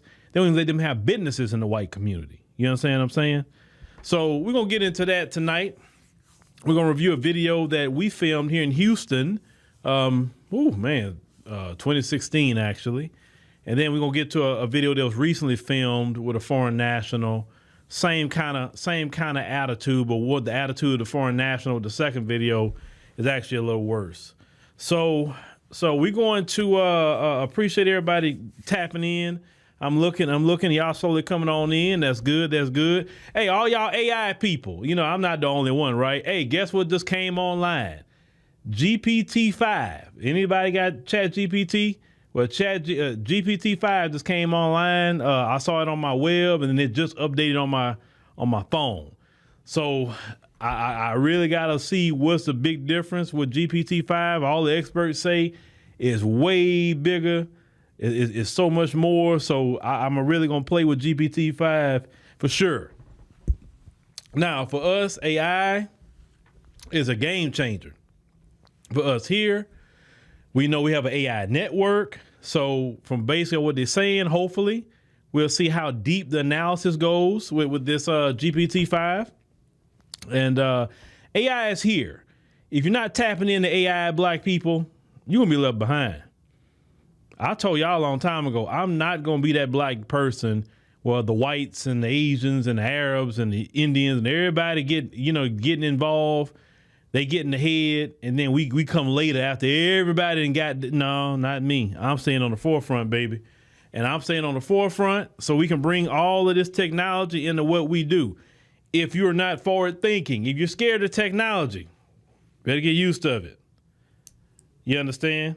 LaSherica, she didn't had a slight upgrade herself, actually, right? So the reason why LaSherica had a slight upgrade is that the model got a little better. And the original look of LaSherica is actually the one is what you see now. The first look of LaSherica it still looks the same, but it's upgraded to what it should have looked like in the first place. So the model got a lot better. We're retraining the AI model on that. So if you see LaSherica, she looks a little bit different. She looks the same, look a little bit different. No, she looks originally how she was supposed to look. So, LaSherica 2.0 is online now too. So we'll see what happens with some of that, as LaSherica will be talking about Pan-Africanism tonight. All right. Thank you for downloading the ADNC app. Greatly appreciate that. Join us monthly on there. We're trying to get up to 10,000 members. That would be the goal for us, 10,000 members. And also, y'all do me a favor. Those of you who are in here, if he's in here, maybe he's not. Holla at George Macon for me. His channel is called Street Media TV. Tell him Phil trying to reach out to him. I responded to an email he sent me, and I said something on his channel. But I want to holler at Brother George Macon. So if y'all know who I'm talking about in the chat, say, hey, Phil, looking for you, and tell him get with me. I want to talk to Brother George Macon. All right. You said. I know what you mean, Phil. Let's not get left behind. Oh, no. AI has been the game changer for me. I love it. I believe AI is a great equalizer for black people in this space. I really do. The more and more I see it, I feel it's a great equalizer for black people. And if you are black people in business, black people doing it with ideas, you better get on that now. You better get on it. I tried the ChatGPT, the $200 model. And, I'm hooked. I'm hooked. I can't get off of it now. I'll say I'm going to try it for 30 days. I can justify paying for it because we have an AI network, so that would pay for it itself. But oh yeah. Once you get a hold of that $200 model, you ain't gonna want to go back down to the $20 one. I promise you that. I promise you. But if you're an average everyday user, the $20 model is actually perfect for you. You don't need to go no higher than that. Stick to the $20 model. I'm telling everybody, stick to $20 model. You're fine. It's just when you're using it the way I'm using it, I think it would be more beneficial to you, maybe, if you go to the $200 model. Just my opinion. Okay. So let's go ahead and get started. All right. Mama using it, huh? That's good. Get mama on it. All right. So foreign nationals, they've been coming in our community for a very long time. We are known in black communities. A lot of these corner stores that you see, that's the problems in the black community. The corner stores where you have the gang members hanging out. The corner stores where you have the drug dealers. The corner stores where you see the 304s and the pimps at these corner stores that, man, you really don't want to stop at this corner store, definitely not at night. A lot of these corner stores are owned by foreign nationals. They're not owned by black people or FBA. They're not owned by any of us. And these people come in our community and allow the filth on their property. They don't care. They're getting kickbacks. Sometimes they're involved in the crime themselves. But they don't care about doing crime or selling products that can facilitate crime because they don't live in the community, for one. Number two, they don't like black people. They would never, and I just hate I didn't find that video. They sell products in our community that they don't even believe in. For instance, and I just forgot the name of the video. It's on the channel. Brother Derek Muhammad had confronted one of them. That was an Arab. He was a Muslim, and he was selling pork. And he said, "Hey, you're supposed to be a Muslim. Why are you selling pork? You know good and well we don't supposed to be eating pork, and you selling pork to this community, and you won't even touch the pork yourself." Like Derek Muhammad went in on them Arabs for selling pork. And I'm sitting up there listening to Brother Derek Muhammad at the time, and I'm like, man, that's messed up. Every time you look up these corner stores or whatever that's bad in our community, it's foreign nationals running it. And every time I've seen foreign nationals running it, it has not been, and I have to be honest, it hasn't been an FBA, it hasn't been an African, it hasn't been a Caribbean, it hasn't been an Afro-Latino, at least in the communities that I've seen. Now, I don't know about New York, and New York is immigrant central, so you may say, hey, Phil, where I'm from. Well, outside of New York, we talking about the rest of America, right? In the South, we just didn't really see any of that. It's these foreigners, the Asians and all of them. What they doing with the food and anything else they got going on, right? Now, let's get to this first video I want to show y'all from,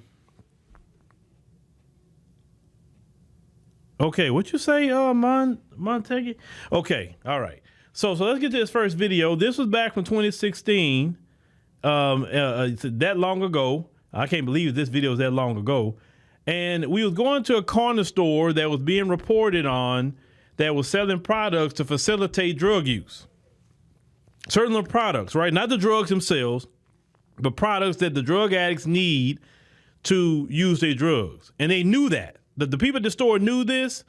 So you have the brothers with the People's Black Panther Party here in Houston was going to go and confront, and I think Cherie Dorr was there as well, because we did a whole report on the Kush addiction at that time back in 2016. There's a whole video we have on the channel from back then.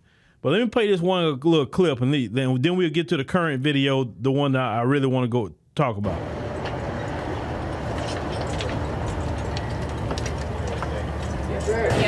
So here's the thing.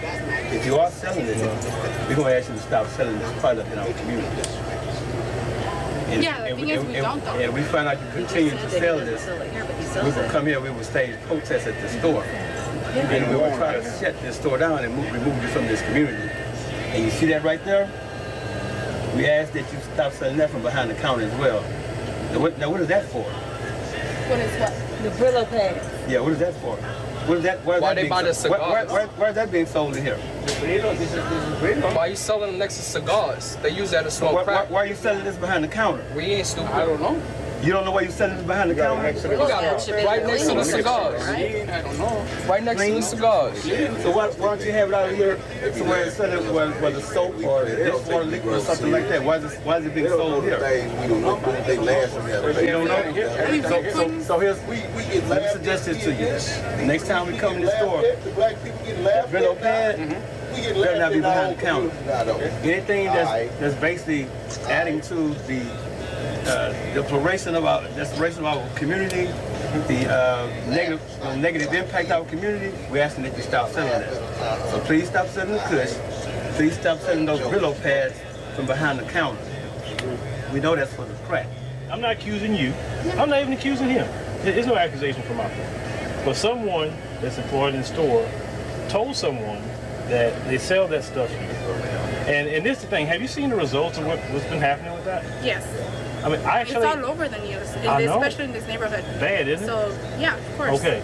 And I just saw someone for the first time myself. I actually got it on film. I mean, this guy was just bad. So, in good conscience, you wouldn't sell something to someone just to make a profit, just to, that's going to possibly kill them or have them run the street, right? Of course not, yeah. You wouldn't do that? No. Okay, so... I mean, I wouldn't sell it, period. Mm-hmm. We don't sell it here, period. Are you the owner? No. Okay. We've been here for a couple of years, and, I mean, we know what we do here. So, I mean, it's not the first, my first day here. Why would someone make that kind of accusation against your business? I have no idea. I've been here for a couple of years now. I know what I sell in this store. If not, I mean, what's my point of being here? You asked about the Brillo pads. Well, what's going on with the Brillo pads? Why are you standing there behind the counter? Brillo pads, that's just behind the counter. That's been there since I started working here. So what is it used for, mainly? I don't ask people why they use it for. Oh, you sell that quite often? The Brillo pads? Is it something that you sell a lot? Once every, maybe 3 times a day. 3 times a day? All right. Yeah, that's me in the video. Y'all recognize my voice? Yeah. That was some years ago. I told y'all that was 2016. Ooh, man, that's a minute. But now, let me tell you what happened. That video is much longer than that. You can go watch the full video on our channel. But after that video, the full video was put out, actually, they were approached by some people to say, hey, can y'all stop going around these stores and, confronting these stores about the products they sell, and we'll give y'all $25,000. This is right after, about 2 weeks after that video came out originally. And they say, nah, we're not taking 25. We don't want it. We care about the community. Then 2 weeks after that, they was approached for $50,000, right? $50,000 after that video came out. Say, hey, can y'all stop doing that? We'll give you $50,000. Let's go chill out. So these foreigners not only do bad things in our community, but they want to pay off people, activists, who's trying to clean up the community. And unfortunately, some of them may take it. I'm not saying nobody here took it, but some of them may take the money and go quiet. Because $50,000 is a lot of money to some people who never seen it before. It's a lot, right? You have to understand, foreigners come into this country and they get money in ways they would never get in their homeland. Some of them living in complete squalor. Don't even talk about places like India and how they live in squalor. You should see some of the videos out of India, okay? They come over here, some of them Middle East countries too, they live in slums and squalor. They come over here and they get a good life. Not all them Arabs over there is rich like Dubai and all that. Please, no. That's only a small percentage of them. That's not the majority. But they come over here. Our government helps them by giving them grants and loans and all kind of immigrant set-asides that Black Americans cannot get. And they say, hey, you can't go open up no business in our community, but you can go over there with them Negroes. You can go, it's even cheaper. Go over there with them. And since, hey, our communities, even though you may say, oh, some of the communities are bad, listen, our worst communities are better than some of the slums they have in their homeland. So they say, hey, man, it ain't bad over here. It's good. Shoot, I open up over here. Ain't no problem. And that's why they come do it. And some people are like, oh, man, you open up a place in that rough neighborhood? Man, that neighborhood not rough compared to where they come from. That's light work for them. So this is the things I was talking about that night when I was saying, hey, man, we got more issues in our Black community that we need to be cleaning up when you're talking about foreign nationals. hairlines and musty, that's roasting kind of stuff. No. These issues is what we need to be handling. And these people is the ones that, hey, we need to be calling ICE on. Say, hey, ICE, you want to come check this store out? Because to make sure they legal here. Because at minimum, there's some crime going on, ICE. That's what we need to be calling ICE on. Is when they come in our community, open up all these stores, and a lot of shady business going on. You know what I'm saying?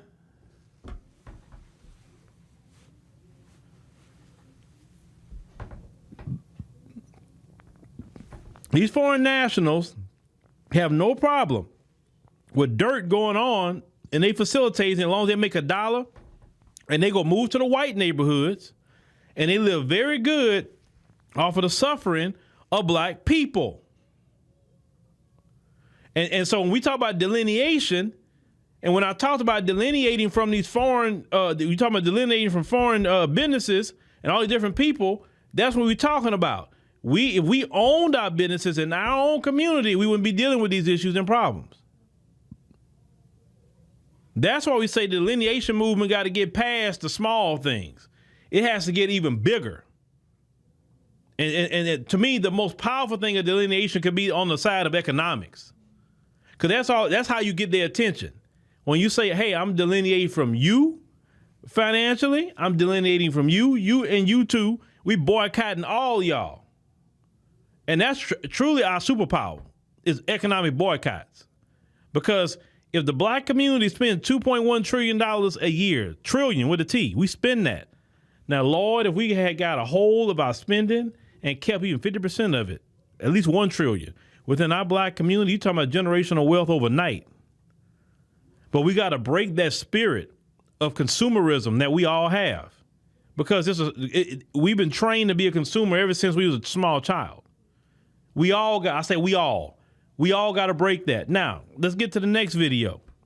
When the Hebrew Israelites is confronting a foreign national about products that he's selling in their community, right? Let's get to the Hebrew Israelites. Shout out to them for doing the Lord's work. Is it problems in this neighborhood? Lots of problems. Lots of problems. Let's name 3. Can we name 3? Is it drug problems here? I have no idea, bro. It's no drugs here? Could be. Hey, so what do they buy pipes for? Do you sell pipes in your store? Yeah. So what are they buying for? That's not my problem. That's right, bro. Believe it or not, most of the illegal really think by the government, we are okay. Okay, so if there's problems here, if anything, say government, you cannot sell it. I can't sell it. Okay. If it's problems here, why do you provide the things that perpetuate the problems in this neighborhood? Why do you provide those things in your store? What? Why do you provide the things that perpetuate the problems out here in this neighborhood? Why do you sell pipes? Pipes? You probably got scales in there. You got scales in there. Exactly. Why do you sell that? For jewelry. Why do you sell that? He said it's for jewelry. What about the pipes? I never heard. What's the pipe for? What's the pipe? No. Why do you sell the pipes for?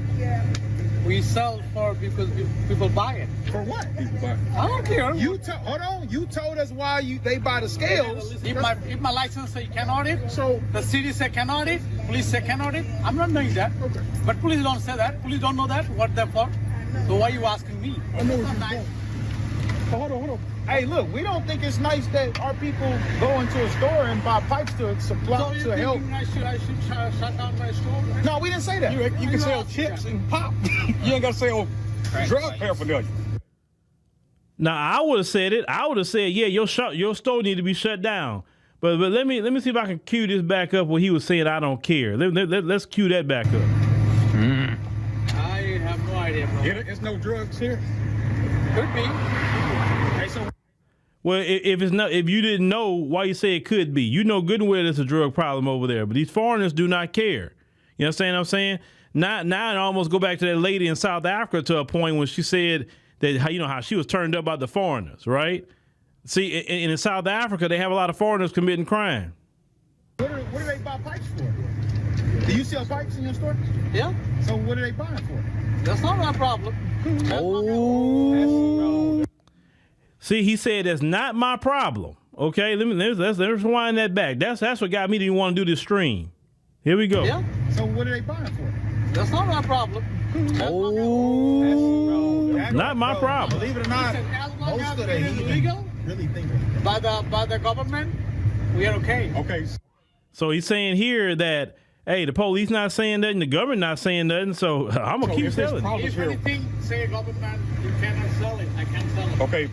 If it's problems here, why do you provide the things that perpetuate the problems in this neighborhood?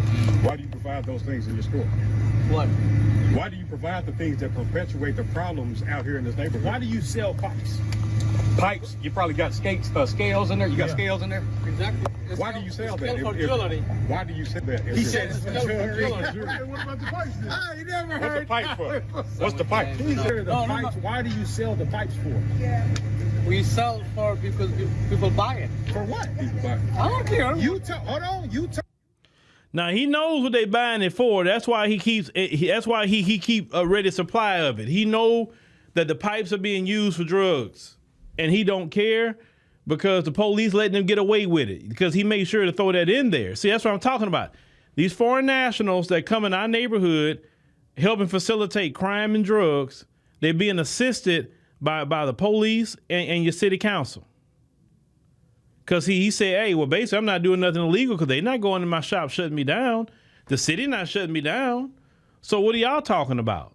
See, and this is right there is where Black Americans have to start showing up to these city council meetings and raising hell at every single city council meeting about issues in our community. Every meeting they have, it needs to be at least minimum 5-10 Black people ready to go. That's all going to speak about the issues in the community and go in on them and say, hey, that corner store located at 2120 Emancipation Drive, that one over there be having drug dealers, it be this, the police don't do nothing.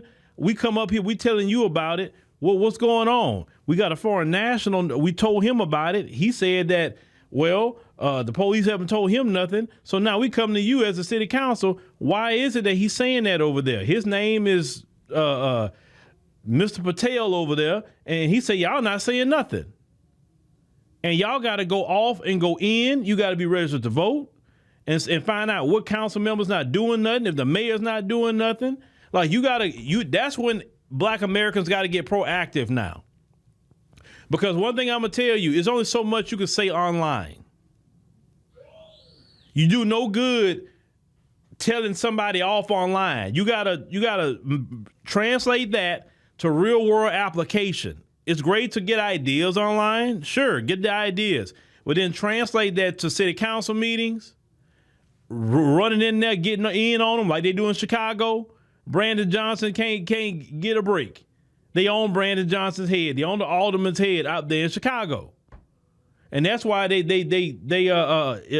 don't get it too easy up there. Not to say that the Democrats aren't doing what they want to do up there. Don't get me wrong, but it's not too easy for them to do it. It's been major pushback. I've seen when they step up and say what you're not going to do, and then they don't do it. So this is where we got to take responsibility for our community and say, hey, if we're going to protect Black America, then it starts in our neighborhoods first. These corner stores, and y'all know what corner stores we're talking about. You know what businesses we're talking about. Shady things be going on in some of these businesses. We need to be at a city council meeting. We need to be voting people out, and we need to be calling ICE on people. Now Laverne says they attend city council meetings on a regular. Do you get up and say something at the city council meeting? Do you have a list of things wrong in the city, or especially in the Black neighborhoods?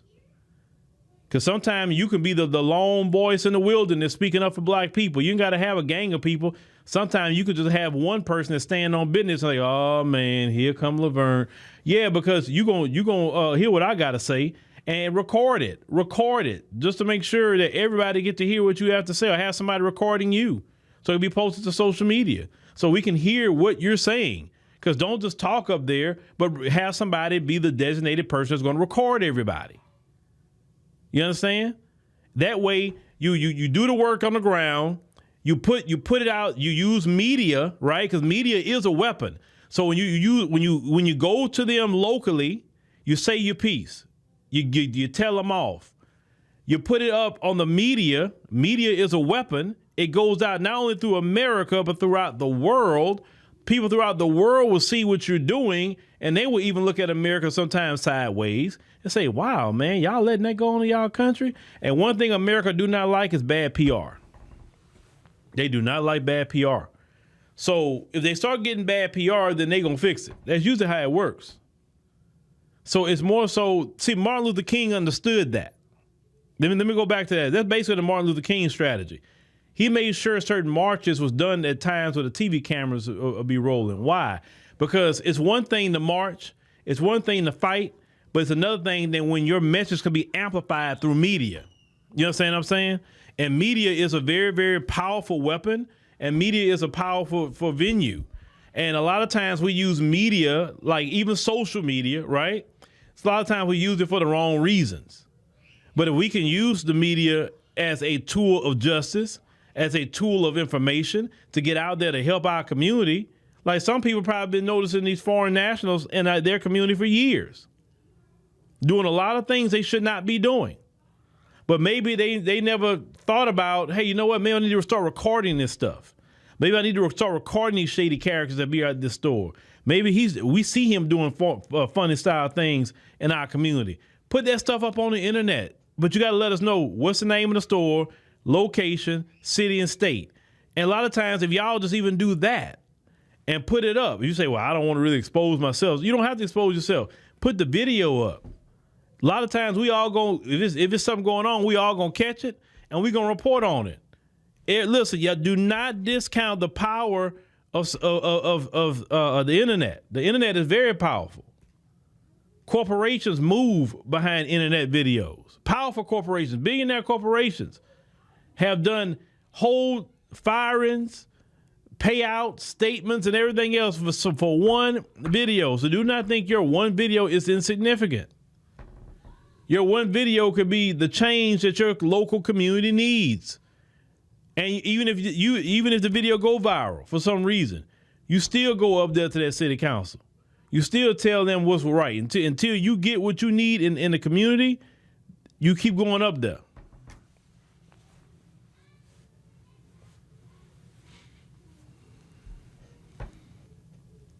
And also what Denise said is true. You also got to take the responsibility and stop shopping in those stores. Because one thing I understand about brick and mortar businesses, I understand now, they always got rent due. They always got some business insurance due. The light, water, gas is due. And if you as customers don't hit the door, they don't get no money. And they got a lot of products sitting there and they don't have a dime coming through there. You buying gas from them, you got to stop doing that too. Because some of them foreigners got water in their gas anyway. How many times have black people have gone to some of these stores and their car that broke down because they got water in their gas tank? And then they don't want to fix it. Then you got to go through a process of suing these people.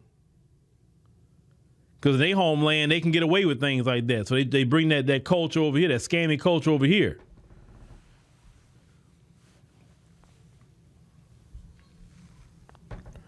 And that's something that we should not be putting up with as Black Americans. These corner stores have been a nuisance for a very long time. Y'all know that. Now, some of them may be good, but we're talking about the ones that's been a nuisance. We all know them. In every city that we live, we know of some corner store or corner stores that's been a public nuisance. And the police, you can tell the police, they don't do nothing about it. Why? Because as long as they're doing it to black people, they don't care. Now, if they was doing something to white people, or if a white person came over there and something happened to them, you're going to have the whole SWAT team show up. Now, Black Ray say he stopped going into the Arab corner stores a decade ago, especially when he found out that they don't like black people. They're not going to try to harm me. Okay? Yeah. And that's really what it is. But it has to be more than just you, Black Rage. It has to be all of us saying, hey, those particular stores right there, I'm cool. I'm cool. Because when they do own a store in an area where it's more affluent, oh, those stores don't have no crime. They're extremely clean. Oh, you can eat off the ground in those areas. But go to the black area, the stores are just horrible. You told a guy about expired food. Yes, another thing. They'll sell black people expired food. I remember years ago about that. I think it was Brother Yakanon went in one of them stores and got on. He found a bunch of expired food they were selling to black people. They'll sell you expired food, water in the gas line. They allow drug or selling items to facilitate drug use. They let drug dealers be on the property. They let 304s be on the property with their pimps. Gang members. They allow all this with these foreign nationals. That's why we're saying is that we need to be at the city council, and also we need to be calling ICE. I don't know if y'all know this or not, but right now Trump is looking for people to apply to ICE. You get a $50,000 sign-on bonus if you join. That's what's going on right now. $50,000 sign-on bonus if you get hired.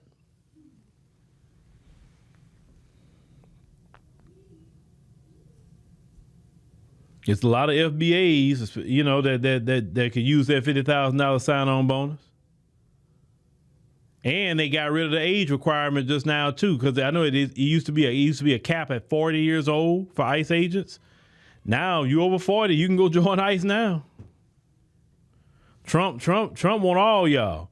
He didn't put the Uncle Sam picture on there talking about he'll help your country and all of that. That's what Trump did. And look, on top of $50,000 sign-on bonus, he wants to give you up to $60,000 student loan forgiveness if you become an ICE agent. So you can get $60,000 loan forgiveness and a $50,000 sign-on bonus if they hire you to be an ICE agent.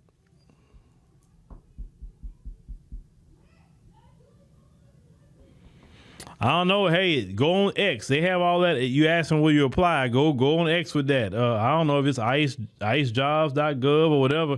Just look it up. You'll see it. I mean, it's not hard to find. Google it. Whatever. ChatGPT. Ask something. You don't believe me? Go look. I like, wow. Because matter of fact, somebody I know personally that works in the in government law enforcement, and he said, yeah, they really looking for ICE agents right now, big time. But he also told me that ever since Trump been in office, his job got bored. He said because nobody's crossing anymore.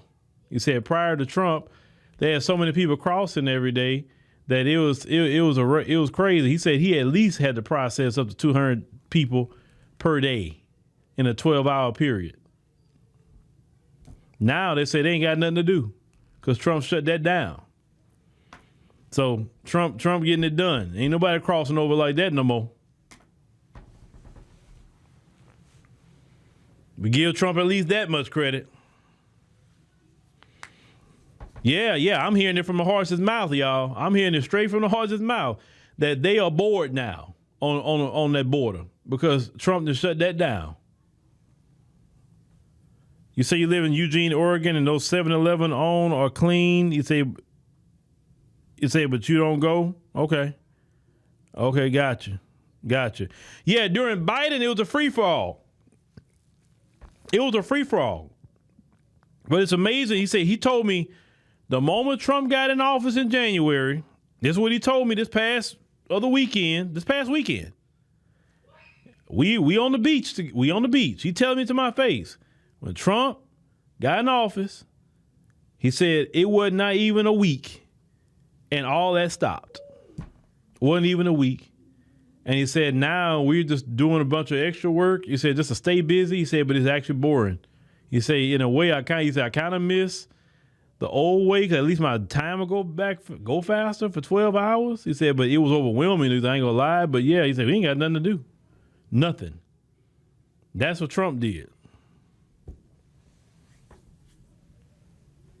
Yeah, Veronica, I just heard that too, that Trump is letting some of them go back and work them fields. But I think we showed in the videos before, like, Americans is not going to work them fields. And surely FBA, Black Americans, is not going to work them fields. We did it for free for 250 years. There's no way we going to do it. There's no way. And speaking about fields, we were talking about the population decline of the folks. I don't know if y'all know about the new census that's going to be coming out for 2030. So the folks' number is going to decline even more because basically the new census is not going to let the folks finesse anymore on the numbers. Because, the white numbers have been fudged for years, right? Like when you say, oh, the population of so many white people, no, because they included Hispanics as white. They included Middle Eastern people as white, and a couple other people they included as white. So to fluff up the white numbers so they can get more resources to go into the white community. Well, the new census, because of desegregation they've done with the new census, so basically Hispanics now is going to be considered a race in the new census. They're not going to be like, well, it's an ethnicity, but they call it white. So once all the Hispanics select Hispanic, and that's their racial group, that's going to move all the Hispanic numbers away from white, right? In the Middle Easterner, North African, they going to have their own category. I think they call it MENA, Middle Eastern North African, and that's going to move the numbers from white too. So it's going to be a lot of changing of the white numbers, or I'm going to say a more accurate. They're trying to get more accurate. With black people, they disaggregated with that too. So yes, you could say racially black, but what kind of black? So are you a Black American or African American they have on there? Or you're Jamaican? Or you are Nigerian, or you Haitian? What kind of black are you? Same thing with the Asians. What kind of Asian are you?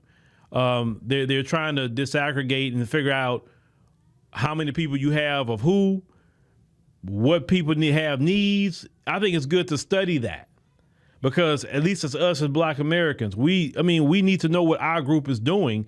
When you throw all these other groups together as one, you can't really figure out what's the economic needs, what's the health disparities, what's this, what's that. It's you need that. Because we're not the only black group anymore. We're not. We have people from the diaspora, so we need to figure out who's who. This has nothing to do with no hatred toward nobody. Same thing with Asians. You need to figure out who's who.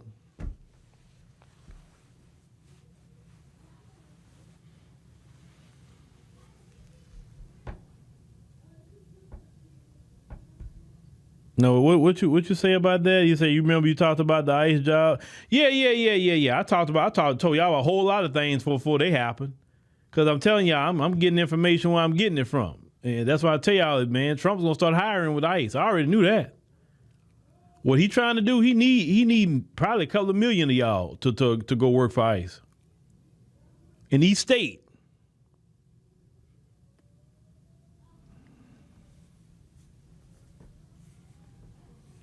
But yeah, the new census form is gonna that's why you see the issue in Texas right now, because they know them new numbers gonna come out here in a few years, and when them new numbers come out, people gonna start asking questions like, wait a minute, hold on, y'all don't got the numbers no more. Why are y'all running everything? Why are y'all got all these positions? No, y'all need to give up them seats because it's a whole lot of other people here than y'all. So, hey, we really got to make it equal and fair now. So what they're trying to do while they still got a chance to rig the system, well, like I said, the apartheid South Africa strategy, where they could run the country as a minority. That's the play they're on now. Listen, they cannot replace their numbers. It won't happen. It just won't happen. So they're going to have to rig it in a way where they can run the place as a minority. And listen, eventually the apartheid South Africa ended, okay? You can't run as a minority forever because eventually you're going to have a revolt. They're not going to deal with no white minority rule.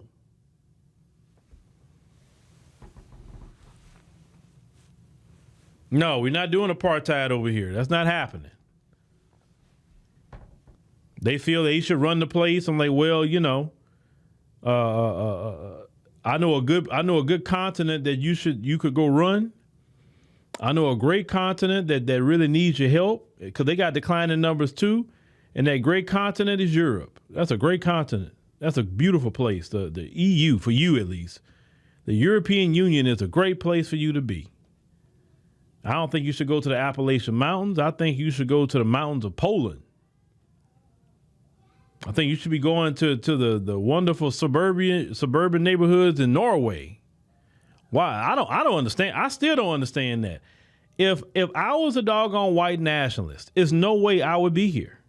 No way. When I can go and go over there with the Nordic people, why would I want to go? Why would I want to be here fighting with black people and Hispanics and Asians? And I wouldn't even want to be here if I was a white nationalist. There's no reason to be here when you got a whole continent over there full of Europeans.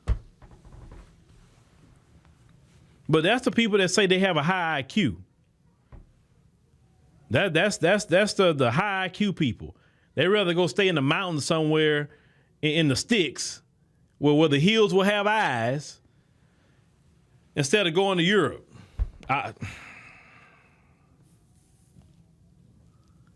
I'm just saying, if you're gonna be a white nationalist, you can't get more loving of white people than going to Europe. And that's what I'm on with them. I don't believe in arguing with no white nationalists. I'm just gonna tell them, why haven't you went to Europe? Because see, black people don't tell them that enough. When they being racist and all that, like, well, okay, if you don't like black people, go to Europe. That is a great place for you. You know, go to Serbia. That's an even better place for you, right? Speed showed that I Show Speed when he did them videos over there. That's a great place for the nationalists. Go to Serbia. They don't like black folks over there. That's a perfect country for you. But they don't want to be in Europe. They do not want to be in Europe. They do not want to be over there. I don't know why, but they don't want to be over there.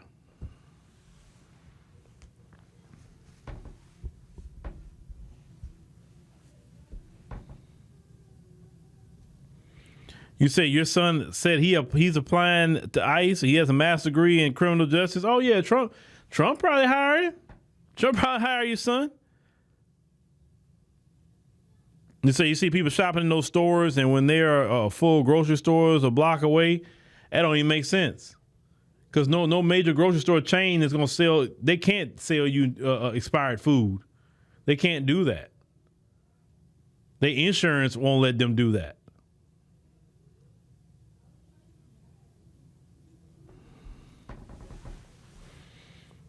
Yeah.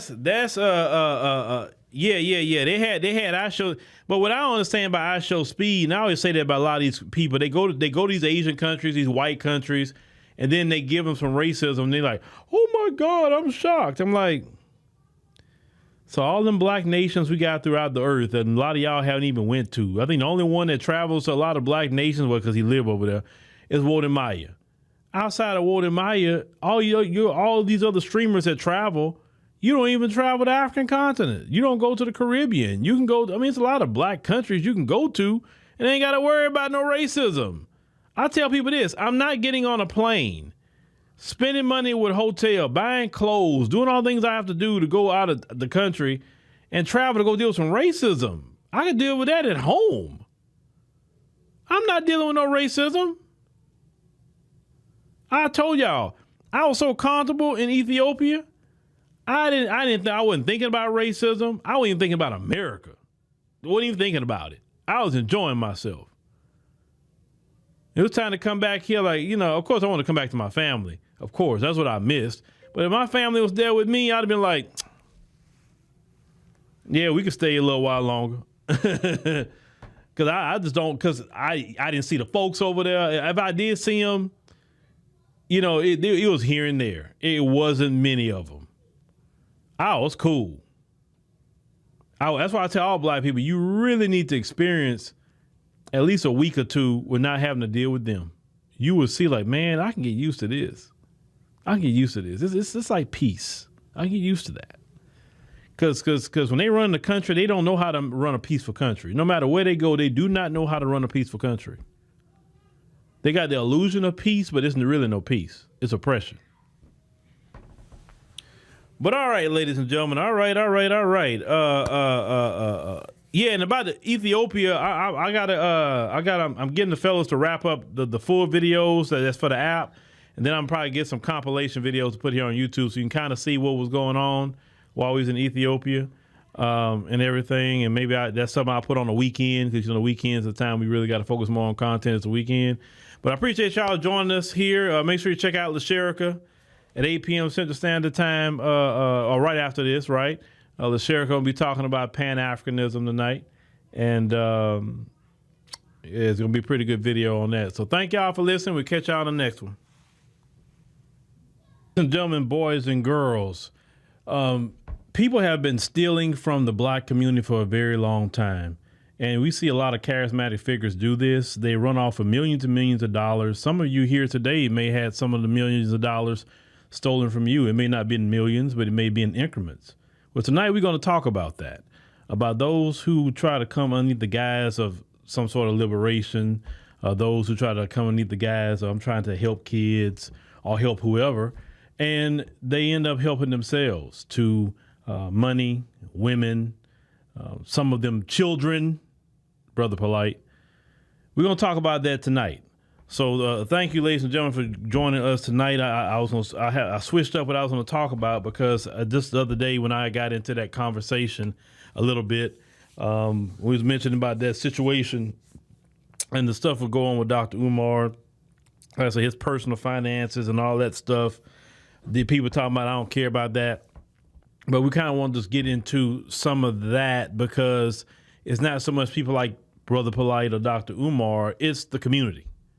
It's a community, because it'll be somebody else tomorrow. You understand?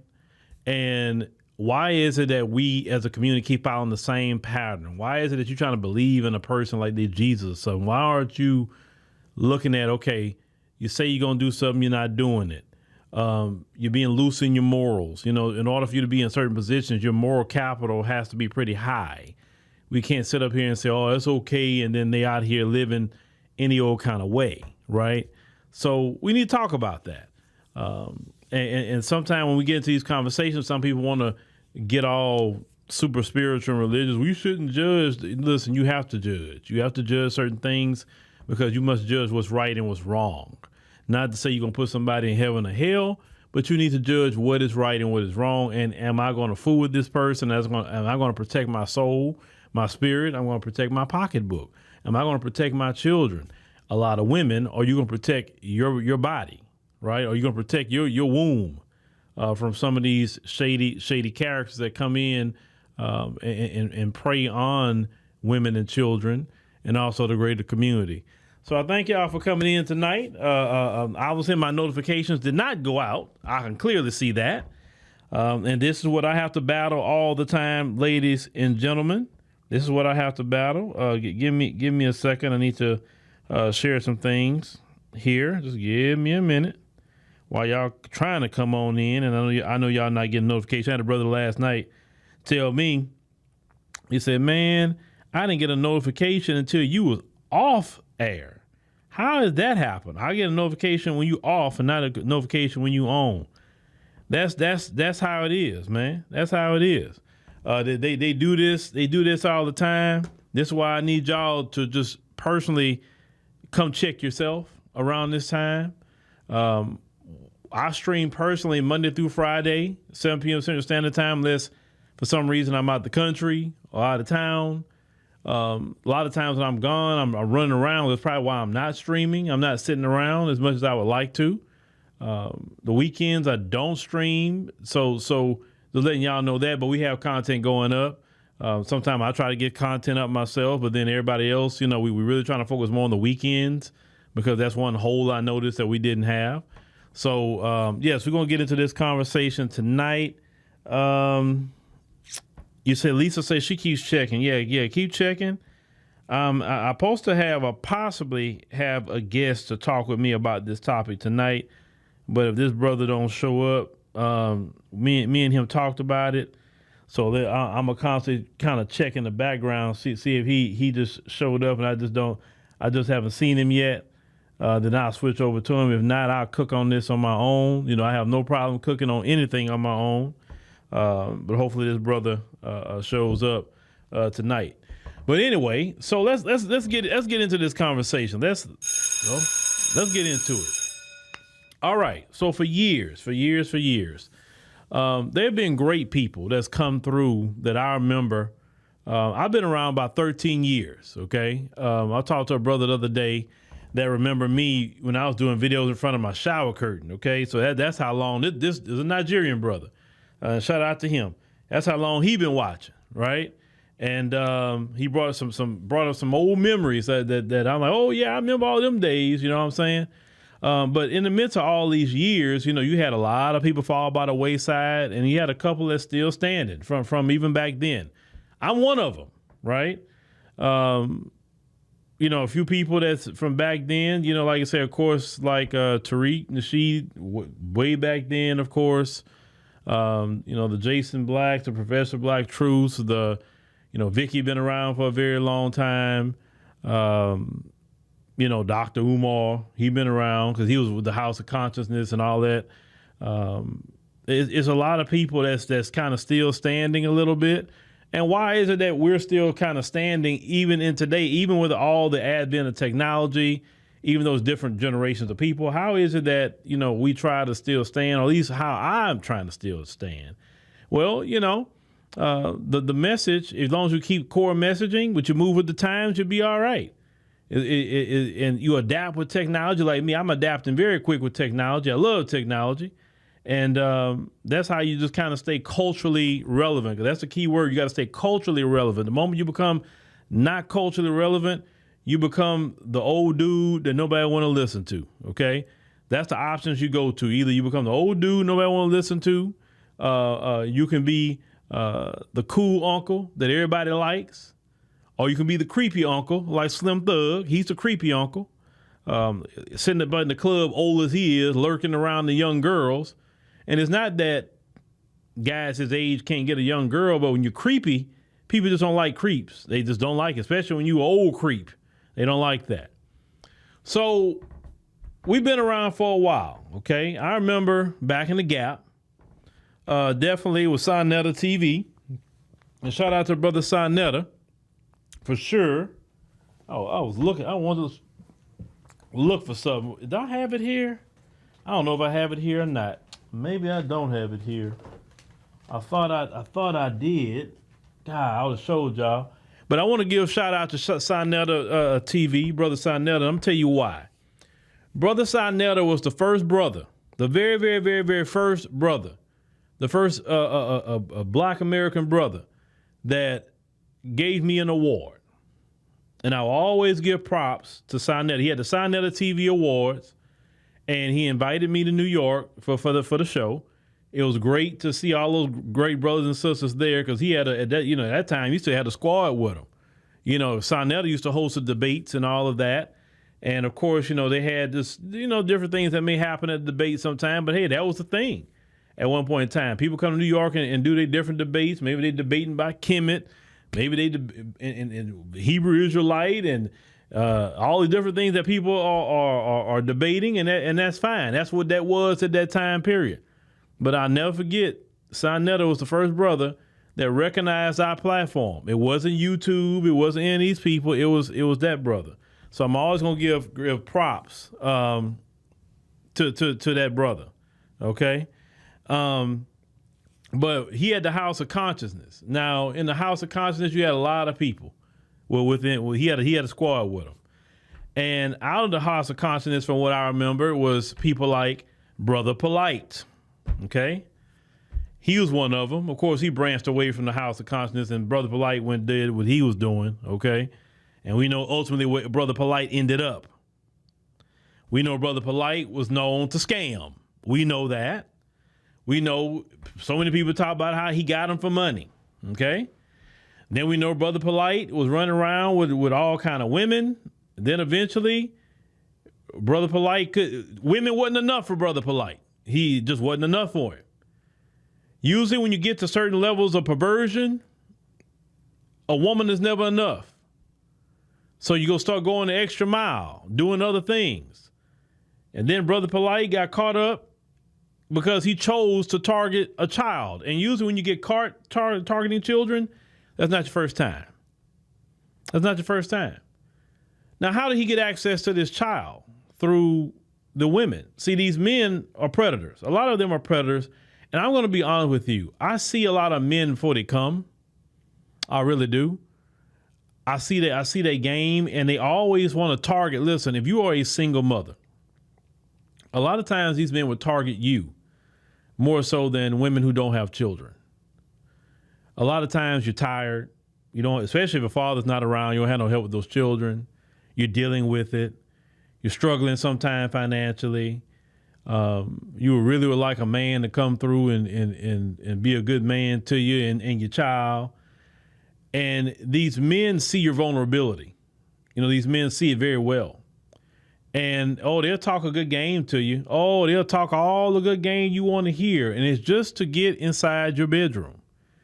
And once they get inside your bedroom and they do what they do with you, they are moving on to the next single mother, because that is a pattern. Single mothers are targeted in our community. And that's just bottom line by those men. And some of these men, not only targeting the single mother, but targeting their children. Sometimes the son, sometimes the daughter. Okay? Oh, yeah, I remember that years ago. Yeah. We know about that with Brother Polite. So you have to think about these kind of people. They come, they first thing they do is, I'm leery about people who always talk about agents. I'm leery about those kind of people from my experience over the years. People all that agent this person's an agent, that person's an agent. They're projecting, because 9 times out of 10, you're an agent. I'm not saying a federal agent. I'm not saying, but an agent of destruction, an agent of calamity, an agent of the scammers, right? Because 9 times out of 10, they always got something going on. They always fast talking. They get so many different things started. And then if someone tries to hold them accountable, what ended up happening when people try to hold them accountable? Well, the first thing they tell you, you're a hater. You're a hater. Like somebody really cares about what they got going on to that manner. You're a hater. Okay. So accountability isn't hating, especially if someone's not lying on you. Now, if someone's lying on you, that's a different story, right? But you're a hater because you're calling them out. You say, hey, man, that's not cool what you're doing with them women, bro. Stop hating. Or stop depolicing this and that and the third. Well, if you're in a position where you're talking to people, then no one should, number one, have to tell you anything, because you should understand that position you're in comes with a certain moral compass. We got enough degenerates in our community. We don't need to have another degenerate that may know how to speak a little well, or a degenerate that got an education, or a degenerate that maybe read a lot of books. So he has a little bit more play on the English language than the rest of them. We don't need that in our community. More degenerates. We got that enough, right? But unfortunately, some of these people see the weaknesses in our community, and even some weaknesses with some of our brothers, because some of our brothers have gotten took from some of these men in the area of their finance. Because, a lot of times brothers want to believe in somebody, and they want to say, hey, I want to see a brother do well for the community. So, yeah, I'm going to believe in this brother. And so a lot of times brothers come out of pocket, not because they weak, but they just want to see something done. Like a lot of black people are desperate to see good things in the black community. They're desperate to see it. So if somebody's talking pretty good and all of that, especially if they know how to showcase on social media. Now, Brother Polite was one that knew how to showcase pretty well on social media.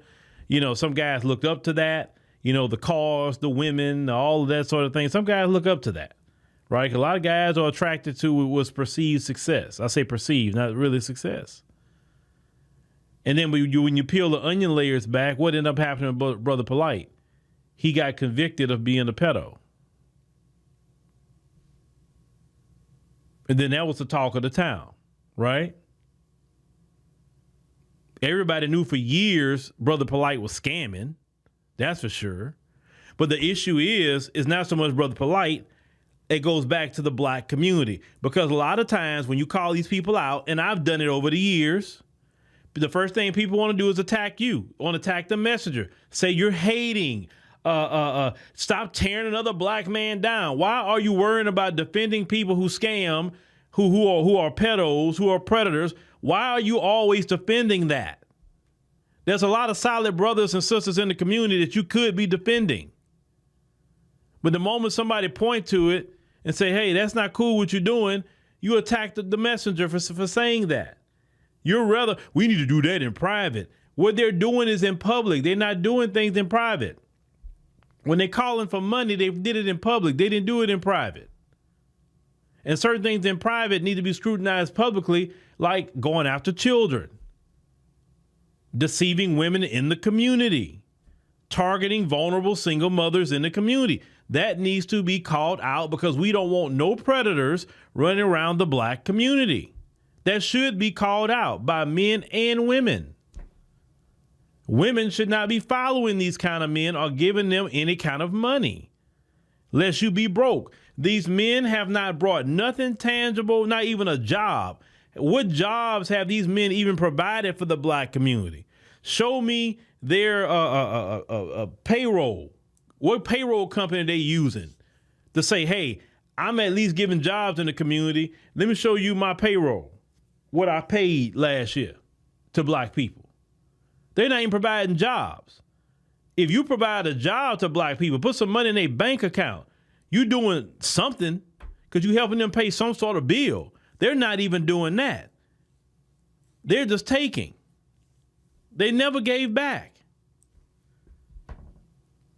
And yet they get millions upon millions of followers, notoriety and all of that to do wrong to the black community. Then when they get busted, some people, when Brother Polite got busted, people still, oh man, they just trying to take him down. Nobody ain't trying to take that dude down. He took himself down. Okay, I think that's my guess, right? Let's see if my guess is in the background. Oh, there he is. Brother George, you see me? Yeah, I see you. Give me 1 second. You hear me? 1 second.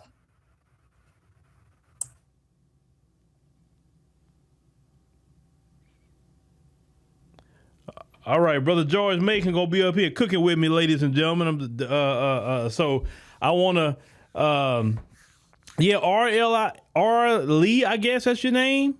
Yeah, that's we gonna get into that too. But Brother George is gonna have this conversation tonight. But anyway, they target single mothers, and we should not allow that in the community. We just should not allow that. Not at all. Now we definitely gonna get on Dr. Umar, and I posted a video now 10 years ago. 10 years ago. You hear me, Brother George? Yeah, I'm here. I hear you. Okay, cool. Well, Brother George, I was kind of starting on, some of the issues with Brother Polite and what we allowed in the community. Like Brother Polite had kind of targeted, a lot of times single mothers, the scams. And before I just get more into it, Brother George, let people know who you are, why you here tonight, and just even your history with Sonnet and them, and even knowing all these cats. Yeah, George Macon, Street Media TV. I come up through the pro-black sector, man. Sonnet TV. I've been online, on this stuff since 2009, but had my channel since 2014. So those of y'all that know me, I came on talking about, all the pro-black stuff.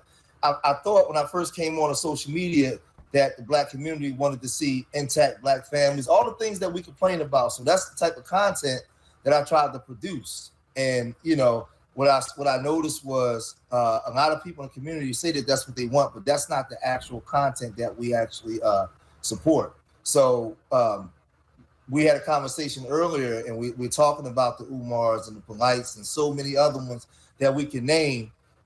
I told you, I said, listen, it's controversial. I don't blame them. I blame the community. They are, people like them are holding a mirror up to the community, and they showing us who we are, because these are the things that we actually support. These are the things that we give our energy to, and that's how these people become who they are, right? And the thing is, I can poll everybody in here. You know what everybody say? Man, I don't support them. That's a lie, because they wouldn't become who they were if we didn't support them. If I go in every room, people going to say that they don't support them. Yes, they do. You know, we support people in our communities, and me too. I fall victim of this.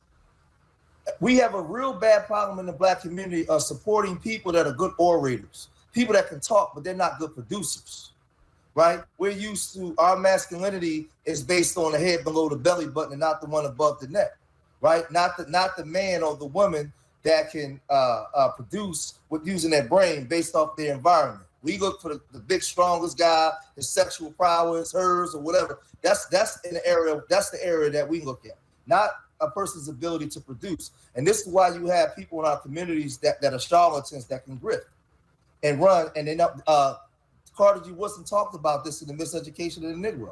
The community has too many orators and not enough producers. The educated Negro leaves the masses.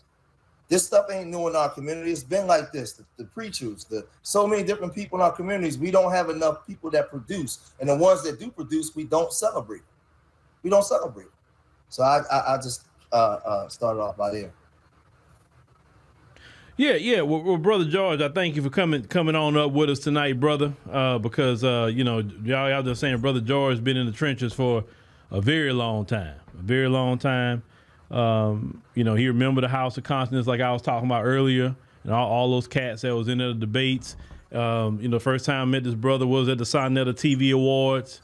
And I was telling them earlier that George, Sonetta was the first brother that gave me any kind of recognition for our platform. So I definitely always would thank Sonetta for that. I think, you know, I don't know what Sonetta fully doing today. I see he's still doing things, but you know, back then he was, you know, he was the man back then. He was top dog. I think one of the biggest problems that we have in our community is we have far too many people that don't know how to solve the problems that we have. So this is why we lash out at each other.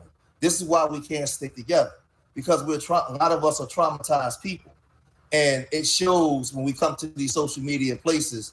And if we had the ability to solve our problems, we wouldn't behave in the manner in which we behave. We would have been called a person like Umar Johnson out, told him to get out of here, because the expectation would have been high. The bar would have been high. We'd have told him a year into whatever he was doing, we'd have been like, yo, we need to see your progress report, fam. And he would have already understood when he walked into that room, he has to show and prove.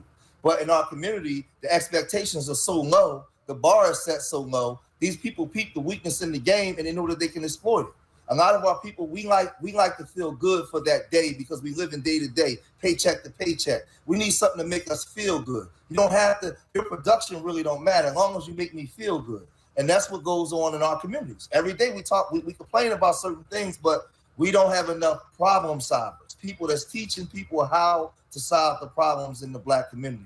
And that's why these people are able to just grow like this. And these are the conversations we got to have. I told you on the phone, a person like you that's been in this space for so long, that employs people that do the things you need to do, people like Umar and Platinum are way more known than you are. But they're not doing the actual work that you're doing. This is the stuff that go on in the Black community. Everybody knows this. You want to make some money?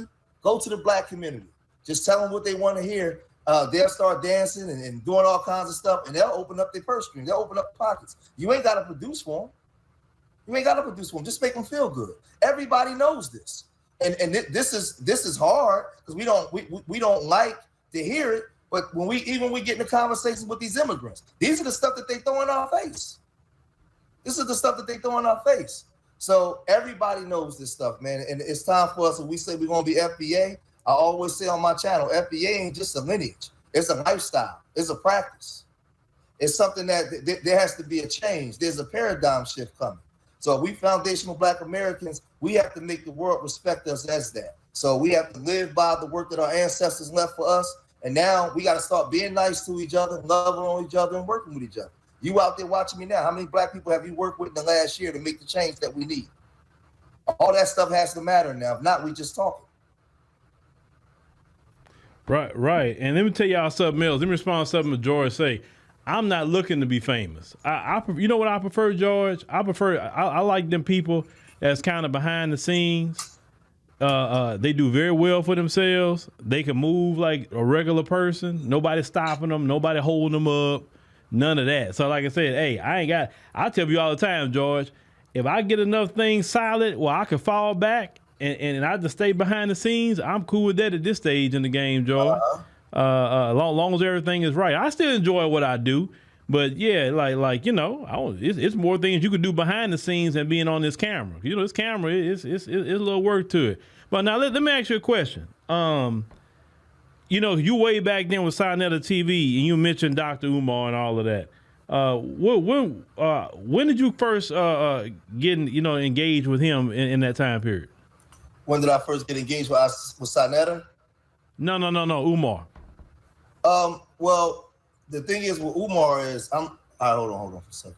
The thing is with Umar is I'm real tight with Umar's father. So I didn't know him like that. I knew his father. His father's like a mentor to a lot of the brothers in the street. You know, he had the Hug the Block program, and he would come recruit us, and we would go to the drug corners and stuff like that. I should have emailed you them pictures so I can show you the pictures of us out in the corners with the signs. I'm gonna send you the email. But we would go, and his father is the activist. He's the real activist. Umar was able to actually move around and gain a notoriety because of the work that his father put in the streets. His father's well-known and well-respected, Brother Jamil. So this is how he was able to basically do the things that he does. But, he had a falling out, with his father and stuff. Y'all remember when his father was online, when he was first collecting money, and he was trying to warn everybody years back, right? So, but his father is the one that's actually in the streets. He just retired last year from doing the activism work, but he still calls everybody when things is going on. He's one of the OGs that actually can get everybody together, even the gangsters, the killers. When he can get everybody together because everybody respects him. That's his father. That's why Umar is able to do a lot of stuff that he do without people checking him in the city. So yeah, but Umar came onto the scene through Sinetta around that 2009, and again, he was very charismatic. He's a tall, big, burly guy. He spoke. What he did was, his grift was, he understood that the community is riddled with single mothers.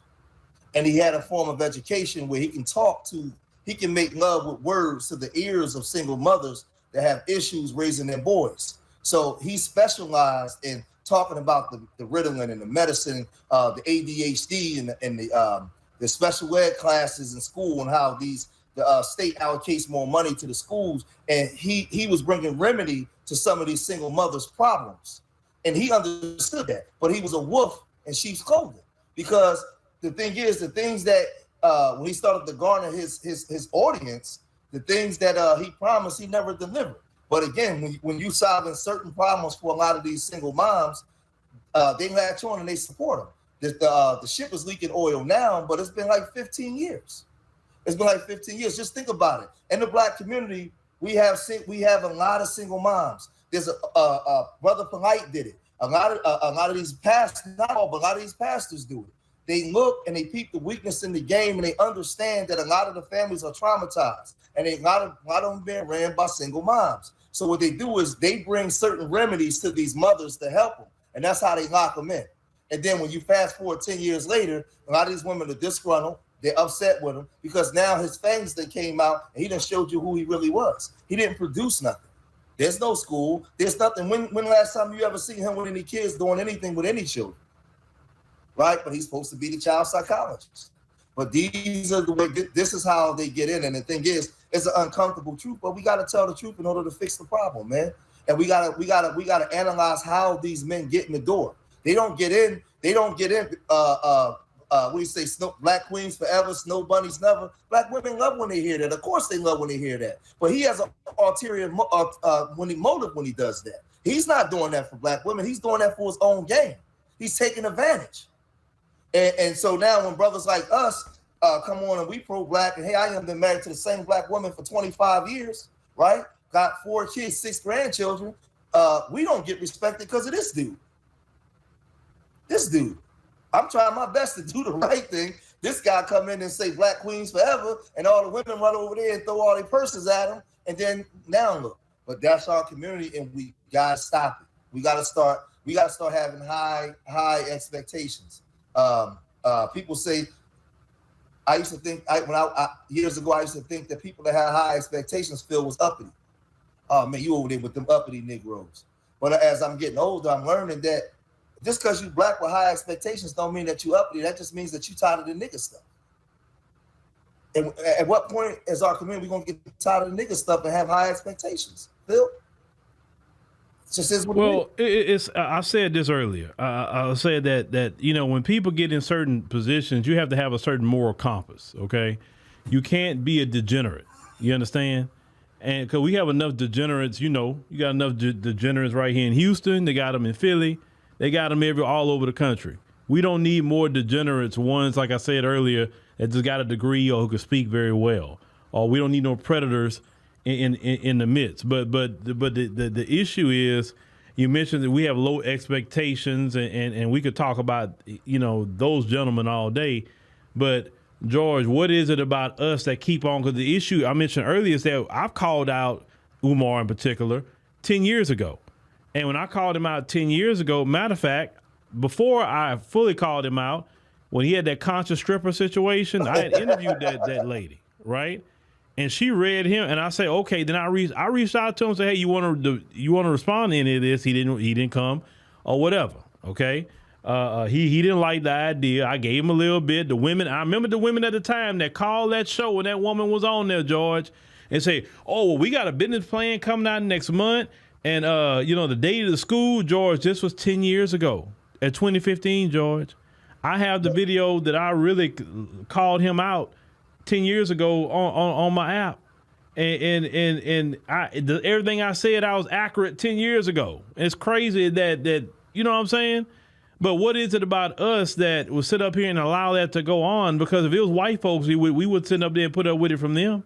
Because our children. Because if you read the Miseducation of the Negro, chapter 11, it says a need for service rather than leadership. We have too many people that want to be leaders and want to run the show, want to get on the soapbox and talk, but we don't have enough people in service, actually producing for the community, solving problems, teaching people how to solve problems. Just think of this, Phil. You in Houston, right? Yeah. All right. So you in the fourth biggest city in America. I'm in the fifth biggest city in America, right? Y'all passed us some time ago, right? So we in two huge cities, a lot of black people, right? Mm-hmm. What is the expectation of a black boy from about 15 to 30? How high is the bar set for black boys where we come from, Phil? Realistically, it's not set very high. As most people expect, hopefully they can stay out of prison, get a job, and be productive. That's not really much. So if we know that, then we know that boys, they're not being raised to meet the expectations or standards that the community will have within them. Boys are not being raised to meet the challenges. They're not being raised to understand what true masculinity is. So boys are being born to mothers and fathers and moms, and they're not being raised up. Most of these women won't even raising boys that they wouldn't date themselves. Most of these men are putting babies in women that they're not there to provide protection, direction, and correction. So when the boy grows up, he's not growing up to understand what manhood is and to solve problems. Men are problem solvers. I was raised by my father. My job as a husband of 25 years is to solve problems, right? And provide protection, direction, and correction. I'm old school. That's what my job is. I raised 4 children. I've been a guy and a husband to a black woman for 25 years. I solve problems because I was taught by my father. But most of these boys in our community are not raised with those type of standards. A lot of them are not even allowed to have high standards. So now when we understand that, this is why our community is in the conditions it's in, because we have very low standards for ourselves, which brings us very low self-esteem. And when I say this, people don't like to hear it because it's coming out that way, but look at our communities. Look at our communities. See, forget what I say. Just look at Cincinnati, look at Cleveland, look at Philadelphia, look at Houston. Look at all these black cities. Do we have some type of black establishments? Yes. But in most of these cities we live in, we're being gentrified out, right? We don't have large home ownerships. We don't own the businesses, right? And a lot of these young boys don't even understand what their roles are because they was never raised to meet the expectations that the community would have in them. And this is how you get the Umars, and I don't even want to keep naming everybody, but people know who they are out there. This is how you get them to come in now and say, well, let's just tell the people what they want to hear, and I'm a grifter. They just like the dope boys. They just come in and tell you sweet things in your ear, and they're able to get away. That's our community because the expectations is low. If you had boys and young girls that was being raised up to have high expectations in their community. Just think about it, Phil. Every year, just think about this, from 1980 to now, every single year we graduate black students from HBCUs. How come we never see that talent matriculate back into Black Philadelphia, Black Memphis, right? Black Houston, Black Newark, New Jersey, Black Baltimore, Black Washington, D.C.? How come now you may see a little bit of it, but they go work for white corporations, or you don't see them? How come we don't see that talent come back into these communities where we're from, where we can raise up the standard? So what I'm saying is, it shows. It shows, and these are the uncomfortable conversations that we really got to have from an FBA perspective. Okay, let's do an analysis. Since 1980, right? We got HBCUs. When these kids graduate, where do they go to? Where they go to? How can we now? PWIs. Yeah. How can we now say have a okay? It's 2025. By 2035, if we start projecting this now, when these graduates come out, these young kids with this talent, how can we monitor? What are they doing in Dallas and Fort Worth? What are they doing in these places where you have a high volume of Black people? We have to start. This is our responsibility. Ain't nobody going to help us but us. We have to do this. Other groups do this. We don't, Phil. And this is why you have the people that we have, because we have a very low top. We have a very, very low bar. Very low bar. And I talk about this on my channel. When I start talking this way, people run away. People run out, because now it's the responsibility. All that FBA and tether talk sound good, but we say, okay, we got that out. Let's roll up our sleeves and start doing the work. Now, when you got to do the work, it's 5,000 of y'all. Now it's 500 of y'all. People don't actually want to do the work, Phil, to bring about the change that we need, man. They don't want to do it because it takes work. It takes sacrifice. It takes commitment. It takes a lot to change this. Nobody else is going to do it but us. The history shows it. Yeah. We definitely got to put in the work, brother. And instead of wasting time, like you're saying, you know, some things that, like, for instance, you mentioned about the Umar Black Queens Forever, Snow Bunnies Never, but it's the issue with people like that. It goes back to him. Is that you talking about Black Queens Forever, but you out here when one of a Black Queen Forever make you mad, you out here talking about, you know, smells and this and that. And when I heard him doing that, it just floored me, because I'm like, okay, first of all, sir, you were laying down with him. Okay. So what does that say about you? Yes. I mean, I wouldn't want nobody to know that information, right? I just wouldn't want to do that. At a certain point as a man, you know, you don't talk about, it don't matter what you get involved with a woman, y'all get into it or whatever. As a man, you don't go do that. Yeah. Especially as a man. Isn't he 50 or somewhere around there? Yeah. As a 50-year-old. Do what? He's supposed to be a Black intellectual. I don't know no Black intellectuals that talk that way, Phil. No. It's not even about an intellectual, brother. Just a regular man. Look, okay, you get into it with a woman, okay, fine. You go on about you. No, women may talk. Let women do that. That's what they do. As men, we don't get on the internet discussing details. That's not what men do. Yeah. Especially about a woman's body. But the reason why that's stupid. The reason why I use that as a Black intellectual, because see, if I'm out on the corner in Southwest Philly and it was a young buck or an old head drunk saying that about a woman, I wouldn't like it, but I mean, it is what it is in the hood. But when you are a guy and you're supposed to be a teacher, an intellectual, you're supposed to be a guy that's responsible for people's children coming into a school, and you're talking that way. This is so now other communities look and say this is the best. This is the best of your group. This is how they talk. This is how they behave. Like he's portraying himself to be this guy with all these degrees. He want to open up a school and he's online talking about what's between just a woman's body parts. It's just like, it's weird. But again, like I said, for me, right? I've been in this space teaching for a long time, got 4 channels, right? Done videos with my wife, got my program, Urban Nerds. I take the kids on the stuff, right? With my wife, we have the children, right? My grandbabies, everything. This guy, never been married, put babies in women, didn't marry them, right? Talking about he's having group counseling sessions and all these different things. And I'm just listening and watching. I'm like, well, when is somebody going to stop this stuff, right? And it's 2,000 people in the room when he's talking about families and he talking this stuff, but then the daughter come on there and they outing them and all kinds of stuff, but they still have the following, right? We go live and do this kind of stuff. We can't get the following from the people. And what I learned is, go ahead, Phil. Well, George, let me interject because like I said, I've been around for a while. Numbers don't really impress me, and never do, because these numbers could be. I know these platforms, right? So I wouldn't even worry about numbers with nobody because I don't. These numbers go up one day, down, up one day, down. They don't share your notifications out. And let's call it what it is. If you're really doing something productive, they don't really want to push that in the algorithm. If you're doing something that's could be not good for the community, whatever it may be, they want to push more of that out there. I mean, I tell people the system is not going to promote any of us doing good things. You know what I'm saying? It's going to promote destructive behavior, people like that. They're going to put them on whatever. That's why I've learned a long time ago, George, I don't care about nobody's numbers. I don't care about live streams. I don't care. I just focus on what I'm doing.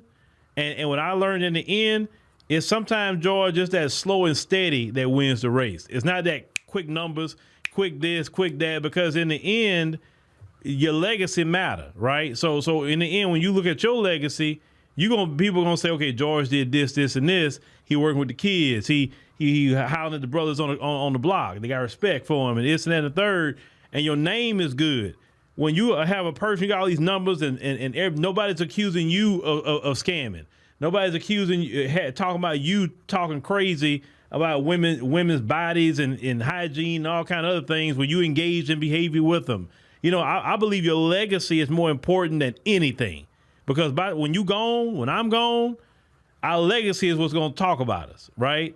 Not social media numbers, not interviews. It's going to be what we did with our children, our spouses, our community, right?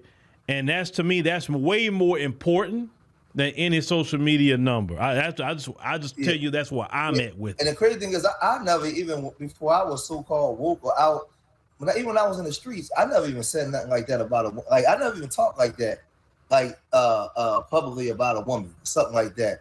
I mean, you might have said something in your homie amongst your group, but just blurting out like that, I never even talked like that. That's how I know it's just a lot of weirdo stuff that go on in these online spaces. But I just think for me, the gist of my content always have been that we got to clean ourselves up. Like we got to be willing to do the work.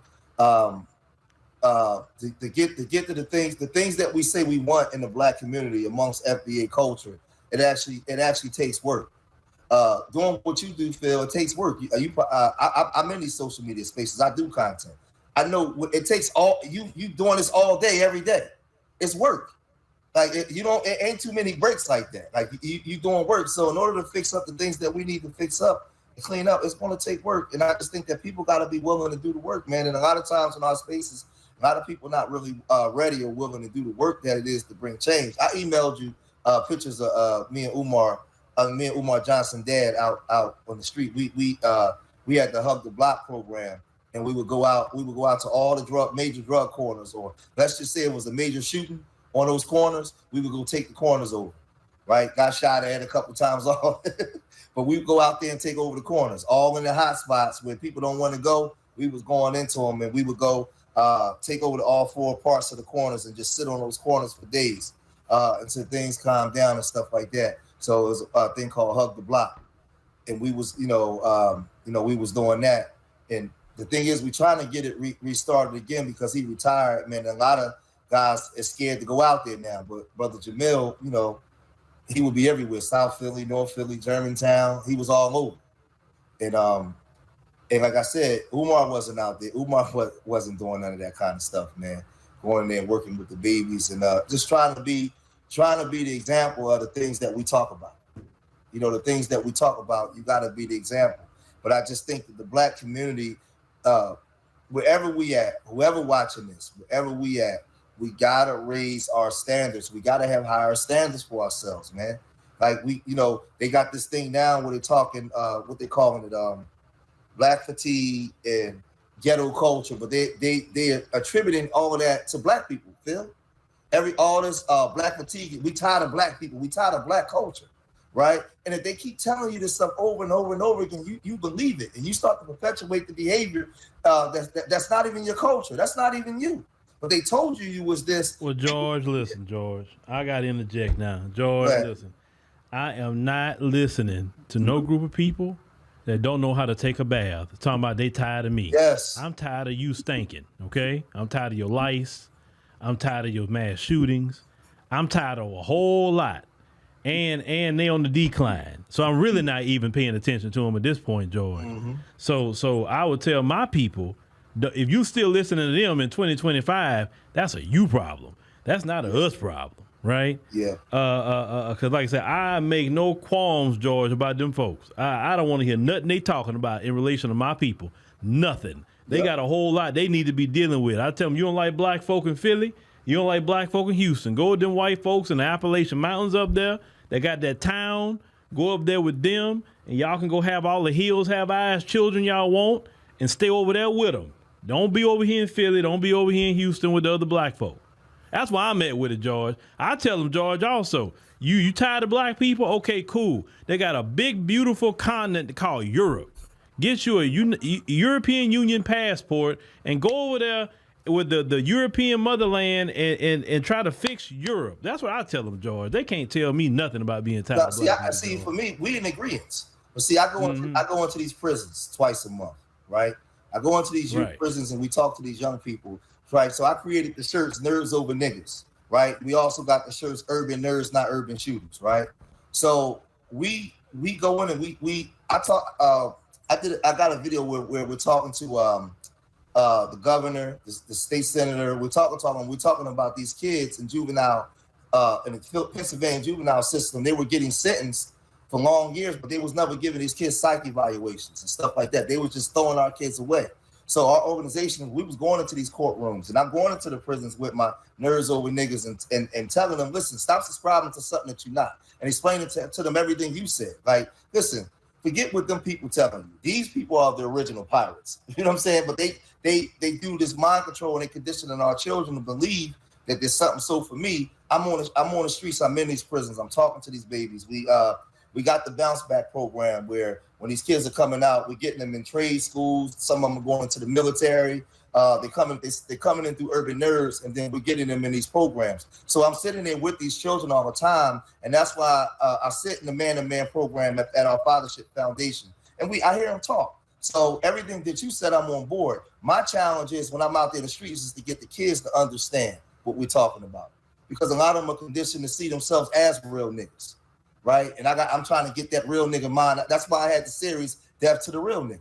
It wasn't about killing nobody. It's about killing that nigga mindset in their minds. So these are the things that we do. So everything that you said, I go out into the streets and into these prisons, and I try to inject that wisdom back into these black boys so that way they can raise their standards. And these are the things that we doing.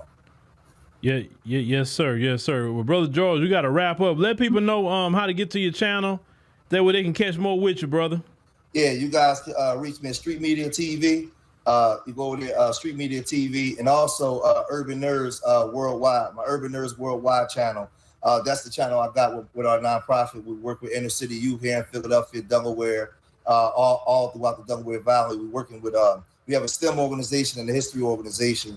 We also take kids on college tours. We got a robotics club with Drexel University, and it's just getting our children in the inner city up to speed with the ever-changing technologies. I went into Drexel University last year, and they was having a coding camp and also a robotics camp. And in that room, I seen white kids, Indian kids, African kids, Asian kids. There was no FBA kids there whatsoever, not one. And I had a problem with that. So instead of me complaining about it, I went and did something about it. We went and set up the meeting with the president of Drexel. Now this summer we have 4 kids there. So, and these are the things that we're working to do because we don't want FBA kids to be behind with the technologies. So these are the things that we're doing here in the city of Philadelphia under our Urban Nerds project. And I titled it Urban Nerds because I want to bring black intelligence back to the community. I don't want our boys being cool with calling themselves real niggas. I want intelligence in the bar to be set higher. So these are the things that we're doing. All right. Well, make sure, ladies and gentlemen, go to Street Media TV. Make sure you subscribe to to Brother George, and Brother George, we're gonna work some things out with Brother George to come in here and bless y'all with all his knowledge a couple of times a week. So Brother George, thank you for joining us tonight, man, because I got to wrap this thing up. I'm way over time. Yeah, me but too. Yeah, brother, you stay blessed, and you and your family have a great weekend. All right, thanks, Phil. All right, brother.